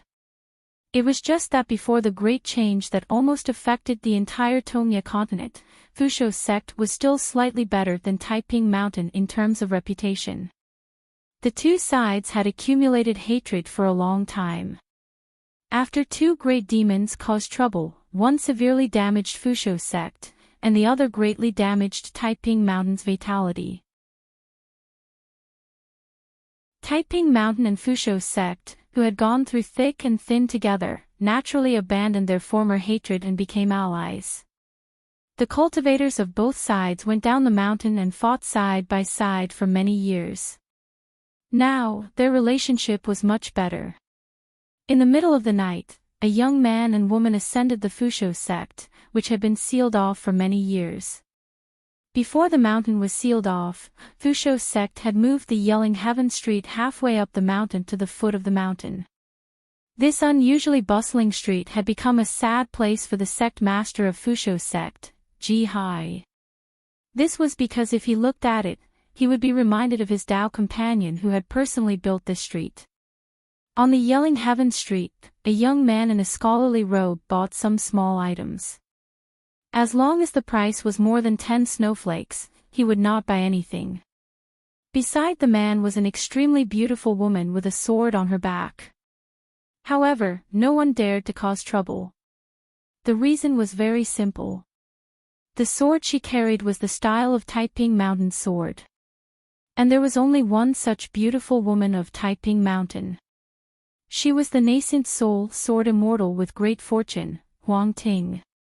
One had to know that in the past, even He Xiaoyang of the Aquarius Continent's Divine Grandeur sect and the current sect master of the North Continent's Cooling sect were only known as Huang Ting's second in terms of fortune. And beside Huang Ting, the scholar who looked like a down-and-out scholar was Zhong Kuei, who had lost his identity as a Confucian gentleman. As an accountant, Chen Pingan was the first to learn from Zhong Kuei. Zhong Kuei walked sideways and said with a smile, "I'm neither human nor ghost. Although I've lost my identity as a Confucian scholar, I'm still not a direct disciple of the Fusho sect. If I want to learn the unique secret technique from sect master Ji, I don't think it's possible to rely on my master's face. I'm Chen Pingan's best friend. Since you're also close to Chen Pingan, then the two of us are even closer. If you don't help me say a few words, it won't make sense." Huang Ting had just returned from her travels in the North Continent and was unable to break through the nascent soul bottleneck in one go. After returning to Taiping Mountain, she said she was going into seclusion, but in reality, she was too lazy to see anyone. On her way back from the south, when she passed by the Aquarius Continent, she even made a trip to the Dali dynasty. She wanted to see that ugly little girl, Charcoal, and see how her sword and saber techniques were progressing. Unexpectedly, the little girl was not on the mountain. Instead, there were two fellows with bad eyesight who cordially asked her to stay. The older one wanted to trick her into becoming a consecrator, while the other one was just short of drooling. He was no different from a street scoundrel. Huang Ting was not in the mood to joke with Zhong Kuei. This time, it was the mountain master who had chased her out, so she had no choice but to accompany Zhong Kuei on this trip to Chuang Mountain. Therefore, she talked about serious matters. "I have the mountain master's secret letter, so I should be able to help. I don't care about anything else. If Ji Hai doesn't agree, I can't do anything. You're on your own." Zhong Kuei was very worried. Huang Ting could not understand. This was a serious matter, so she should have paid more attention to it. How could she only take it seriously after arriving at Chuang Mountain? Previously at the foot of the mountain, this Zhong Kuei, who was once a gentleman of the academy, was very good at bargaining. He was the type who did not care about his reputation at all. Huang Ting had also been to the Jianghu at the foot of the mountain, but she still felt inferior. However, Huang Ting did not like to pay attention to Zhong Kuei. It was another matter that she had a good impression of him. During the Battle of Taiping Mountain, if Zhong Kuei had not predicted the enemy's move and turned the tide, Huang Ting, who felt guilty towards her sect, would have died of depression. Along the way, Zhong Kuei walked and stopped. He would chat with the water ghosts and water immortals by the rivers and lakes for a long time. He would chat with the wild ghosts wandering in the tombs about trivial matters of the past. Huang Ting let him be. He was not in a hurry, and she was not in a hurry either. At that time, Zhong Kuei was still in the right. After bidding farewell to that ghostly old man who almost burned yellow paper to become sworn brothers, he said to Huang Ting, "The old don't talk about the past, the young don't know the rules." It was Chen Pingan who told me that. Huang Ting, who had been silent for a long time, retorted. Would Chen Pingan also nag at others? Zhong Kuei complained to her. You sword immortals, kill with your sword. Talk with your sword and hurt my feelings. The two of them slowly climbed up the mountain. Ji Hai did not appear for a long time, which was not a good sign. Although the two of them were not great figures from the Tongya continent, Ji Hai had always been polite and considerate. He was not the kind of senior who liked to put on airs. Huang Ting was never one to belittle herself. Even if she was the only one visiting the Fusho sect, Ji Hai should have appeared at the top of the mountain steps, even if he did not go to the mountain gate to welcome her. Zhong Kuei was still not in a hurry. He said, I heard that Lu Jinglong from the North Continent, who fought with you at Julie Mountain, is not only a sword immortal, but also a sword immortal in the last 3 rounds. Huang Ting nodded and said, What's so strange about that sissy becoming a sword immortal? I am at the nascent soul realm, and the bottleneck is much higher. Therefore, I am slower than him. A cultivator does not make a difference in a few years. Compared to the two who are ranked higher, Lin Su and Su Xian, I am more optimistic about Lu Jinglong's achievements in the Great Tao. Of course, this is just my personal opinion. Zhong Kuei's interest was piqued. He quietly asked, during this trip to the North Continent, no one fell in love with you at first sight? Huang Ting was not afraid of such things. Yes, quite a few. In the Ghost Valley of the Skeleton Beach, there is a cultivator from the Linen sect. He is quite a nice person. I even wanted to introduce junior sister to him. Zhong Kuei wailed, Is there anything in the world that makes a man feel that the world is falling apart and that he has nothing to live for more than a woman telling a man that he is a good person? Miss Huang, Fairy Huang, please don't say such things in the future. Even being a mute is better than this. Huang Ting could not be bothered to speak again. Zhong Kuei looked to the west. The Chuishang mountain faced the sea. Zhong Kuei muttered to himself, I really want to go to the Great Wall of Sword Qi to take a look. Sir won't let me. Huang Ting glanced at Zhong Kuei. Zhong Kuei smiled bitterly and said, I am not you. I am that sword cultivator who follows his heart. Scholars have many rules. Huang Ting smiled and said, You don't even have the title of a gentleman anymore. You are no longer a Confucian disciple, yet you are still clinging to your identity as a scholar. You are really clinging to it. Zhong Kuei was very good at joking. He did not care even if someone was rubbing salt into his wound. Zhong Kuei tugged at his collar and shook his sleeves. When a scholar's interests are damaged, if he can still maintain a normal heart, he is considered to have achieved a small success in self-cultivation. If he can't do it, he is being sanctimonious. Now, I have the aura of righteousness. Back then, that brat Chen Pingan was intimidated by my noble spirit. He was so impressed that he prostrated himself before me. He shamelessly wanted to cut off my head, but I didn't agree. I thought that he didn't have enough ink in his stomach to write poems. Huang Ting said, I am not blind. I can't tell.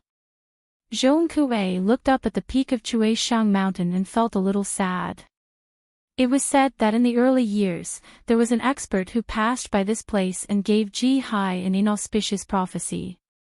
When the sun rises and carries firewood, it is difficult to put on a coat after the rain. When the hands are not firm, it is difficult for the beauties of the world to stay.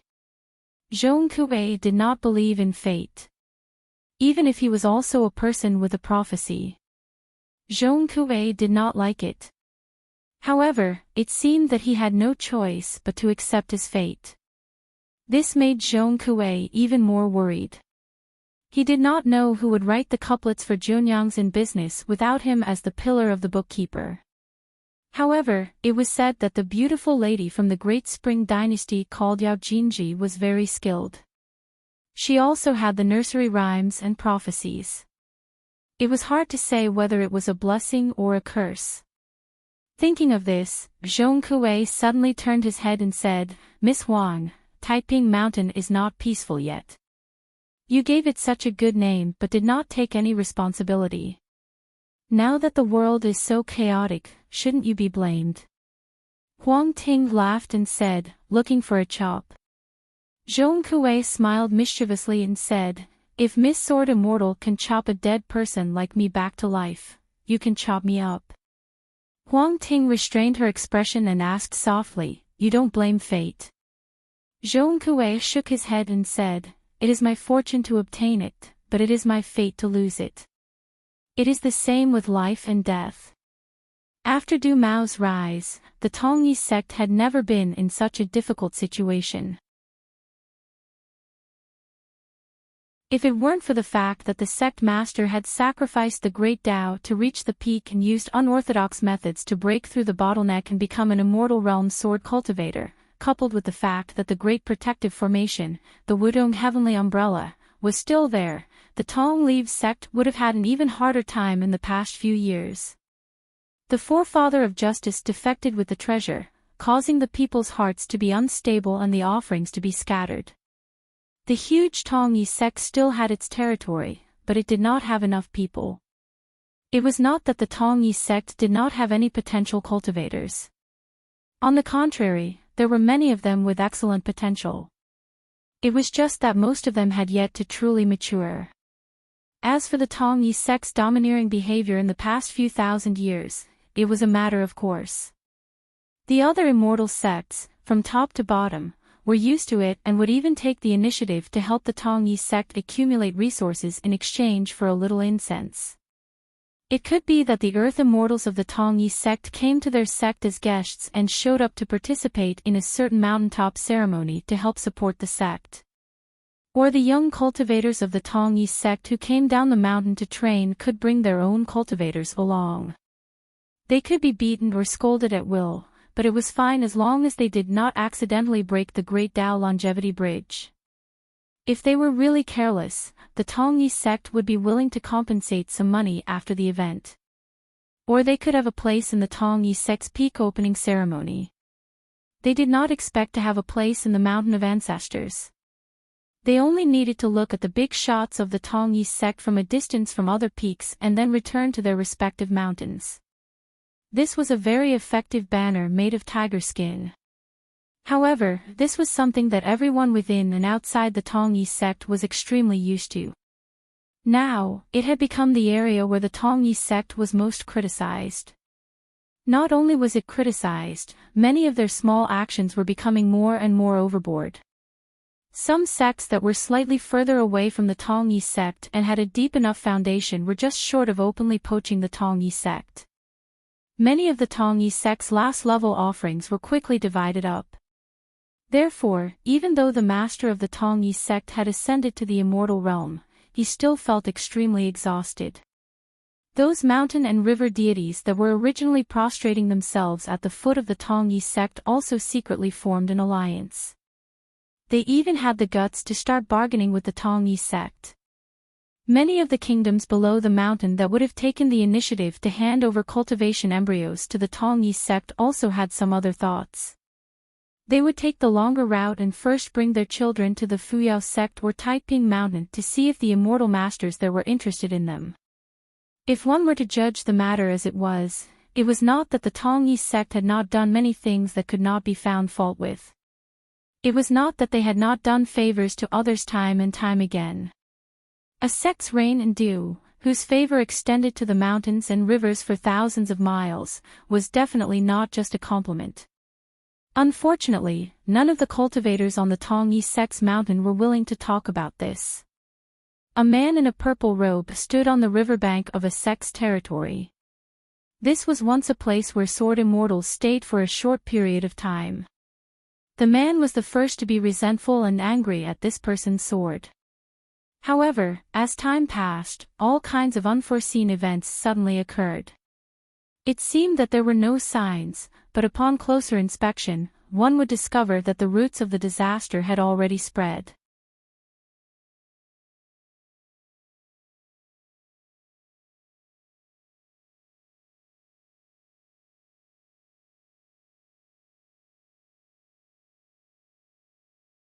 What made Lu Mang sad was that his master's appearance now was not at all like the elegant scholar in green robes of the past. At dusk, the carriage arrived at a post house. After handing in the customs and official documents, the three of them rested for the night. The post house official did not realize that the man surnamed Lu was an official. Instead, the silent retainer of the coachman was more like an official. Because he felt that Lu Qingfeng's official position was neither high nor low, he arranged 2 rooms for the 3 of them. It was neither good nor bad. After dinner, Lu Qingfeng lit the lamp and began to read. He also took out a pen and ink. Wang Yifu sat aside and said with a smile, "Mr. Lu, no matter what, even if it's just to read without hurting your eyes, you should try to cultivate. You don't have to save this little immortal money for Dolly. Anyway, the Dolly Imperial Court will only make more money." Lu Qingfeng put down the book and shook his head. "Forget it. I know how good my cultivation aptitude is." Today was the second time Wang Yifu mentioned this matter. Lu Qingfeng still refused, so Wang Yifu would not say anything more. Lu Qingfeng opened the book, which was rare. He could not help but keep reading. Instead, he closed the book and wiped his eyes with his hand. "Drink some wine." Wang Yifu was surprised and said with a smile, "In terms of knowledge and governance, 100 Wang Yifu are not as good as Mr. Lu. But when it comes to drinking, it's the other way around." Lu Qingfeng smiled bitterly and shook his head. "You're cursing without drinking." Wang Yifu in front of him. He was the powerful general of the Lu dynasty in the northernmost part of the Aquarius continent.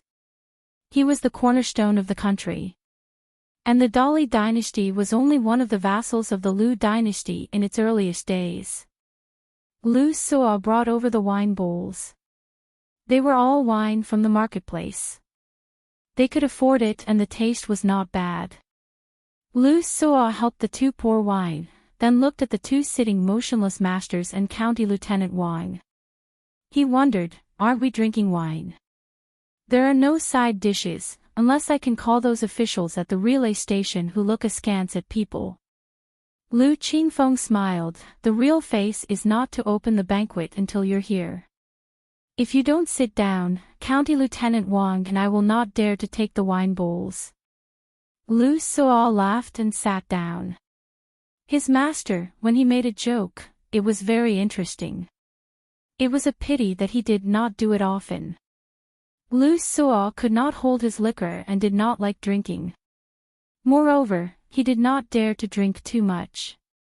He had to watch over his master. If County Lieutenant Wang kept urging him to drink, he had to stop him.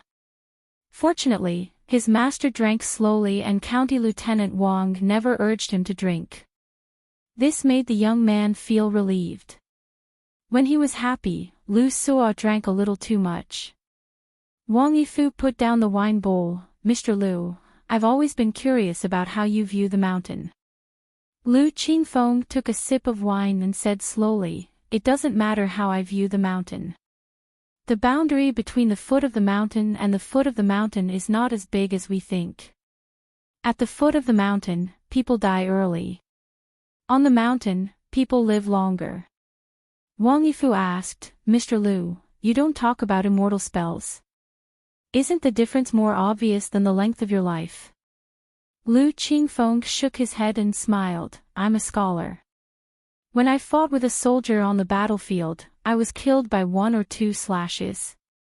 County Lieutenant Wang, do you think the difference between the 2 sides is big?" Wang Yifu nodded. "So in Mr. Lu's opinion, those who cultivate on the mountain only have bigger fists. That's all." Lu Qingfeng stopped drinking. the rich and the people on the mountain, especially the former who are as rich as a country, and the latter who have attained the Tao, have both received great kindness from heaven and earth. They don't have to worry about their lives, and they don't have to worry about food and clothing for several lifetimes. Then they should open their wallets and return some of their wealth. It's not that I want everyone to learn from those moral sages. That's not the case. It's just that if you do so, you'll be giving away small money and welcoming big money in. In the end, it's still about making money and getting more benefits. Lu Qingfeng continued, indulging those who break the rules is the greatest harm to those who follow the rules. Speaking of this, Lu Qingfeng turned to look at the half-drunk young man, Lu Suo, and asked with a smile, "Then how can we be sure that the rules we set are definitely good and right?" "Master, you think about these yourself. If I don't think about it, I can't think of the answer." Lu Suo shook his head and grinned, "But master, you should think less. Otherwise, I'll be tired too." Lu Qingfeng waved his hand and said helplessly, "Just continue drinking, you don't have to think about anything." Wang Yifu raised his wine bowl and toasted Lu Qingfeng. Lu Qingfeng also raised his bowl. "I'll do what I can, I won't be courteous with County Magistrate Wang." After that, Lu Suo fell asleep on the table. It was rare for Wang Yifu to chat with Mr. Lu for such a long time, and to be so casual. Mr. Lu talked about the big things in Wang Yifu's eyes, his expression was calm and he was extremely calm. Only when he talked about a small matter that Wang Yifu had never thought about. Lu Qingfeng actually drank a big mouthful of wine for the first time. He was really drowning his sorrows in alcohol. Everywhere in the Aquarius continent, the disappearance of dialects is heartbreaking. Many big and small, even if they are extremely fragmented, as long as the books are still circulating, there will always be a chance to remedy it. But those dialects that are related to many customs, if they are gone, they are completely gone. Lu Qingfeng finally looked at the window in a daze. The window was closed, the scholar could not see the moon outside. Whether it was brighter than yesterday or dimmer than tomorrow, he did not know. Su Yuanxia returned to her hometown and opened a martial arts school. However, the owner of the school liked to close the door and secretly write books. She also cleaned the servants' rooms. When she peeked in, it became a joke that was neither big nor small. Although the bearded man was old, his appearance was really not presentable. But there were still many girls who were willing to marry him. After all, it was obvious that he was a master who did not lack money. The key point was that this old man was popular in all aspects. He could chat with the local Jianghu gangs, the county magistrate, the officers in the county governor's mansion in the same city, and the scholars and scholars.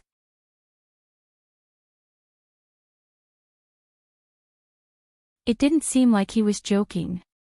He should stop while he was ahead. Anyway, the corn was Gu Kan's, and he didn't spend a single copper coin. The child gnawed on the corn and asked vaguely, "You're so rich. Do you often eat roasted corn?" Gu Kan nodded and said, "Of course I do. Why wouldn't I? I'm so hungry that I even eat dirt."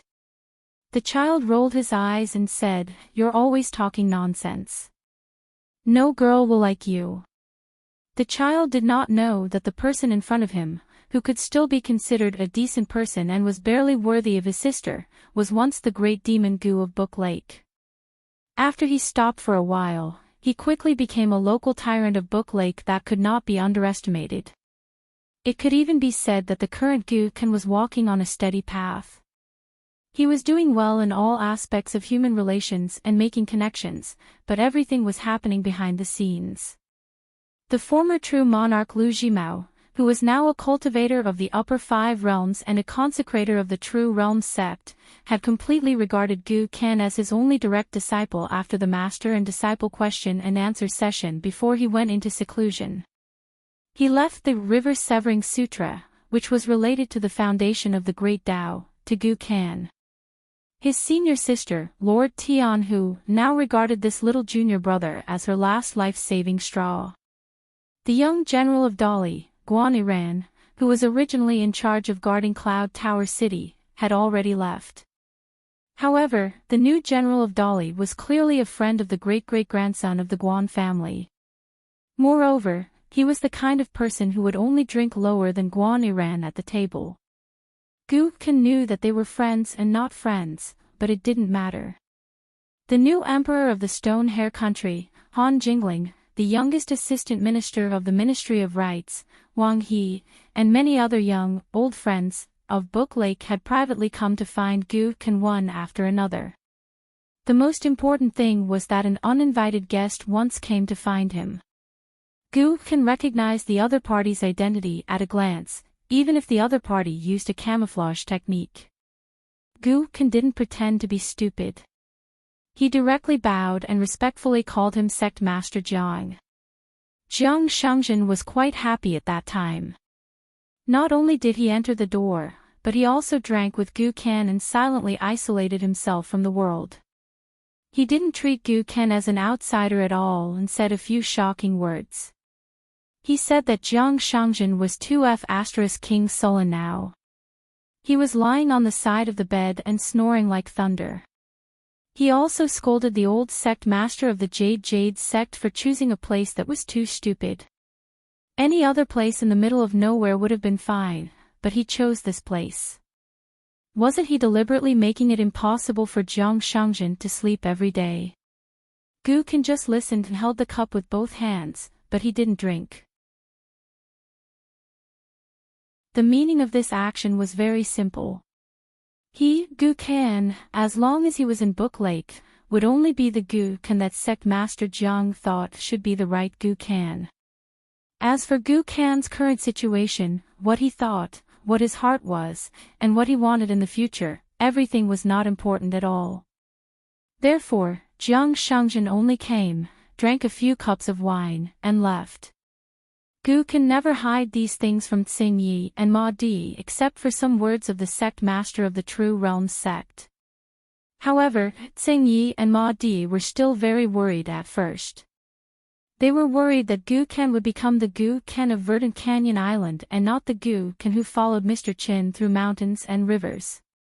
Fortunately, Gu Kan didn't make them worry too much. In addition to all kinds of unimaginable social activities and drinking parties, Gu Kan would still take at least 6 months out of every year to travel with Tsing Yi and Ma Di around the mountains near Book Lake. In the process, in addition to the mountains and rivers, there were also many unexpected conflicts. One of them was a tragedy in the human world.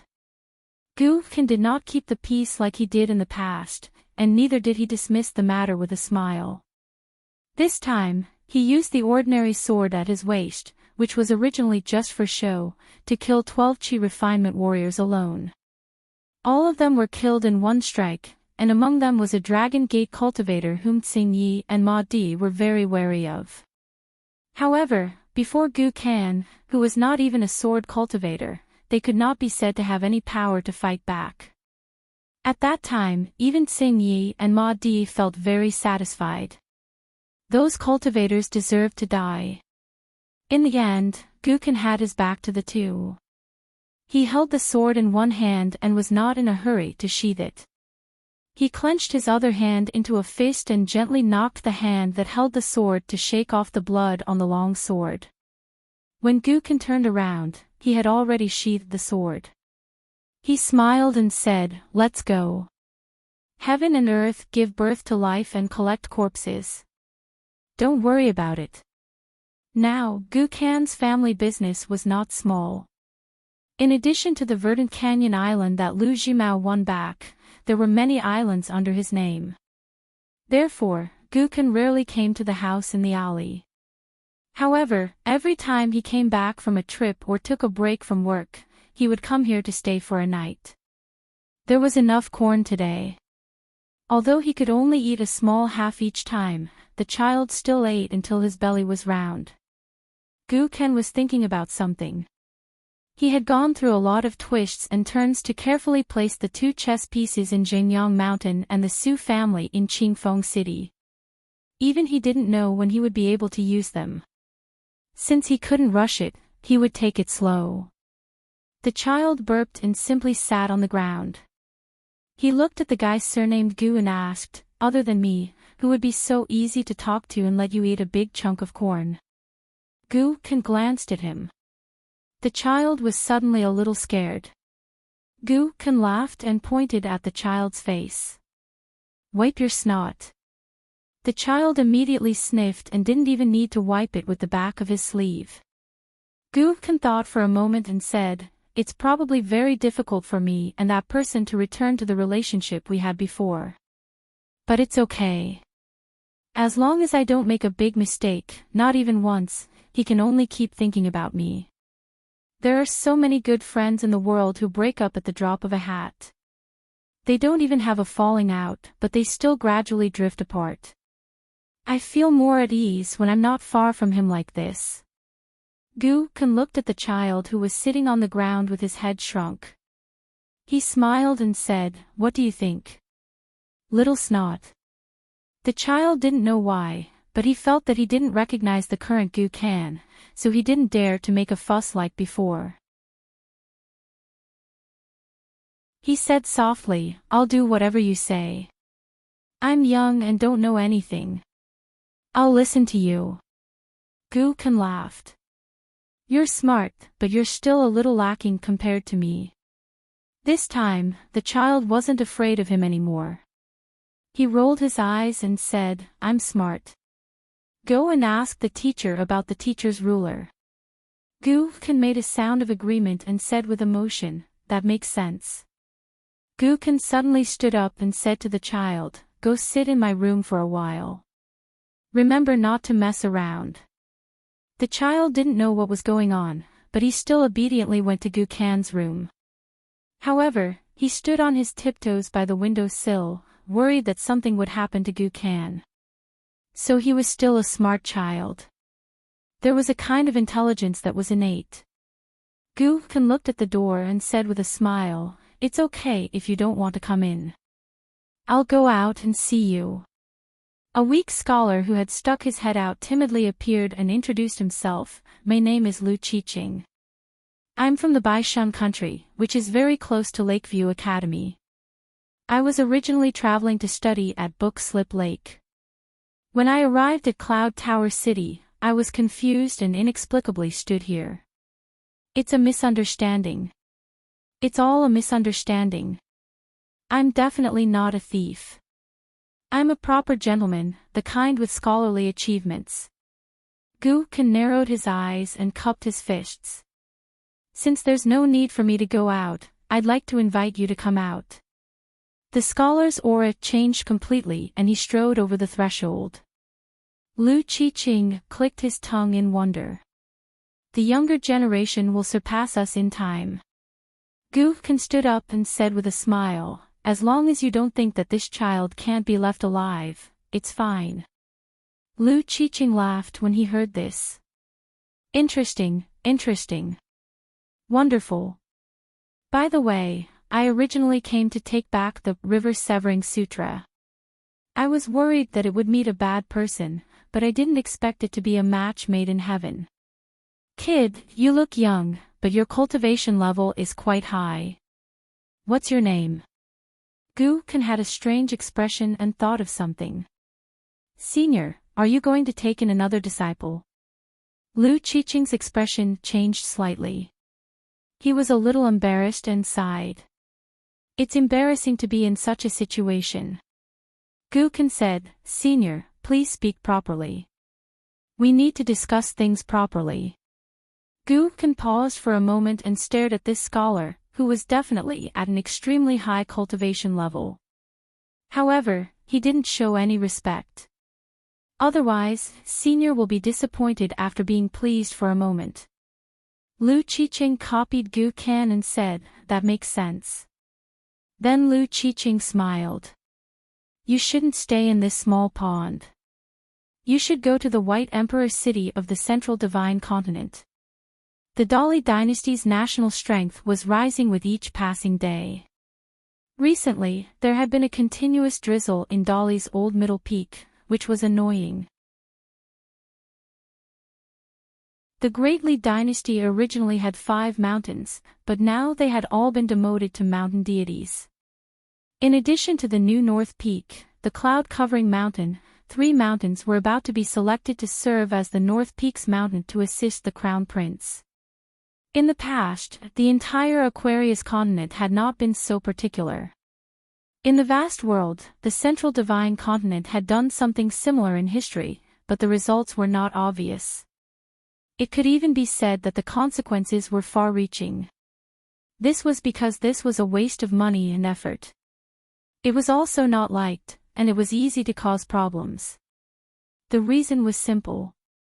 These vassal mountain ranges were usually very far away from Mount Diyu. They were not the kind of mountains that were adjacent to Mount Diyu. The old mountain gods were nominally living under someone else's roof and were inferior to the mountain lord of Mount Diyu. Once they became the mountain lord of the Mount Diyu, the rules and restrictions increased tremendously. This was because the mountain lord could do whatever he wanted and arrive at his own mountain at an extremely fast speed.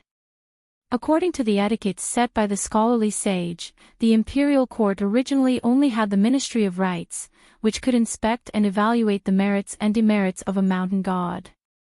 Although the Minister of Rites and the Assistant Minister did not dare to neglect this matter, after all, this was an important matter for the country. However, the specific matters were all handled by the imperial physician of the Department for Purging Officials. The one that they had to deal with all year round was actually this imperial physician, who was not of high rank but held real power. Not only that, Shan Jun and Diyu could wantonly plunder the fate chi of mountains and rivers from the mountains where the mountain god temple was located. Of course, Diyu could also give the crown prince's mountain in return. However, even if Shan Jun said it with certainty, could it really be believed? A green-clothed woman was walking on the mountain path with an oil paper umbrella in her hand. This trip was to reason with them. If they could not be reasoned with, then they would eat something. After all, the entire area of the old Middle Peak could be considered the new territory of the Dragon Spring Sword sect. On the way north, she picked up a little girl on the way and brought her along. The charming little girl smiled and asked, "Sister Xiu, do you know the name of the paper umbrella in our hands?" Ruan Xiu said absent-mindedly, "I don't know." "Hold flowers. Isn't it very vivid and very nice?" "Yes." "Sister Xiu, why are you always so listless?" "I finished the pastries. I'm hungry." "That makes sense." "Sister Xiu, have you heard that eating bayberries without spitting out the seeds and eating watermelons without spitting out the seeds can make you feel better?" Ruan Xiu laughed and patted the little girl's head. "Look at how smart you are." The little girl raised her feet and looked at her muddy shoes. She said gloomily, "Annoying." Ruan Xiu nodded. "Very annoying indeed." The little girl moved a few steps away. Then, she stepped on the mud heavily and asked, "Sister Xiu, do you have a sweetheart?" Ruan Xiu smiled and narrowed her eyes. "Yes." The little girl turned around and raised the oil paper umbrella higher. She looked at Sister Xiu's profile for a long time and said softly, "Sister Xiu, you are so nice. Why doesn't he go out with you?" Ruan Xiu thought for a moment and said, "He has always been in my heart." The little girl put her finger on her cheek and made a face. "Sister Xiu, you are a woman. You are not shy at all." Ruan Xiu began to answer the little girl who had a lot of questions. "Is that so? In the capital of the Great Sui Kingdom?"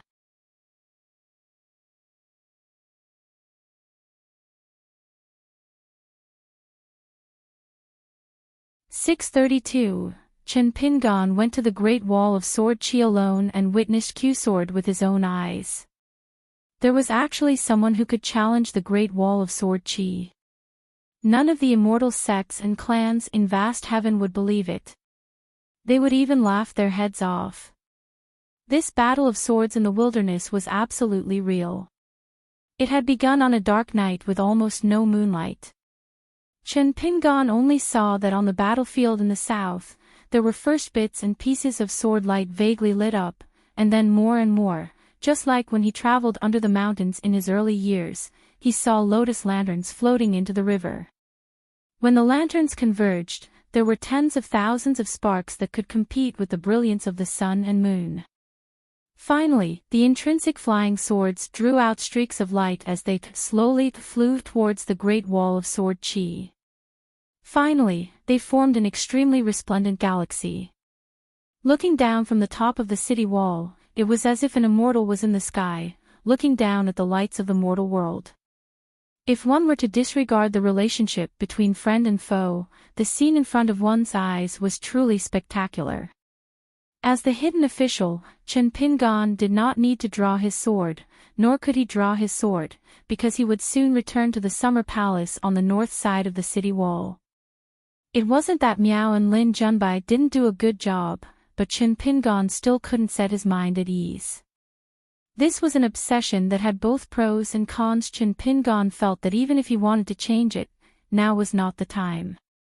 It was just like how he had forced himself to seek external help in the past. He still needed to get used to it slowly. Chen Pingon stood at the top of the city wall near the thatched cottage inside. This kind of mutual exchange of swords is unprecedented and will never be repeated. The eldest sword immortal smiled and said, "It's most likely true that no one will be able to surpass it in the future. It's not really unprecedented. In the early days, when the swordsmen of the mortal world raised their swords, they questioned the heavens and swords fell from the heavens like a golden rain. It was even more beautiful than this. At that time, do you know who were the Qi refinement warriors who protected and held the fort for the swordsmen in the mortal world? There was the Supreme Saint Master, the Tao Ancestor, the Buddha Ancestor, and nearly half of the 100 schools of thought. Everyone was selfless and honored to die." Chen Pingon recalled the time when he and Cui Dongshan were traveling together. On the way back, the young man in white had said a lot of strange things. Chen Pingon said softly, "It is said that at that time, there was no such thing as 3 religions and 100 schools of thought. The knowledge of each school was only in its embryonic form. Whether it was the sword cultivators of my generation, the Qi cultivators, or the flood dragons of the 4 seas, they were all allies who fought side by side. Even the desolate world stopped fighting the humans. They didn't help, but they didn't hinder us either." Chen Qingdu nodded, revealing a rare look of reminiscence. "Me, the dragon monarch, clairvoyance, and those sword cultivators of the same generation who had long been forgotten by history, one after another, drew our swords and ascended." Chen Pingon squatted down and reached out to touch the cool ground of the great wall of sword chi. He looked up at the battlefield in the south. "Boss, sword immortal, back then, everyone was struggling to survive. If they didn't do so, they wouldn't have been able to survive. I'm not belittling your heroic deeds.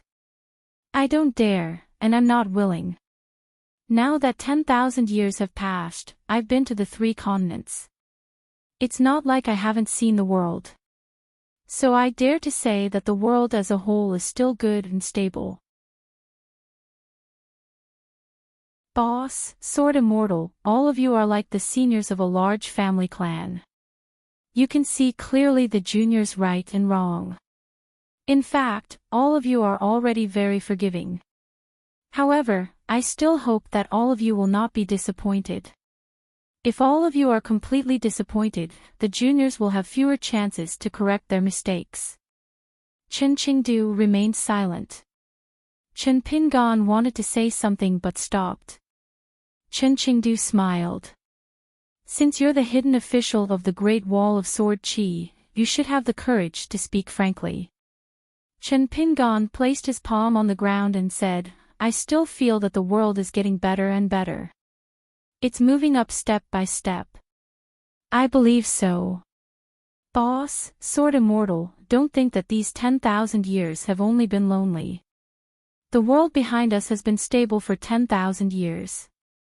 Smoke rises from the chimneys at the foot of the mountain and the celestial aura on the mountain. Generally speaking, everyone has their own goals and aspirations. Even I, when I was young, I wasn't afraid of death. Later on, when I became an apprentice of the dragon kiln, I started thinking about earning money and living well. The people's thoughts are as messy as weeds. But there needs to be soil for it to take root and sprout, right? As long as there's soil, there are thousands of possibilities. Chen Pingon raised his head and said, Boss, Sword Immortal, do what you need to do. But don't be disappointed, don't be sad, okay? The old man squatted down and reached out to press the young man's head. He smiled and said, Young people will always be young. They haven't seen the world. Even if you've seen the sword I taught you, you still don't know the true heart of a sword cultivator. The old man withdrew his hand. Sword cultivators of my age have all come from the deepest despair, step by step. Convicts. In the earliest days, who wasn't a convict in the human world? So it's not too much of a disappointment. Of course, there will be some disappointment, but it's definitely not as complete as you think. For 10,000 years, what I've seen more is a little hope here and there. In the ashes of hope, spring grass may grow again in the coming year. The grass on the plains. Although the Great Wall of Sword Chi doesn't have such a scene, even if I stay on the city wall, it seems like I can smell the fragrance of spring grass from the Great Wall of Sword Chi every year. Chen Pingon was stunned for a moment. He couldn't help but laugh. I didn't expect Sword Immortal Boss to say such words. It's very poetic. Chen Qingdou smiled. I'll tell you two more interesting things. Remember, don't be in a hurry to reveal the heavenly secrets. Chen Pingon said seriously, Go ahead, Sword Immortal Boss. Chen Qingdou changed his mind and shook his head. We'll talk about it in the future. Chen Pingon was about to leave. Chen Qingdou suddenly said, Willow Tendon Realm, Sword Cultivator, 2 intrinsic flying swords. Peak Level 7, Pure Martial Artist. It's still not enough. Chen Pingon said helplessly, Sword Immortal Boss, don't be so harsh on me. Among my peers, I'm already considered very good. On the path of martial arts, at least I can see Chao Ci's back. As a Qi refinement warrior of the lower 5 realms, to be able to win a chance for Sword Immortal Boss and become a hidden official, I don't dare to say that it's a credit, but it's not too much to say that it's hard work, right? Moreover, I don't think this Willow Tendon realm is bad. It's good luck and good luck. If I'm not careful. Chen Qingdou immediately dispelled Chen Pingon's wishful thinking. He shook his head and said, You don't have the fate to see through the mystery of the retention realm. Don't even think of ascending to the upper 5 realms. Chen Pingon smiled bitterly. Boss, can't Sword Immortal Boss wait until I've ascended to the 4th realm before saying this? Chen Qingdou said, Have you thought of the last person among the 3 Sword Immortal spots? Chen Pingon shook his head. It's difficult. I can't think of it at the moment. Chen Qingdou waved his hand. If you can't even think of something important, what's the use of having a hidden official like you? Go to the summer residence and use your brain more. Strive to ascend to the cave abode realm and martial artist realm as soon as possible. Chen Pingon bade farewell and left. He only asked Chen Qingdou one thing and Chen Qingdou agreed. It was about leaving the city to kill demons. Chen Qingdou said it didn't matter. As long as he was willing to deal with the hidden official sword cultivator and it didn't affect his official business, it didn't matter. When Chen Pingon summoned his talisman boat, he glanced at the thatched cottage. Senior brother was still recuperating in seclusion. Xiao Chua's punch was truly vicious. Sword Immortal Boss said that if it were someone like Yu Qing, he would have died long ago. Even Lu Ji and Nalan Chao would have dropped in their realms. Chen Pingan's talisman boat had just left the northern city when someone landed on the ferry. Chen Pingan asked, "You're leaving?" Lu Xianyang nodded and said, "I reckon we'll have to leave in the next 2 days. The matter of setting up defenses along the coast of the South Saw continent has long been on the agenda. There's a lot of work to be done." Chen Pingan brought up the old matter again. "Ask Sword Immortal Boss. You must wait for me regarding Jingyang Mountain. You must be careful." Lu Xianyang was puzzled. "It's fine if you haven't seen my sword. But is there a need to be so careful when dealing with Jingyang Mountain?" Chen Pingan nodded and said, "There's a need. Trust me." Lu Xianyang asked, "Li Tuanjing alone can suppress Jingyang Mountain for hundreds of years. Is he worthy of being so serious about?" Chen Pingan said, "Lu Xianyang, the conflict between Wind Thunder Garden and Jingyang Mountain in the early years is a world of difference from Jingyang Mountain in the future. Jingyang Mountain and the Sioux clan of Qingfeng City are both potential sects of the Aquarius continent. Among them, Jingyang Mountain will divide up the majority of the Sword Dao destiny of the Zhuiying dynasty. This is something the Dragon Spring Sword sect can't do. This is because no matter how much the Emperor of the Song clan respects Master Wan, he will never allow the Dragon Spring Sword sect to monopolize the land of the old Zhongyue Sword sect. Apart from the fact that Master Ruan's own sect has too few members, which is a natural limitation, the Song clan's action will also allow Jingyang Mountain to be close to the Song clan. Once it becomes a sect, Jingyang Mountain will be connected to the Song clan. Is this still the conflict between Li Tuanjing and the many sword cultivator ancestors of Jingyang Mountain in the early years?" Chen Pingan sighed and shook his head. Then, he said in a more serious tone, "I can't say more. Anyway, Jingyang Mountain is one of the most important parts of the grand scheme of the Dali dynasty. It's indispensable. When the time comes, what you and I will ask for is really just the protective formation of Jingyang Mountain and those old sword cultivators?" Lu Xianyang stared at Chen Pingan in a daze. Chen Pingan asked, "What's wrong?" Lu Xianyang smiled and said, "Are you mistaken? Who said that we have to succeed in one go in the matter of Q-sword? Today, I stabbed Shang with my sword and ran away when the situation turned bad. Tomorrow, I'll come back and stab him in the crotch. Isn't that Q-sword? Do you really have to do as you say? Kill him in one go, and even shatter his sword heart and heart into smithereens? Chen Pingan, now that you've become a mountain man, you're so concerned about your face. I remember that you and I weren't such people when we were young. We wouldn't do such a loss-making business, right? Don't you know what kind of person I, Lu Xianyang, am? I might not know what I say, but when I do things, I'm quite reliable, right?" Lu Xianyang's smile faded. "When you do things, you tell yourself that you're only thinking about doing nothing wrong. Is that really the case? You're wrong.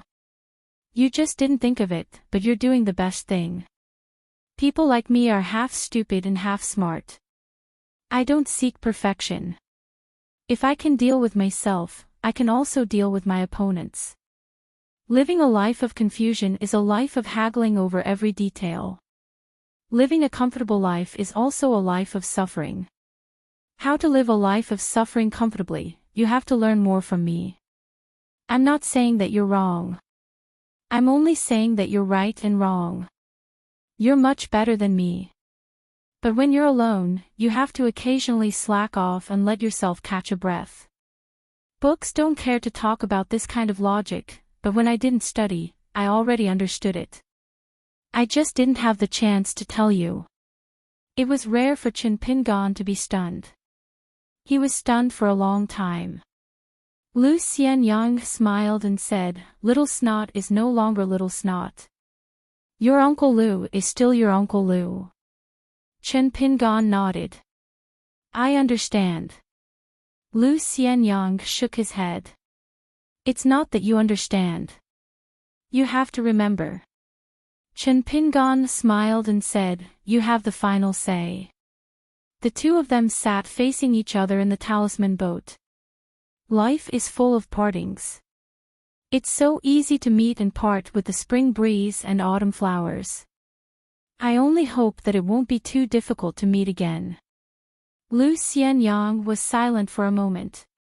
He blinked and said, you haven't done that. Chen Pingan looked puzzled. Lu Xianyang looked around. There was no one around. He reached out a finger and touched it.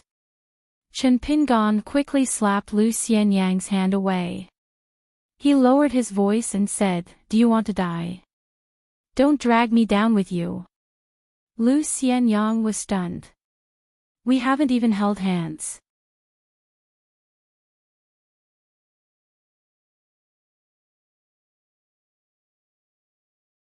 Therefore, the seemingly insignificant demon army that died in the Great Wall of Sword Qi was definitely not in vain.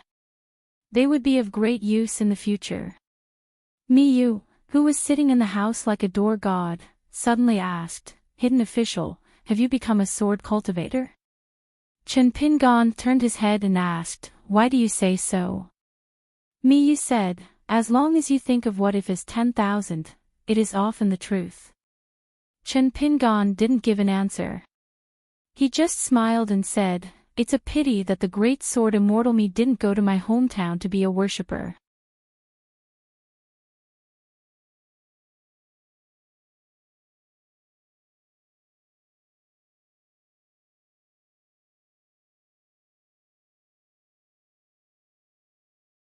However, if they could make the final decision and work together to dispel the arrogance of the Great Wall of Sword Qi, it would be a good thing for once and for all. The owner of the Spring Banner House, Xiao Yunyan, personally welcomed the guests at the entrance. Together with the few remaining trusted elders in the residence, he led the guests to various places in the residence. Xiao Yunyan's expression was amiable. Many of the fairies' managers were flattered. Because Sword Celestial Xiao Yunyan had that string of precious gourd vines, those who owed him incense were either from big sects or renowned sword celestials. Therefore, the Spring Banner House was not something that the Plum Blossom Garden or the Water Essence Palace of the Rain Dragon sect could compare to. At the inverted Hanging Mountain, those who could stay in the Yuan Sua residence were well-deserving rich people. However, those who could enter the Spring Banner House were usually accomplished in the Great Tao and had a bright future. The Spring Banner House had roughly arranged for more than 10 secluded courtyards. The people in charge of each continent's fairies were gathered together. Before everyone entered their respective courtyards, Sword Celestial Xiao Yunyan would say with a smile, everyone, please have some tea before heading to the Spring Banner House for a meeting. Southwest Fuyao Continent's Mountain River Cavern's nascent soul cultivator, White Brook, did not know what Sword Celestial Xiao was up to. However, when he entered the courtyard, he saw a person sitting in the main room looking up at him. White Brook's heart tightened as he lamented incessantly. That person was none other than Fuyao Continent's Sword Celestial Xie Ji. This person was a true rogue cultivator. Even though he had become a Sword Celestial, he did not have the intention to establish a sect. He liked to wander the world and finally came to the Great Wall of Sword Qi. He did not interact with any of the immortal mountains in Fuyao Continent. This was especially so for Xie Ji, who had never concealed his extremely poor impression of the Mountain River Cavern. He did not even nod at the Mountain River Cavern's patriarch when they met. In the main room, there were a few fairies managers who shared the same feelings as White Brook. All of them sat upright. In another courtyard, a Golden Armor Continent's fairies manager entered and similarly saw a woman resting with her eyes closed on the main seat. She carried a sword on her back. Her looks were not important. What was important was the long sword behind her, Fuyao. Its name shook both Golden Armor and Fuyao continents. This led to an extremely interesting story of an old friend. A long sword that was named after a continent, and the owner of the sword was not a sword cultivator of this continent. How could it not have a legendary story? Female sword celestial song ping.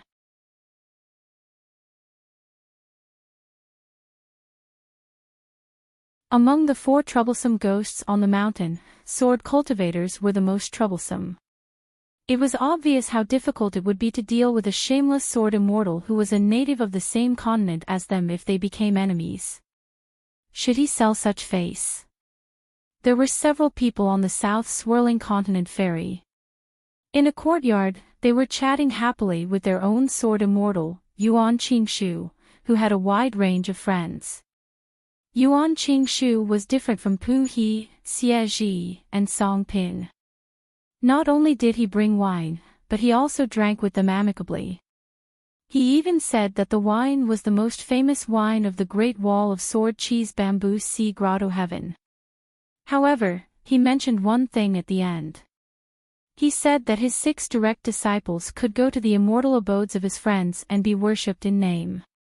As for the official matter of today's meeting, there was no hurry. After drinking, they went to the central hall. They would talk about it later. There were more people on the White Peak continent, second only to the fairy merchants of the central divine continent. The female sword immortal, Xie Songhua. Xie Songhua was a very strange sword immortal. She grew up in the White Peak continent, but made her fortune in the central divine continent. She was not willing to call herself a sword cultivator of the White Peak continent. She said that a continent that could not even defend the word North did not deserve to be called a native of the White Peak continent. Generally speaking, for someone with such a bad temper, even if they were a sword immortal, they were destined to not be able to survive in the prosperous Snowy Peak continent. After all, the Snowy Peak continent's immortal clans were the least afraid of those lone powerhouses. But this could not stop Xie Songhua from having a few good friends in the Snowy Peak continent who happened to share the same rotten tastes. For example, one of them was a pure martial artist who loved to go to the cold north to hunt monsters, and the latter just happened to have a close relationship with the Snowy Peak continent's Liu family. In addition, Xie Songhua had always despised the sword cultivators of the White Peak continent. However, this time at the Great Wall of Sword Qi, she was smiling with Deng Liang and the other juniors for the first time. Today, Xie Songhua waited until the 7 or 8 people were seated. Her opening speech was extremely intimidating. In the Great Wall of Sword Qi, I've used my sword twice. I've already accumulated enough battle merits to kill an immortal great demon. I have succeeded in my mission and retired. It was not to the extent of causing an uproar. However, everyone's hearts were already filled with fear. Now that the Great Wall of Sword Qi was heavily guarded, the circulation of information was extremely limited. Moreover, no one dared to inquire about it. However, there was one matter that everyone on the Hanging Mountain Road knew about. It was Xie Songhua who used her sword to destroy the Great Tao foundation of an unpolished jade sword cultivator. According to the rules of the Great Wall of Sword Qi, her battle merit was equivalent to killing a half-immortal great demon. She was also the person with the greatest battle merit in the entire Great Wall of Sword Qi. To be honest, the merchants of the White Peak continent, other than the dispensable glory, they saw more in their eyes.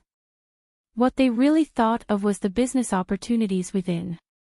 If anyone could recruit Xie Songhua to be a consecrator of the Mountain Gate, it would definitely be a profitable business. However, no one dared to open their mouth. Everyone knew what kind of temper the female sword immortal Xie Songhua had. Saying such words would be asking for trouble. Why did everyone feel fear? It was because Xie Songhua, a casual sword immortal who did not care about worldly affairs and had no fixed residence, had taken the initiative to discuss business for the first time. What good could it be? As expected, I owe someone a favor, so when I return to the White Peak continent, I will travel with all of you. Xie Songhua's following words caused everyone to be extremely anxious. He said, "For those who do business, there is no one who does not want to earn money. It is unreasonable, and there is nothing wrong with it. He does not care about it, and can empathize with all of you. In this world, there is no business where both parties are willing to do business, and can earn money. It is not your fault, but him. So not only can all of you relax, there will be a pleasant surprise. After we finish our discussion at the central hall, I'll know which one of you has the least money, which one of you is the poorest, which one of you is the most desperate to earn money from the Great Wall of Sword Qi. Since it's on the way, I'll be able to return that person a favor. After we leave the inverted hanging mountain, I'll personally escort this cross-continent ferry back to the White Snow continent." Xie Songhua, who was carrying a bamboo sword sheath, looked at everyone and sneered, "If the escort is not successful, then I, Xie Songhua, am not capable enough." The White Peak continent's ferry stewards, after everyone had gathered, they saw the floating duckweed sword lake sect leader, Li Kai. Everyone stood up solemnly and cupped their fists. It was not a jade unpolished sword immortal or a sect leader, who deserved such a sincere greeting, but Li Kai dared to come to the Great Wall of Sword Qi, that was all.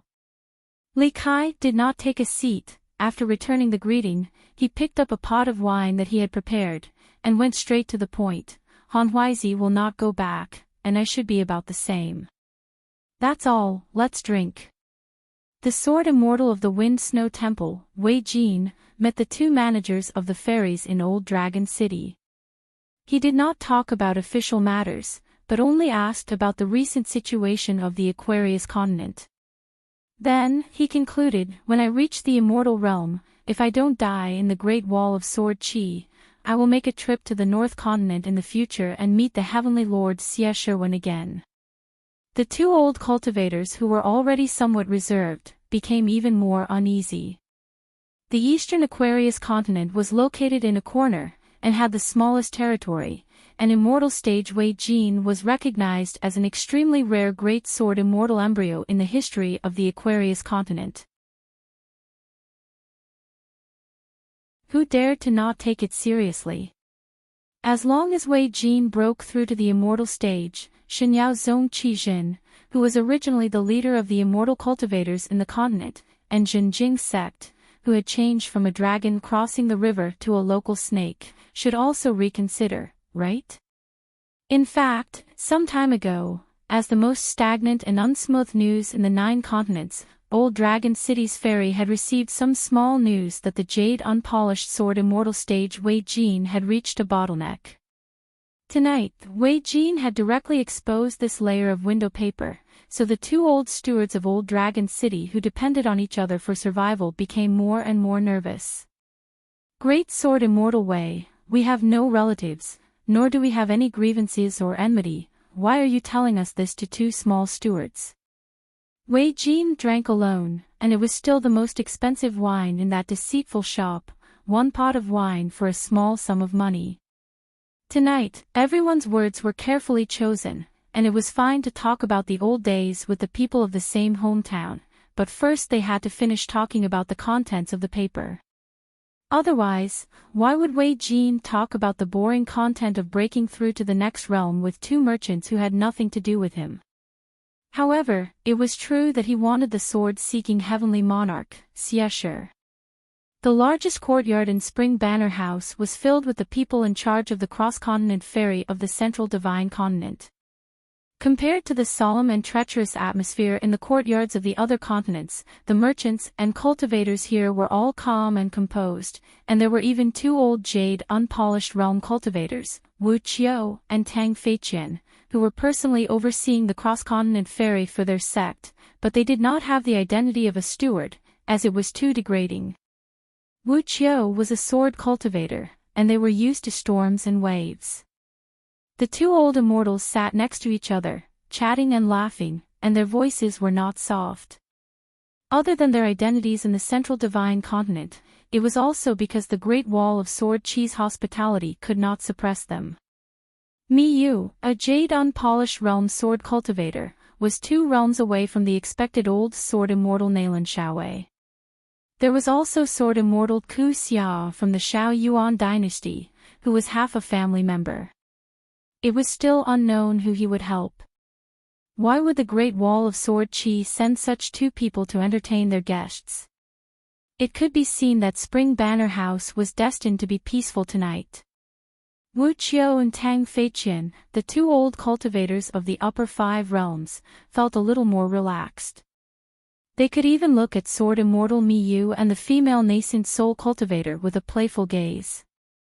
The latter's aptitude was extremely good, but she wanted to be the manager of this bumpy and unrewarding fairy. Why? Wasn't it because she was trapped by love? The central divine continent was filled with talents, why would she be so obsessed with Miyu? If Miyu could leave the Great Wall of Sword Chi and be willing to become Dao companions with her, she would be able to climb up the social ladder. However, although Miyu was affectionate, he was still a sword immortal from the Great Wall of Sword Chi.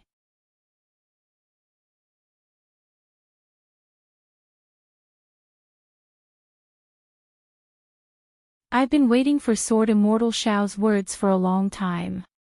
Xiao Yunyan was caught off guard. He guessed that the merchants would be in for a bad time tonight. This was because other than the ones who served the guests, there were 2 other Sword Immortals who had returned from enjoying the scenery, Sun Juyuan and Gao Kuei. Other than that, Sword Chi Great Wall Sword Immortal Miyu. Middle Plains Divine Continents Xiao Yuan Dynasties Ku Xia. South Whirlpool Continents Yuan Qingshu. Northwest Flowing Dawn Continents Puhi. West Gold First Continents Songping. Southwest Fuyao Continents Xieji. White Snow Continents Female Sword Immortal Xie Songhua. North Continents Fuping Sword Lakes Likai. Aquarius Continents Wei Jin. A large group of Sword Chi Great Wall's native Sword Immortals and foreign Sword Immortals suddenly left Great Wall of Sword Chi and gathered at Inverted Hanging Mountain. This was something that had never happened in the history of Great Wall of Sword Chi. Xiao Yunyan bade farewell and took the lead to enter the house. He sat down on his chair. It was only a few steps away, as it was closest to the central hall's entrance. Among the Sword Immortals who visited Inverted Hanging Mountain tonight, there was no one from Tongya Continent. This was because Tongya Continent was the only continent that did not have cross-continent ferries. Coincidentally, there were no Sword Immortals practicing their swordsmanship at Great Wall of Sword Chi. It could be said that both sides were compatible. However, the man who nodded to the Great Heavenly Lord had restrained his Sword Chi to the extreme. He quietly left Inverted Hanging Mountain with a 5th realm Sword Immortal from Tongya Continent who was traveling alone at Great Wall of Sword Chi. They went to Tongya Sect, which was the most desolate place in Tongya Continent. However, this time, they were not asking for swords. They were helping Tongya Continent and the world. If not, he would not be willing to leave Great Wall of Sword Chi and let his junior brother stay alone. Scholars were most afraid of righteousness. He had always thought of himself as a scholar at the foot of the mountain, not a sword immortal on the mountain. More importantly, when he went to Tongya Continent, he would be able to use more swords in the future. Moreover, it was possible that he would be alone with no sword immortals by his side. His junior brother had schemed and asked his senior brother to go to South Whirlpool Continent. He said that the situation there was the most dangerous there in the future. However, after hearing the words of a certain little bastard, he decided to go to Tongya Continent. His junior brother was filled with regret. Chen Qingdu was quite happy at that time. It was a long journey. Along the way, they would not stop at Jiaolong Gully and Rain Dragon Sect. They would only stop at Luhua Island for a while to determine whether the Cave of Fortune was the legendary Taoist Gao Jin or the hidden great demon that Cui Dongshan mentioned. If it was an expert, they would sit and discuss Taoism. If it was a great demon, they would kill it with a sword. There were very few difficult things for Zwo continent. This time, the person who went with Zwo continent was a young golden core sword immortal from Tongya continent. Although he was young, in fact, he was about the same age as Zwo continent. The young golden core sword immortal was called Wang Shizi. He was a sword immortal from the mountains. Among the sword immortals, he could be called a genius sword immortal at this age. Unfortunately, when he arrived at the Great Wall of Sword Qi, he could not find many people from the same hometown. Unfortunately, the Great Wall of Sword Qi was full of sword immortals. Wang Shizi's realm was not high, so he was in a very awkward situation. The only place that could be considered a neighbor was the Baoping continent. Other than the Wind-Snow Temple's Wei Jin, there were no other sword immortals. Wang Shizi naturally did not dare to find Wei Jin to exchange pleasantries.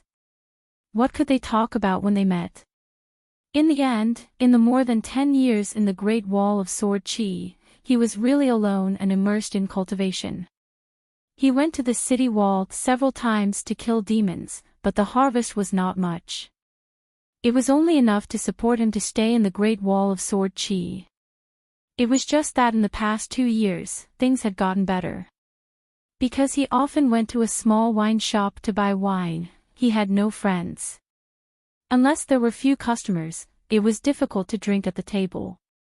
He could only squat by the roadside and drink a pot of wine and eat a bowl of yangchen noodles.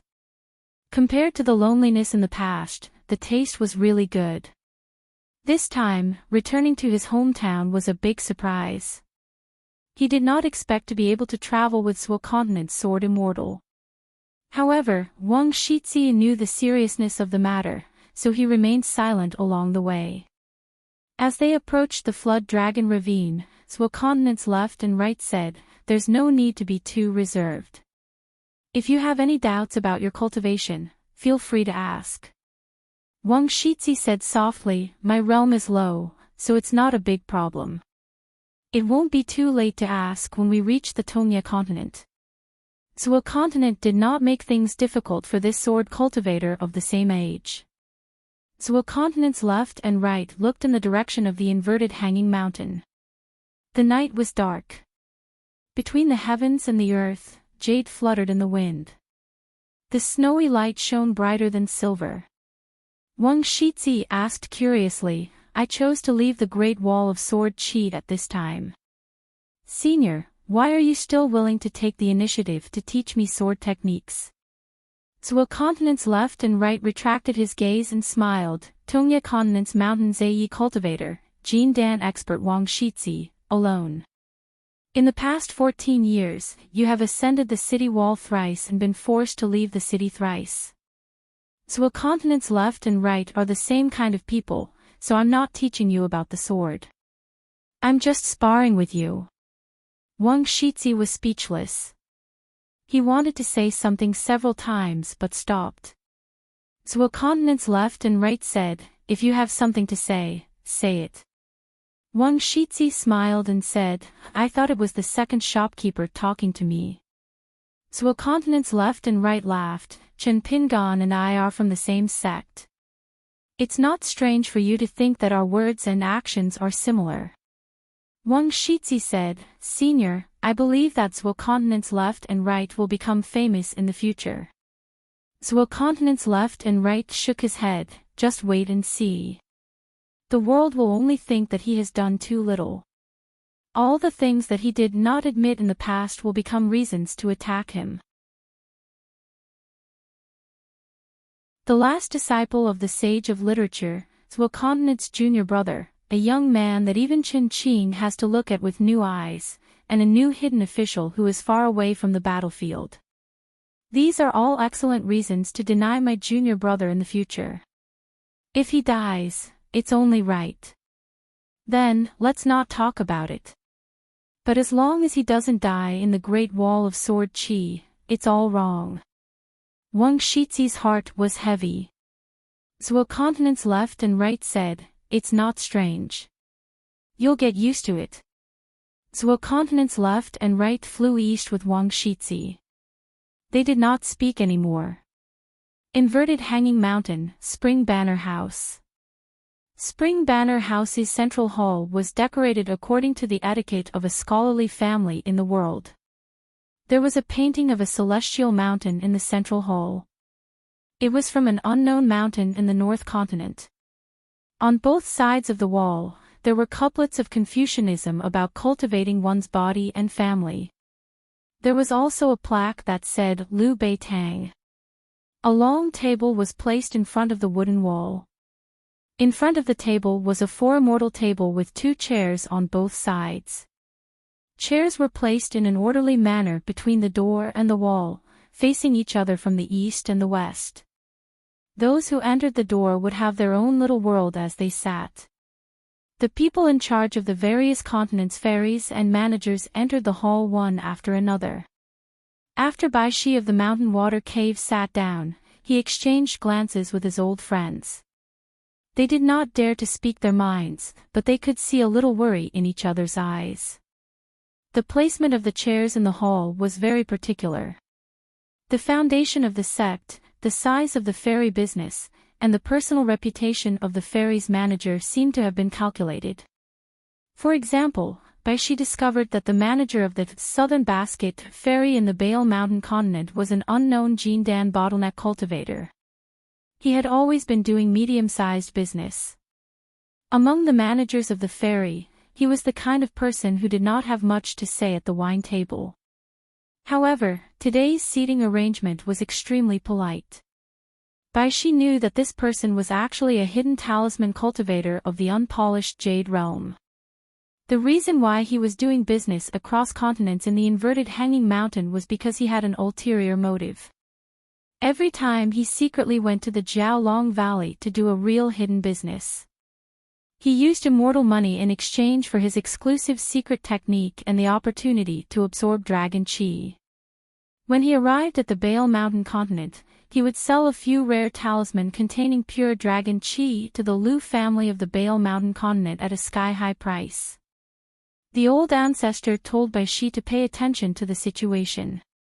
There was no need to deliberately make friends with this person. He only needed to pay attention to his eyes and words after meeting him. Bai Shi dared to say that this old Jindan cultivator looked calm, but in fact, he was definitely not feeling good. Finally, everyone took their seats. The dozen or so sword immortals who had left the Great Wall of Sword Chiefs sat on the seats on the right. Their seats were closer to the seats on the left, which was even more sparse.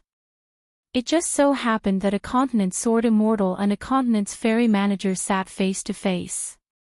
Therefore, it was only at this moment that the dozens of fairy managers began to re-evaluate the young man. Every guest present was a sly old fox with his or her own business acumen. More or less, they had paid attention to this young man before. The central hall of Spring Banner House occupied a large area, with many pillars and many couplets hanging on them. The young man had been looking up to admire the words on the couplets. For example, the two old immortals of the upper five realms, Wu Qiu and Tang Feiqian of the Middle Earth Divine Continent, had carefully observed this slightly abrupt young man. After seeing the general depth, they were a little confused. They did not really think that the other party was just a cultivator of the lower five realms. They were a little calculative and unanimously regarded the person as a young sword immortal who was good at concealing his aura. The chairs on both sides of the four-immortal table below the horizontal board were still empty. However, there was a jade token placed on the four-immortal table. Looking at the position of the jade token, it was placed near the vast heaven fairy manager. Not only Wu Qiu, but almost everyone had some guesses. Could it be that the immortal sword immortal of the Grand Hui sword sect, Han Huizi, would occupy one of the two seats, and then there would be a grand sword immortal at the end, such as Naran Hui? Or even one of the family heads of the Dong, Qin, and Qi family? Otherwise, why would there be so many sword immortals holding the fort? It was a pity that it was too difficult to obtain news from the Great Wall of Sword Chi now. Furthermore, no one dared to act rashly and act without authorization. Even an easygoing sword immortal like Sun Juyuan had already closed his doors and declined guests. Later on, he went directly to the top of the city. All the servants in the residence either followed him to the top of the city or were grounded. There were once people who felt that there was no need to do so. Not long after they snuck out, they died. Therefore, the news that was circulating in the inverted hanging mountain was the news that the Great Wall of Sword Chi felt there was no need to hide. When everyone took their seats, the sword immortals opposite them had already taken their seats. Different sword immortals, different temperaments, different sitting postures, and different auras. Even Wu Qiu felt a sense of suffocation. Unknowingly, they were all facing off against the dozens of sword immortals who were lined up in a row. The key was that it was obvious which sword immortals were from the vast world, but tonight, all of them claimed to be sword immortals from the Great Wall of Sword Chi. Other than the Central Plains and the North Continent, the other 6 continents' representatives already felt that it was very difficult to endure being treated as guests by the sword immortals of their hometowns. They did not expect it to be even more torturous here. After all, the dozens of people in charge of the ferries from all the continents had seen many storms and waves, but who could personally experience this kind of situation? All of the sword immortals were mute. One had to know that such a situation would only occur when a sword immortal was about to fight to the death with another person. Why would they need to speak to someone who was about to die? In the hall.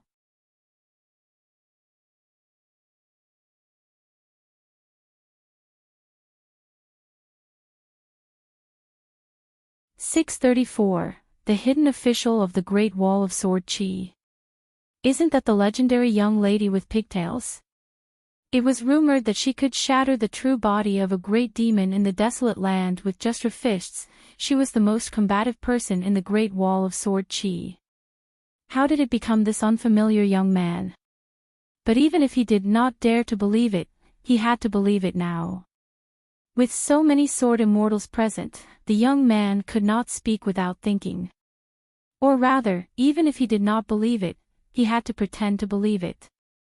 Otherwise, if he was beheaded and thrown out of the inverted hanging mountain by the flying swords of the sword immortals of this continent, who would be responsible for this grudge? Could they form a group and fight together against the same enemy to settle the score with the Great Wall of Sword Chi? Don't forget, people of the same trade were always enemies.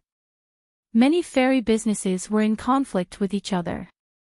An old steward of the snow-white continent pondered for a while, stood up and bowed, saying slowly, "Congratulations to Sword Immortal Qin for being promoted to Hidden Official. I am Dai Mingho, the steward of the snow-white continent's Tai Tang ferry. My cultivation realm is not worth mentioning. I am afraid of dirtying your ears. Junior dares to say, for tonight's meeting, it is already our great honor for you to appear alone. How can we dare to disobey your words? Actually, there is no need to trouble so many sword immortal seniors. Junior is slow-witted and does not know the progress of the battle at the Great Wall of Sword Chi. I only know that any sword immortal seniors are the most powerful experts in the world. Staying at the inverted hanging mountain for a while will reduce the number of sword immortals. It is a pity." Wu Qiu's mouth curled up, but he suppressed it. Dai Mingho's words were both soft and hard. It was a good start. As expected of a Jindan expert on the path of cultivation, an upper 5 realms in business. With so many sword immortals that are famous in one continent and several continents, rather than discussing business with us merchants, why not go to the Great Wall of Sword Chi to kill demons? It is more suitable. It is more in line with the bearing of a sword immortal.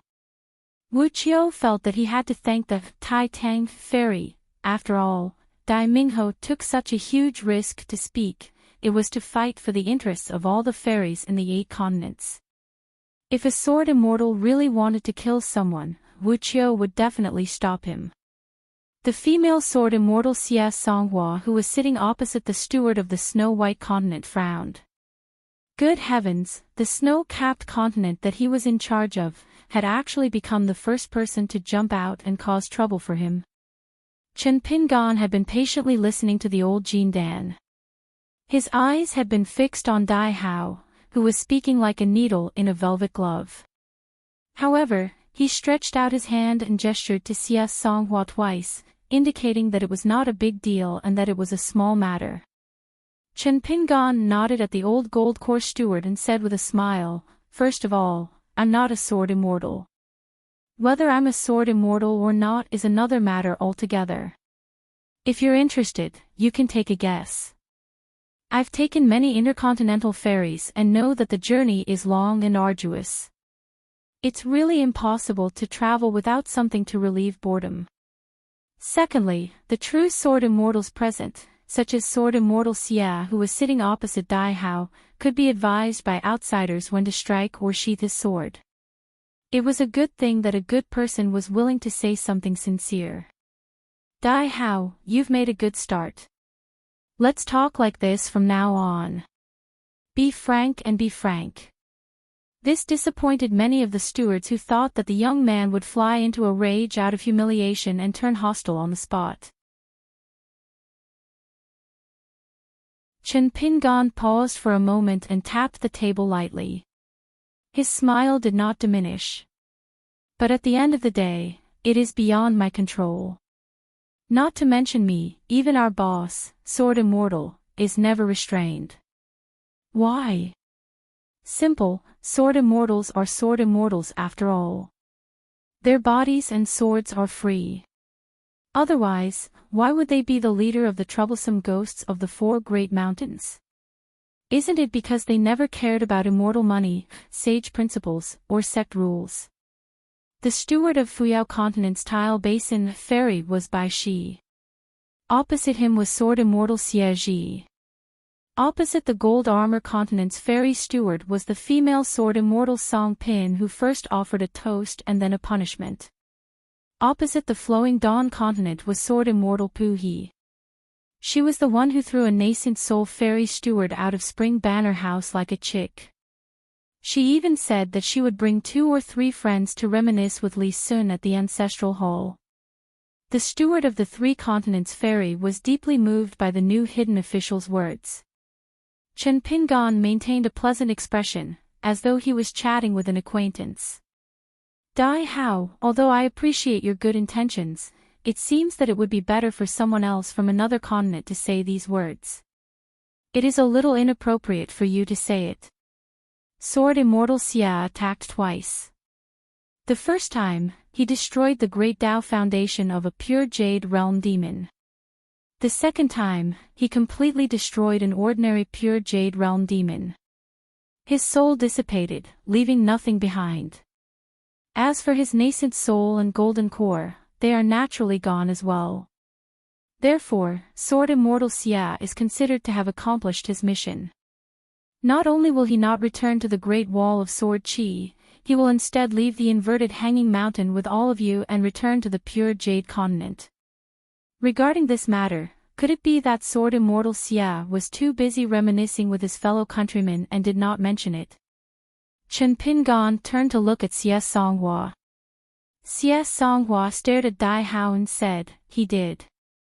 I guess old Immortal Dai forgot." Chen Pingan waved his hand and glanced at the heavy snow outside the Spring Banner House. He said, "It's all right. Just treat it as me saying it again. It's rare to meet a fellow countryman in a foreign land. No matter what, it's worth reminding him again." Dai Hao stood up, but did not dare to sit down. If he sat down, he would feel as though he was sitting on pins and needles. "Why are you still standing? If everyone sits and you stand alone, it will be hard to avoid suspicion of looking down on a sword immortal." Chen Pingan restrained his smile and said to the old golden core, "Sit." Dai Hao immediately sat down. Wu Qiu and Tang Feiqian, the 2 pure Jade Realm cultivators of the Central Plains, quickly looked at each other. It seems that this new hidden official is not a sword immortal. The pure jade realm cultivator of the pure jade realm on the snow-white continent's southern basket fairy was Jiang Gaotai. He was very old but had a young appearance. His seat was very close to the front, next to Tang Feiqian. He had some relationship with the Tai Tang ferry boat Dai Hao. In addition, he was directly exposed by the Great Wall of Sword Qi. His disguise was removed. Among the merchants present, which one of them was not an old fox with fiery golden eyes? Jiang Gaotai was worried that the business of Jiaolong Gully would be obstructed and ruined by someone. This made Jiang Gaotai, whether it was for public or private reasons, should say a few words. Otherwise, in such a big snow-white continent, would that woman Xie Songhua really choke him? Jiang Gaotai did not even stand up. He directly opened his mouth and said, "Master Hidden Official, our realms are not worth mentioning. In terms of fighting ability, perhaps all of us together, 2 or 3 sword immortals working together, this Spring Banner House's guests will all die." Xie Songhua narrowed her eyes. She raised one hand and gently stroked the chair's armrest. Jiang Gaotai turned a blind eye to this and continued, "People like us who reek of money are good at things. Since we aren't fighting, we naturally can't save our lives. We can only do some small business and earn some hard-earned money. If Master Hidden Official feels that we can negotiate, then we will. If you don't feel the need to negotiate with us, then for the sake of our survival, we will accept the deal no matter how unsuitable it is. I don't care what my fellow Taoists from other continents think. My Jiang Gaotai and a tattered Nanji fairy will take the lead. Master Hidden Official, you can name your price. Even if it's a losing deal, I will accept it." Master Hidden Official, who celebrated Sword Immortal Chen's promotion to the Great Wall of Sword Qi. Wu Qiu, Bei Shi, and the others all looked at Jiang Gaotai in a new light. He was not sloppy at all. Excellent. The only thing that Wu Qiu was worried about was not the young hidden official who hid a knife behind his smile. Instead, he was worried about the people from his own continent, such as the North Continent and the White Border Continent, who had a feud with each other. Previously, Spring Banner House's Xiao Yunyan had personally arranged for a continent's ferry managers to gather in a courtyard. Then, he had treated the guests as a sword immortal from his own continent. The conflict between the North Continent and the White Border Continent was known to the world. Therefore, an old nascent soul sword cultivator manager from the North Continent wanted to immediately tear down Jiang Gaotai's platform. Even if he did not drink wine with the floating duckweed sword lake sect master, Li Kai, as long as the White Border Continent's brat was showing off his power, the North Continent was willing to go against him. The 2 ferry managers from the White Border Continent spoke one after another. Did they really think that the North Continent was dead? In the vast world, only the ferry from the North Continent to the inverted hanging mountain earned the least money. However, all the ferry managers, including the old nascent soul sword cultivator, received Li Kai's telepathic reminder. Ignore this guy. Tonight's meeting is just for show. Chen Pingan smiled and said, "Stand up and speak. In the vast world, etiquette is the most important thing." When the young hidden official said that, the expressions of most of the ferry managers opposite the sword immortal changed. Get Dai Hao to sit down, and then get Jiang Gaotai to stand up. Did you, Chen Pingan, finish explaining all the F***king reasons? Jiang Gaotai's expression turned gloomy. His life had been smooth sailing, and he had encountered many opportunities. Even when he was doing business with the White Border Continent's Liu family, he had never suffered such humiliation. Chen Pingan held his hands in his sleeves as he smiled at Jiang Gaotai. Dai Hao and the Great Wall of Sword Qi had said that they did not wish to delay the Sword Immortal from killing the demons, so the young hidden official said a bunch of nonsense. The most important sentence was that Sword Immortal Xia had destroyed the nascent soul and golden core of an unpolished Jade Realm demon. Was he referring to the old golden core Dai Hao? Jiang Gaotai took a step back in order to advance. It was obvious that he did not want to give the sword immortal a chance to attack, and at the same time, he could test the Great Wall of Sword Chi's bottom line. In the end, the young hidden official said the etiquette of the vast world. Many of the old managers felt extremely awkward. Weren't these matters the best way to reason with the vast world? Jiang Gaotai smiled and stood up with cupped fists and said, I was lacking in etiquette. I apologize to Lord Hidden Official. Wu Qiu, Tang Fei Qian, Bei Shi, and the others secretly heaved a sigh of relief. They were really afraid that Jiang Gaotai had given the young man a chance to make an example out of him. Unexpectedly, the young man smiled and said, I accept your apology. We can sit down and talk. Jiang Gaotai, an unpolished Jade Realm cultivator of the upper 5 realms, stood in place with an ashen face. If he were to fight with the young hidden official in the business field, no matter how difficult it would be in private, Jiang Gaotai was a businessman, so he would not be so embarrassed. What really worried Jiang Gaotai was that he had lost face at Spring Banner House tonight. He had been skinned alive and thrown on the ground, stepped on again, and in the end, stepped on again. It would affect many of his private transactions with the White Border Continent's Liu family in the future. Jiang Gaotai acted as if he did not want to be fooled and was about to leave. CS Songhua said, Lord Hidden Official, then I'll take this southern basket back to my hometown. You don't have to send me off. Unexpectedly, Xiao Yunyan was even more thorough. He stood up and stood at the gate, the Great Wall of Sword Chi and the Southern Basket Ferry. I believe that Lord Hidden Official will not stop you. As an outsider, I don't care about these things. It's just a coincidence that Xiao Yunyan is the owner of Spring Banner House, so before Sword Fairy Xia leaves, please allow me to accompany Fairy owner Jiang to walk around Spring Banner House.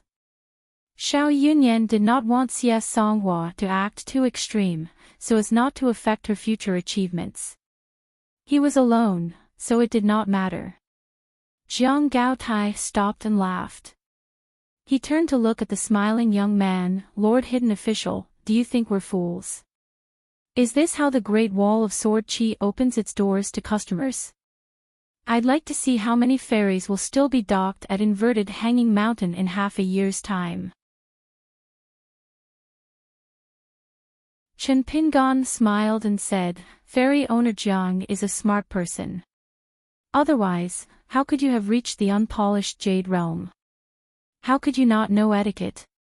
Most likely, you weren't willing to do business with the Great Wall of Sword Chi from the beginning. No matter, we'll still let Fairy owner Jiang go out and let our owner, Sword Fairy Xiao, accompany you to enjoy the scenery. To prevent any misunderstandings, I'd like to mention something here. I have to explain that Sword Fairy Xiao has nothing to do with us. For tonight's meeting, we chose the Spring Banner House with the best scenery. I paid for Sword Fairy Xiao and Sword Fairy Xiao on behalf of the Great Wall of Sword Chi. Xiao Yunyan smiled and said, Sword Fairy Xiao has graced our humble Spring Banner House with your presence. Therefore, there's still a discount. Chen Pingon sighed and looked a little sad. He said to Gaotai Jiang, my surname isn't Dai. I can't bear the accusation of forcing a trade. Even though I'm heartbroken that the Great Wall of Sword Chi and the Nanji Fairy can't do business, I can only blame myself for not being capable enough. It's a pity that I didn't even have the chance to bid. Fairy owner Jiang doesn't even want to hear my offer. As the old saying goes, the words of a lowly person carry little weight. You should be more tactful. I've made a fool of myself in front of everyone. Chen Pingon stood up and looked at Gaotai Jiang, who still hadn't moved. I won't bicker about Fairy owner Jiang's lack of patience. Don't misunderstand that I'm not sincere enough. Instead, you're splashing dirty water on me. Gentlemen break off relations and don't speak ill of me. At the end of the day, let's return the favor and part on good terms. Then, Chen Pingan didn't look at Gao Taijiang anymore. He looked at Wu Qiu, Tang Feiqian, and White Brook. The Great Wall of Sword Qi is very sincere in its hospitality. Dai Hao has spoken. So has Fairy Owner Jiang. Now, there's one more person who can speak before the Great Wall of Sword Qi. After that, I'll speak again. Anyway, I only have one goal. From today onwards, if the various fairy owners earn less money than before, let alone you, the Great Wall of Sword Qi, and I won't do such business. At this point, Chen Pingan shifted his gaze from the other side to the Sword Immortals. Sword Immortal Xia, aren't you going to send Fairy Owner Jiang off with Sword Immortal Shao? Xia Songhua stood up and looked at the young recluse who had personally helped her accumulate 2 battle merits. This female Sword Immortal, who hated owing favors the most, looked guilty for the first time. Chen Pingan shook his head lightly. Xia Songhua smiled. She couldn't be bothered to be pretentious. She turned to Gao Taijiang and said, after leaving this door, Xia Songhua will only be the Sword Immortal Xia Songhua of the Snow White Continent. Fairy Owner Jiang, let me and Xiao Yunyan, 2 Sword Immortals of the same realm as you, accompany you around the Spring Banner House. Jiang Gaodai's mind turned quickly. He asked, Lord Recluse, is it true that the Great Wall of Sword Qi won't let us lose money? Chen Pingan walked to the other side of the 4 immortal table. He pressed his hand on the jade tablet with the ancient words Recluse on it. Then, he turned to both sides and smiled without saying a word.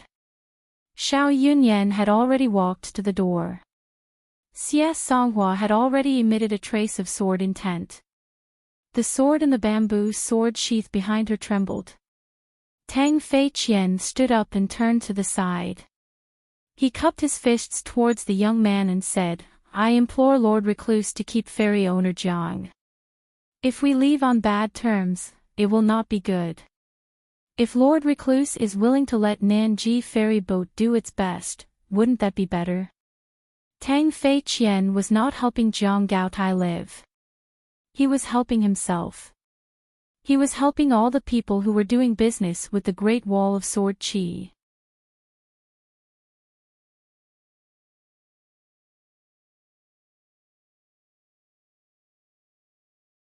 That young reclusive official, did he really think that everything would be under his control with a large group of sword immortals as backup and a jade token? You don't know the immensity of heaven and earth. What does he think he is at such a young age? Li Kai stretched out a finger and rubbed the corner of her mouth. She wanted to kill one of them with her sword. However, in her heart, the young reclusive official's voice sounded again. She was still not anxious. Only then did Li Kai resist drawing her sword. Wei Jin had already opened his eyes.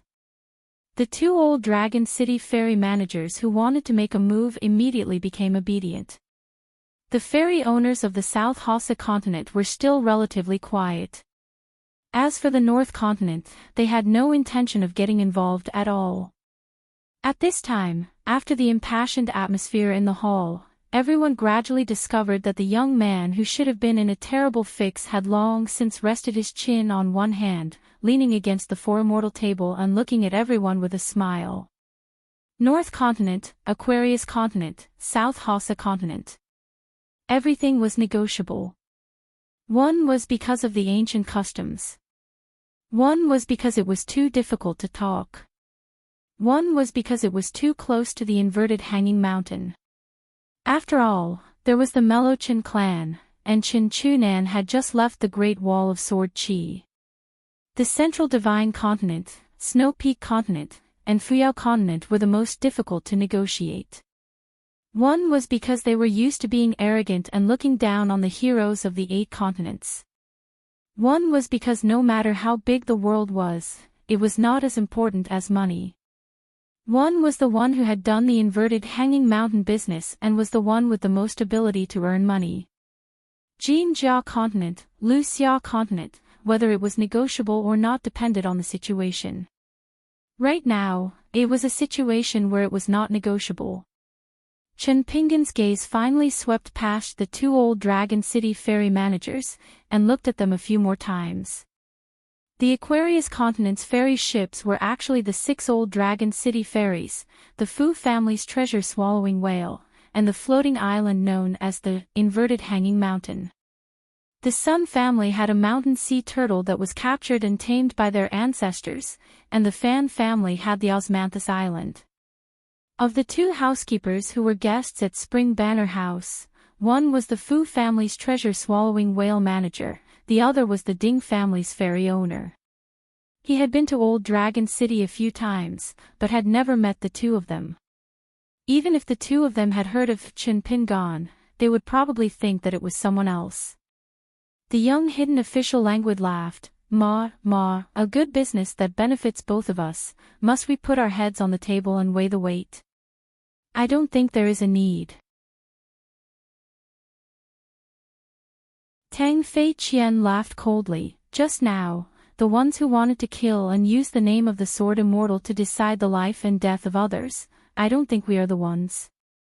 Chen Pingan maintained his posture and smiled. I am young and hot-blooded, and with the power in my hands, I am a little arrogant. Wu Qiu took a sip of Spring Banner House's tea, and gently placed the teacup down and laughed. All of us have no future in our lives, and are completely different from Master Hidden Official. We are not the same people, and cannot say the same things. It is truly not easy for us to earn money, and all of us are risking our lives for it. Why don't we change the location and time to talk? Still the same words, Master Hidden Official's words are very useful. There is no need to trouble the Sword Immortals. Perhaps Master Hidden Official doesn't even need to show up personally. If it were Master Yen or Sword Immortal Naren, it would be enough to deal with us small fry. Chen Pingan smiled and said, previously, I said that there are rules when you go out, and there are rules when you sit here. For example, everything can be settled on the matter of the immortal money. It was noisy just now, so you guys didn't think too much. So I'll make it clearer. This time, I came to Inverted Hanging Mountain because I wanted to change a large number of ship owners, such as. Chen Pingan looked at the female Jindan cultivator sitting at the back. Lu Shen, the owner of Nikhang, I am willing to spend 200 grains of grain rain money, or the equivalent of the pill shop's resources, in exchange for Lu Shen's junior sister to take over Nikhang. The price is not fair, but she is already dead, so what? Will she not come to Inverted Hanging Mountain to earn money in the future? She is gone, but the boat is still there. At least she can earn 200 grains of grain rain money. Why choose you first? Simple, you are a soft persimmon. When I kill you, your mountain and teachers won't even dare to fart. The female Jindan cultivator's face turned pale. Jiang Gaotai immediately laughed. I wonder how much grain rain money my head is worth in Master Hidden Official's eyes. Chen Pingan shook his head. You are a dead man. There is no need to spend a single grain of my divine money. Sword Immortal Xia will take care of the Lu family of the White Snow Continent. Sword Immortal Ku Xia will also speak a few words with his uncle Master Zhou Shinji in the Central Plains to take care of Tang Feiqian and his backer. Everyone is in the business, so you should know that cultivation level is not that important. Chen Pingan said, Sword Immortal Xia, don't go out first.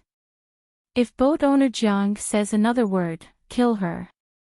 Otherwise, they will think that Master Hidden Official doesn't even dare to kill a chicken to warn the monkeys. Xie Songhua exhaled heavily. She could finally use her sword to kill. Chen Pingan turned to look at White Brook. Your patriarch has an old grudge with the Great Wall of Sword Qi. The enmity between us is too great. Since the previous reclusive officials ignored you, I'll do it. Don't leave tonight. I will ask Sword Immortal Xie Ji to make an extra trip to protect your ceramic basin ferry. Return it to the mountain and water cavern of the Fuyao continent smoothly. Make things clear with that patriarch. Once the grudge is settled, business will continue as before. Come if you don't want to come, bear the consequences. This time, it was the Sword Immortal's turn to stand up. Wild Sword Immortal Xie Ji stood up and said with a sigh, "It has been many years since we killed Master Fu Ji. How nostalgic." Chen Pingan continued, "Tonight, if you don't leave your seat and make a fuss, you are all the Great Wall of Sword Chi's esteemed guests." Chen Pingan smiled, "If we don't reveal all the details, some of the dregs of character will be stirred up from the mud and put on the table for everyone to see.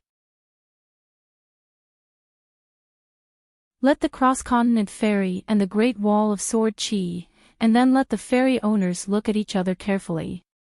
How can we do long-term business with confidence?" Chen Pingan said, "Miyu."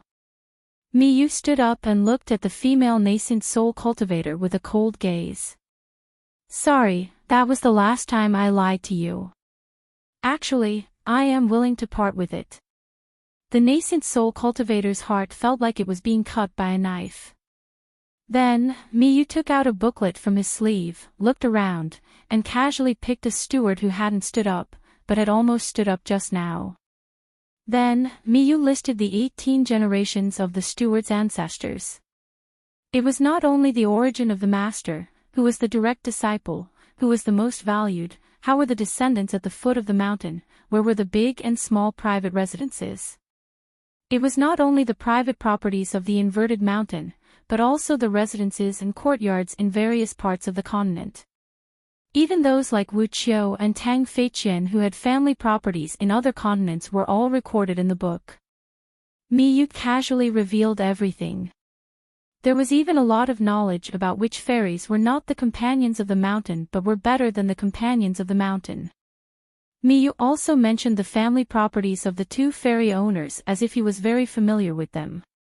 Then, Chen Pingan smiled, "That's enough, you can't do the same thing more than 3 times. Miyu nodded. "I am now the leader of the hidden official's lineage, who was personally appointed by the hidden official." Chen Pingan called out another name and said, "Pu He." Pu He stood up and stared at the nascent soul cultivator who had apologized to him previously. His eyes were gloomy as he said, "I just don't understand. How can there be such a businessman in the world who almost died and wants to die again? I want to see if that unpolished jade realm will kneel on the ground and beg me to give him face when I board the ferry." Chen Pingan looked at the 2 main figures of the 8 continents ferry. Wu Qiu, Tang Feiqian. Old immortals of the upper 5 realms. The 2 of you even bought residences at Julie Mountain in the North Continent. Then, in front of me, you call yourself a small fry and say that it's hard to earn money. Li Kai stood up. "I won't leave the inverted mountain, but I can send a flying sword message to the Fuping Sword Sect and the Taihui Sword Sect. Just say that there are some rumors in the inverted mountain that the 2 old immortals colluded with the demon race." "That's right, Sword Immortal Ku Xia, Yu Zhuanfu, Zhu Mei, and the rest of the juniors haven't left the Great Wall of Sword Chi, right? Let them tell the Central Plains Divine Continent about this, so that the 2 old immortals can prove their innocence and prevent innocent people from being wrongly accused." Sword Immortal Ku Xia stood up immediately.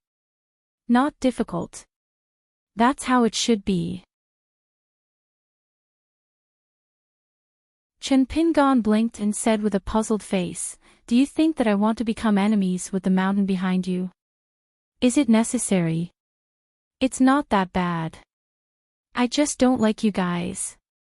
Except for a very small number of people who are going to die, I still do things with propriety. Moreover, I'll apologize afterwards and pay a lot of money. That's all. In the long run, no one will lose out. Do you really think that I called the Sword Immortal over just to drink and drink tea with you? Trash like you who don't want to earn money for free, are you worthy?" Sun Juyuan also stood up with a smile.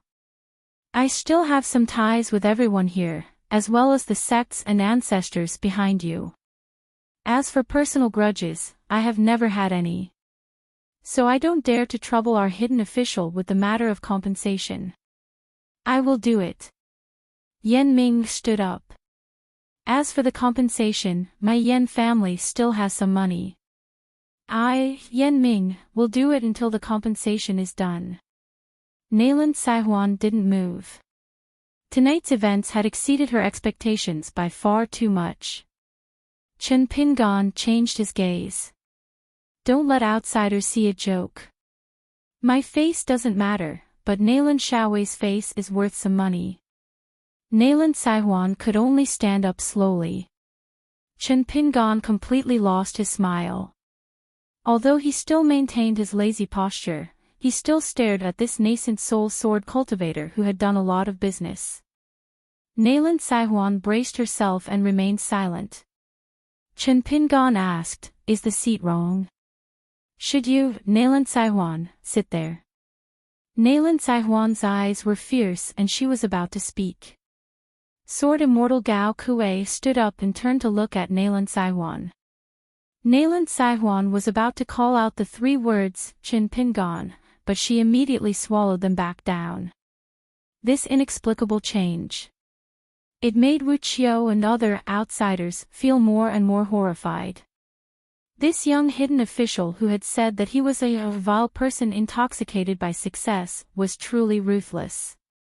Could it be that he was going to slaughter his own people as well? It was hard to say whether a villain was intoxicated or not. This young man was very black-hearted. As for the statement that he held great power in his hands, it was really not ambiguous at all. Wu Qiu finally stood up and cupped his fists. Hidden official, there is no need to do this. Business is business. Let's both take a step back and ask for a happy ending. Let's ask for a long-term flow of money. The young hidden official just held his chin with one hand and looked at the heavy snow outside the door. Chen Pingan seemed to be talking to himself. Do you really think that the Great Wall of Sword Qi doesn't have any good relations with people in the world? Do you think that the Great Wall of Sword Qi doesn't exist without these? It's nothing more than not doing things like you, so you mistakenly think that sword immortals are brainless? Do you know why you are still standing but not dead? Chen Pingan asked and answered his own question. That is in the long history of nearly 10,000 years. Since the first cross-continent ferry to the inverted mountain appeared in the South Saw continent, it started with the Pillow Water. If I remember correctly, the second one was the sect that had disappeared in the Fuyao continent, Yunduan Mountain, and the Tilt Ferry. The third one was the Tongya continent, which no longer has a cross-continent ferry. It was the Tong umbrella that capsized and died in a shipwreck. After the news was sent back to the Great Wall of Sword Qi, the sword immortals could only silently draw their swords and pay tribute to it from afar. This matter is too long ago. I'm afraid that many of the native sword immortals of the Great Wall of Sword Qi are not very clear about it. Chen Pingan sat up straight. In the earliest days, almost all the ferries that rushed to the inverted mountain were not for money. It was equivalent to giving money to the Great Wall of Sword Qi.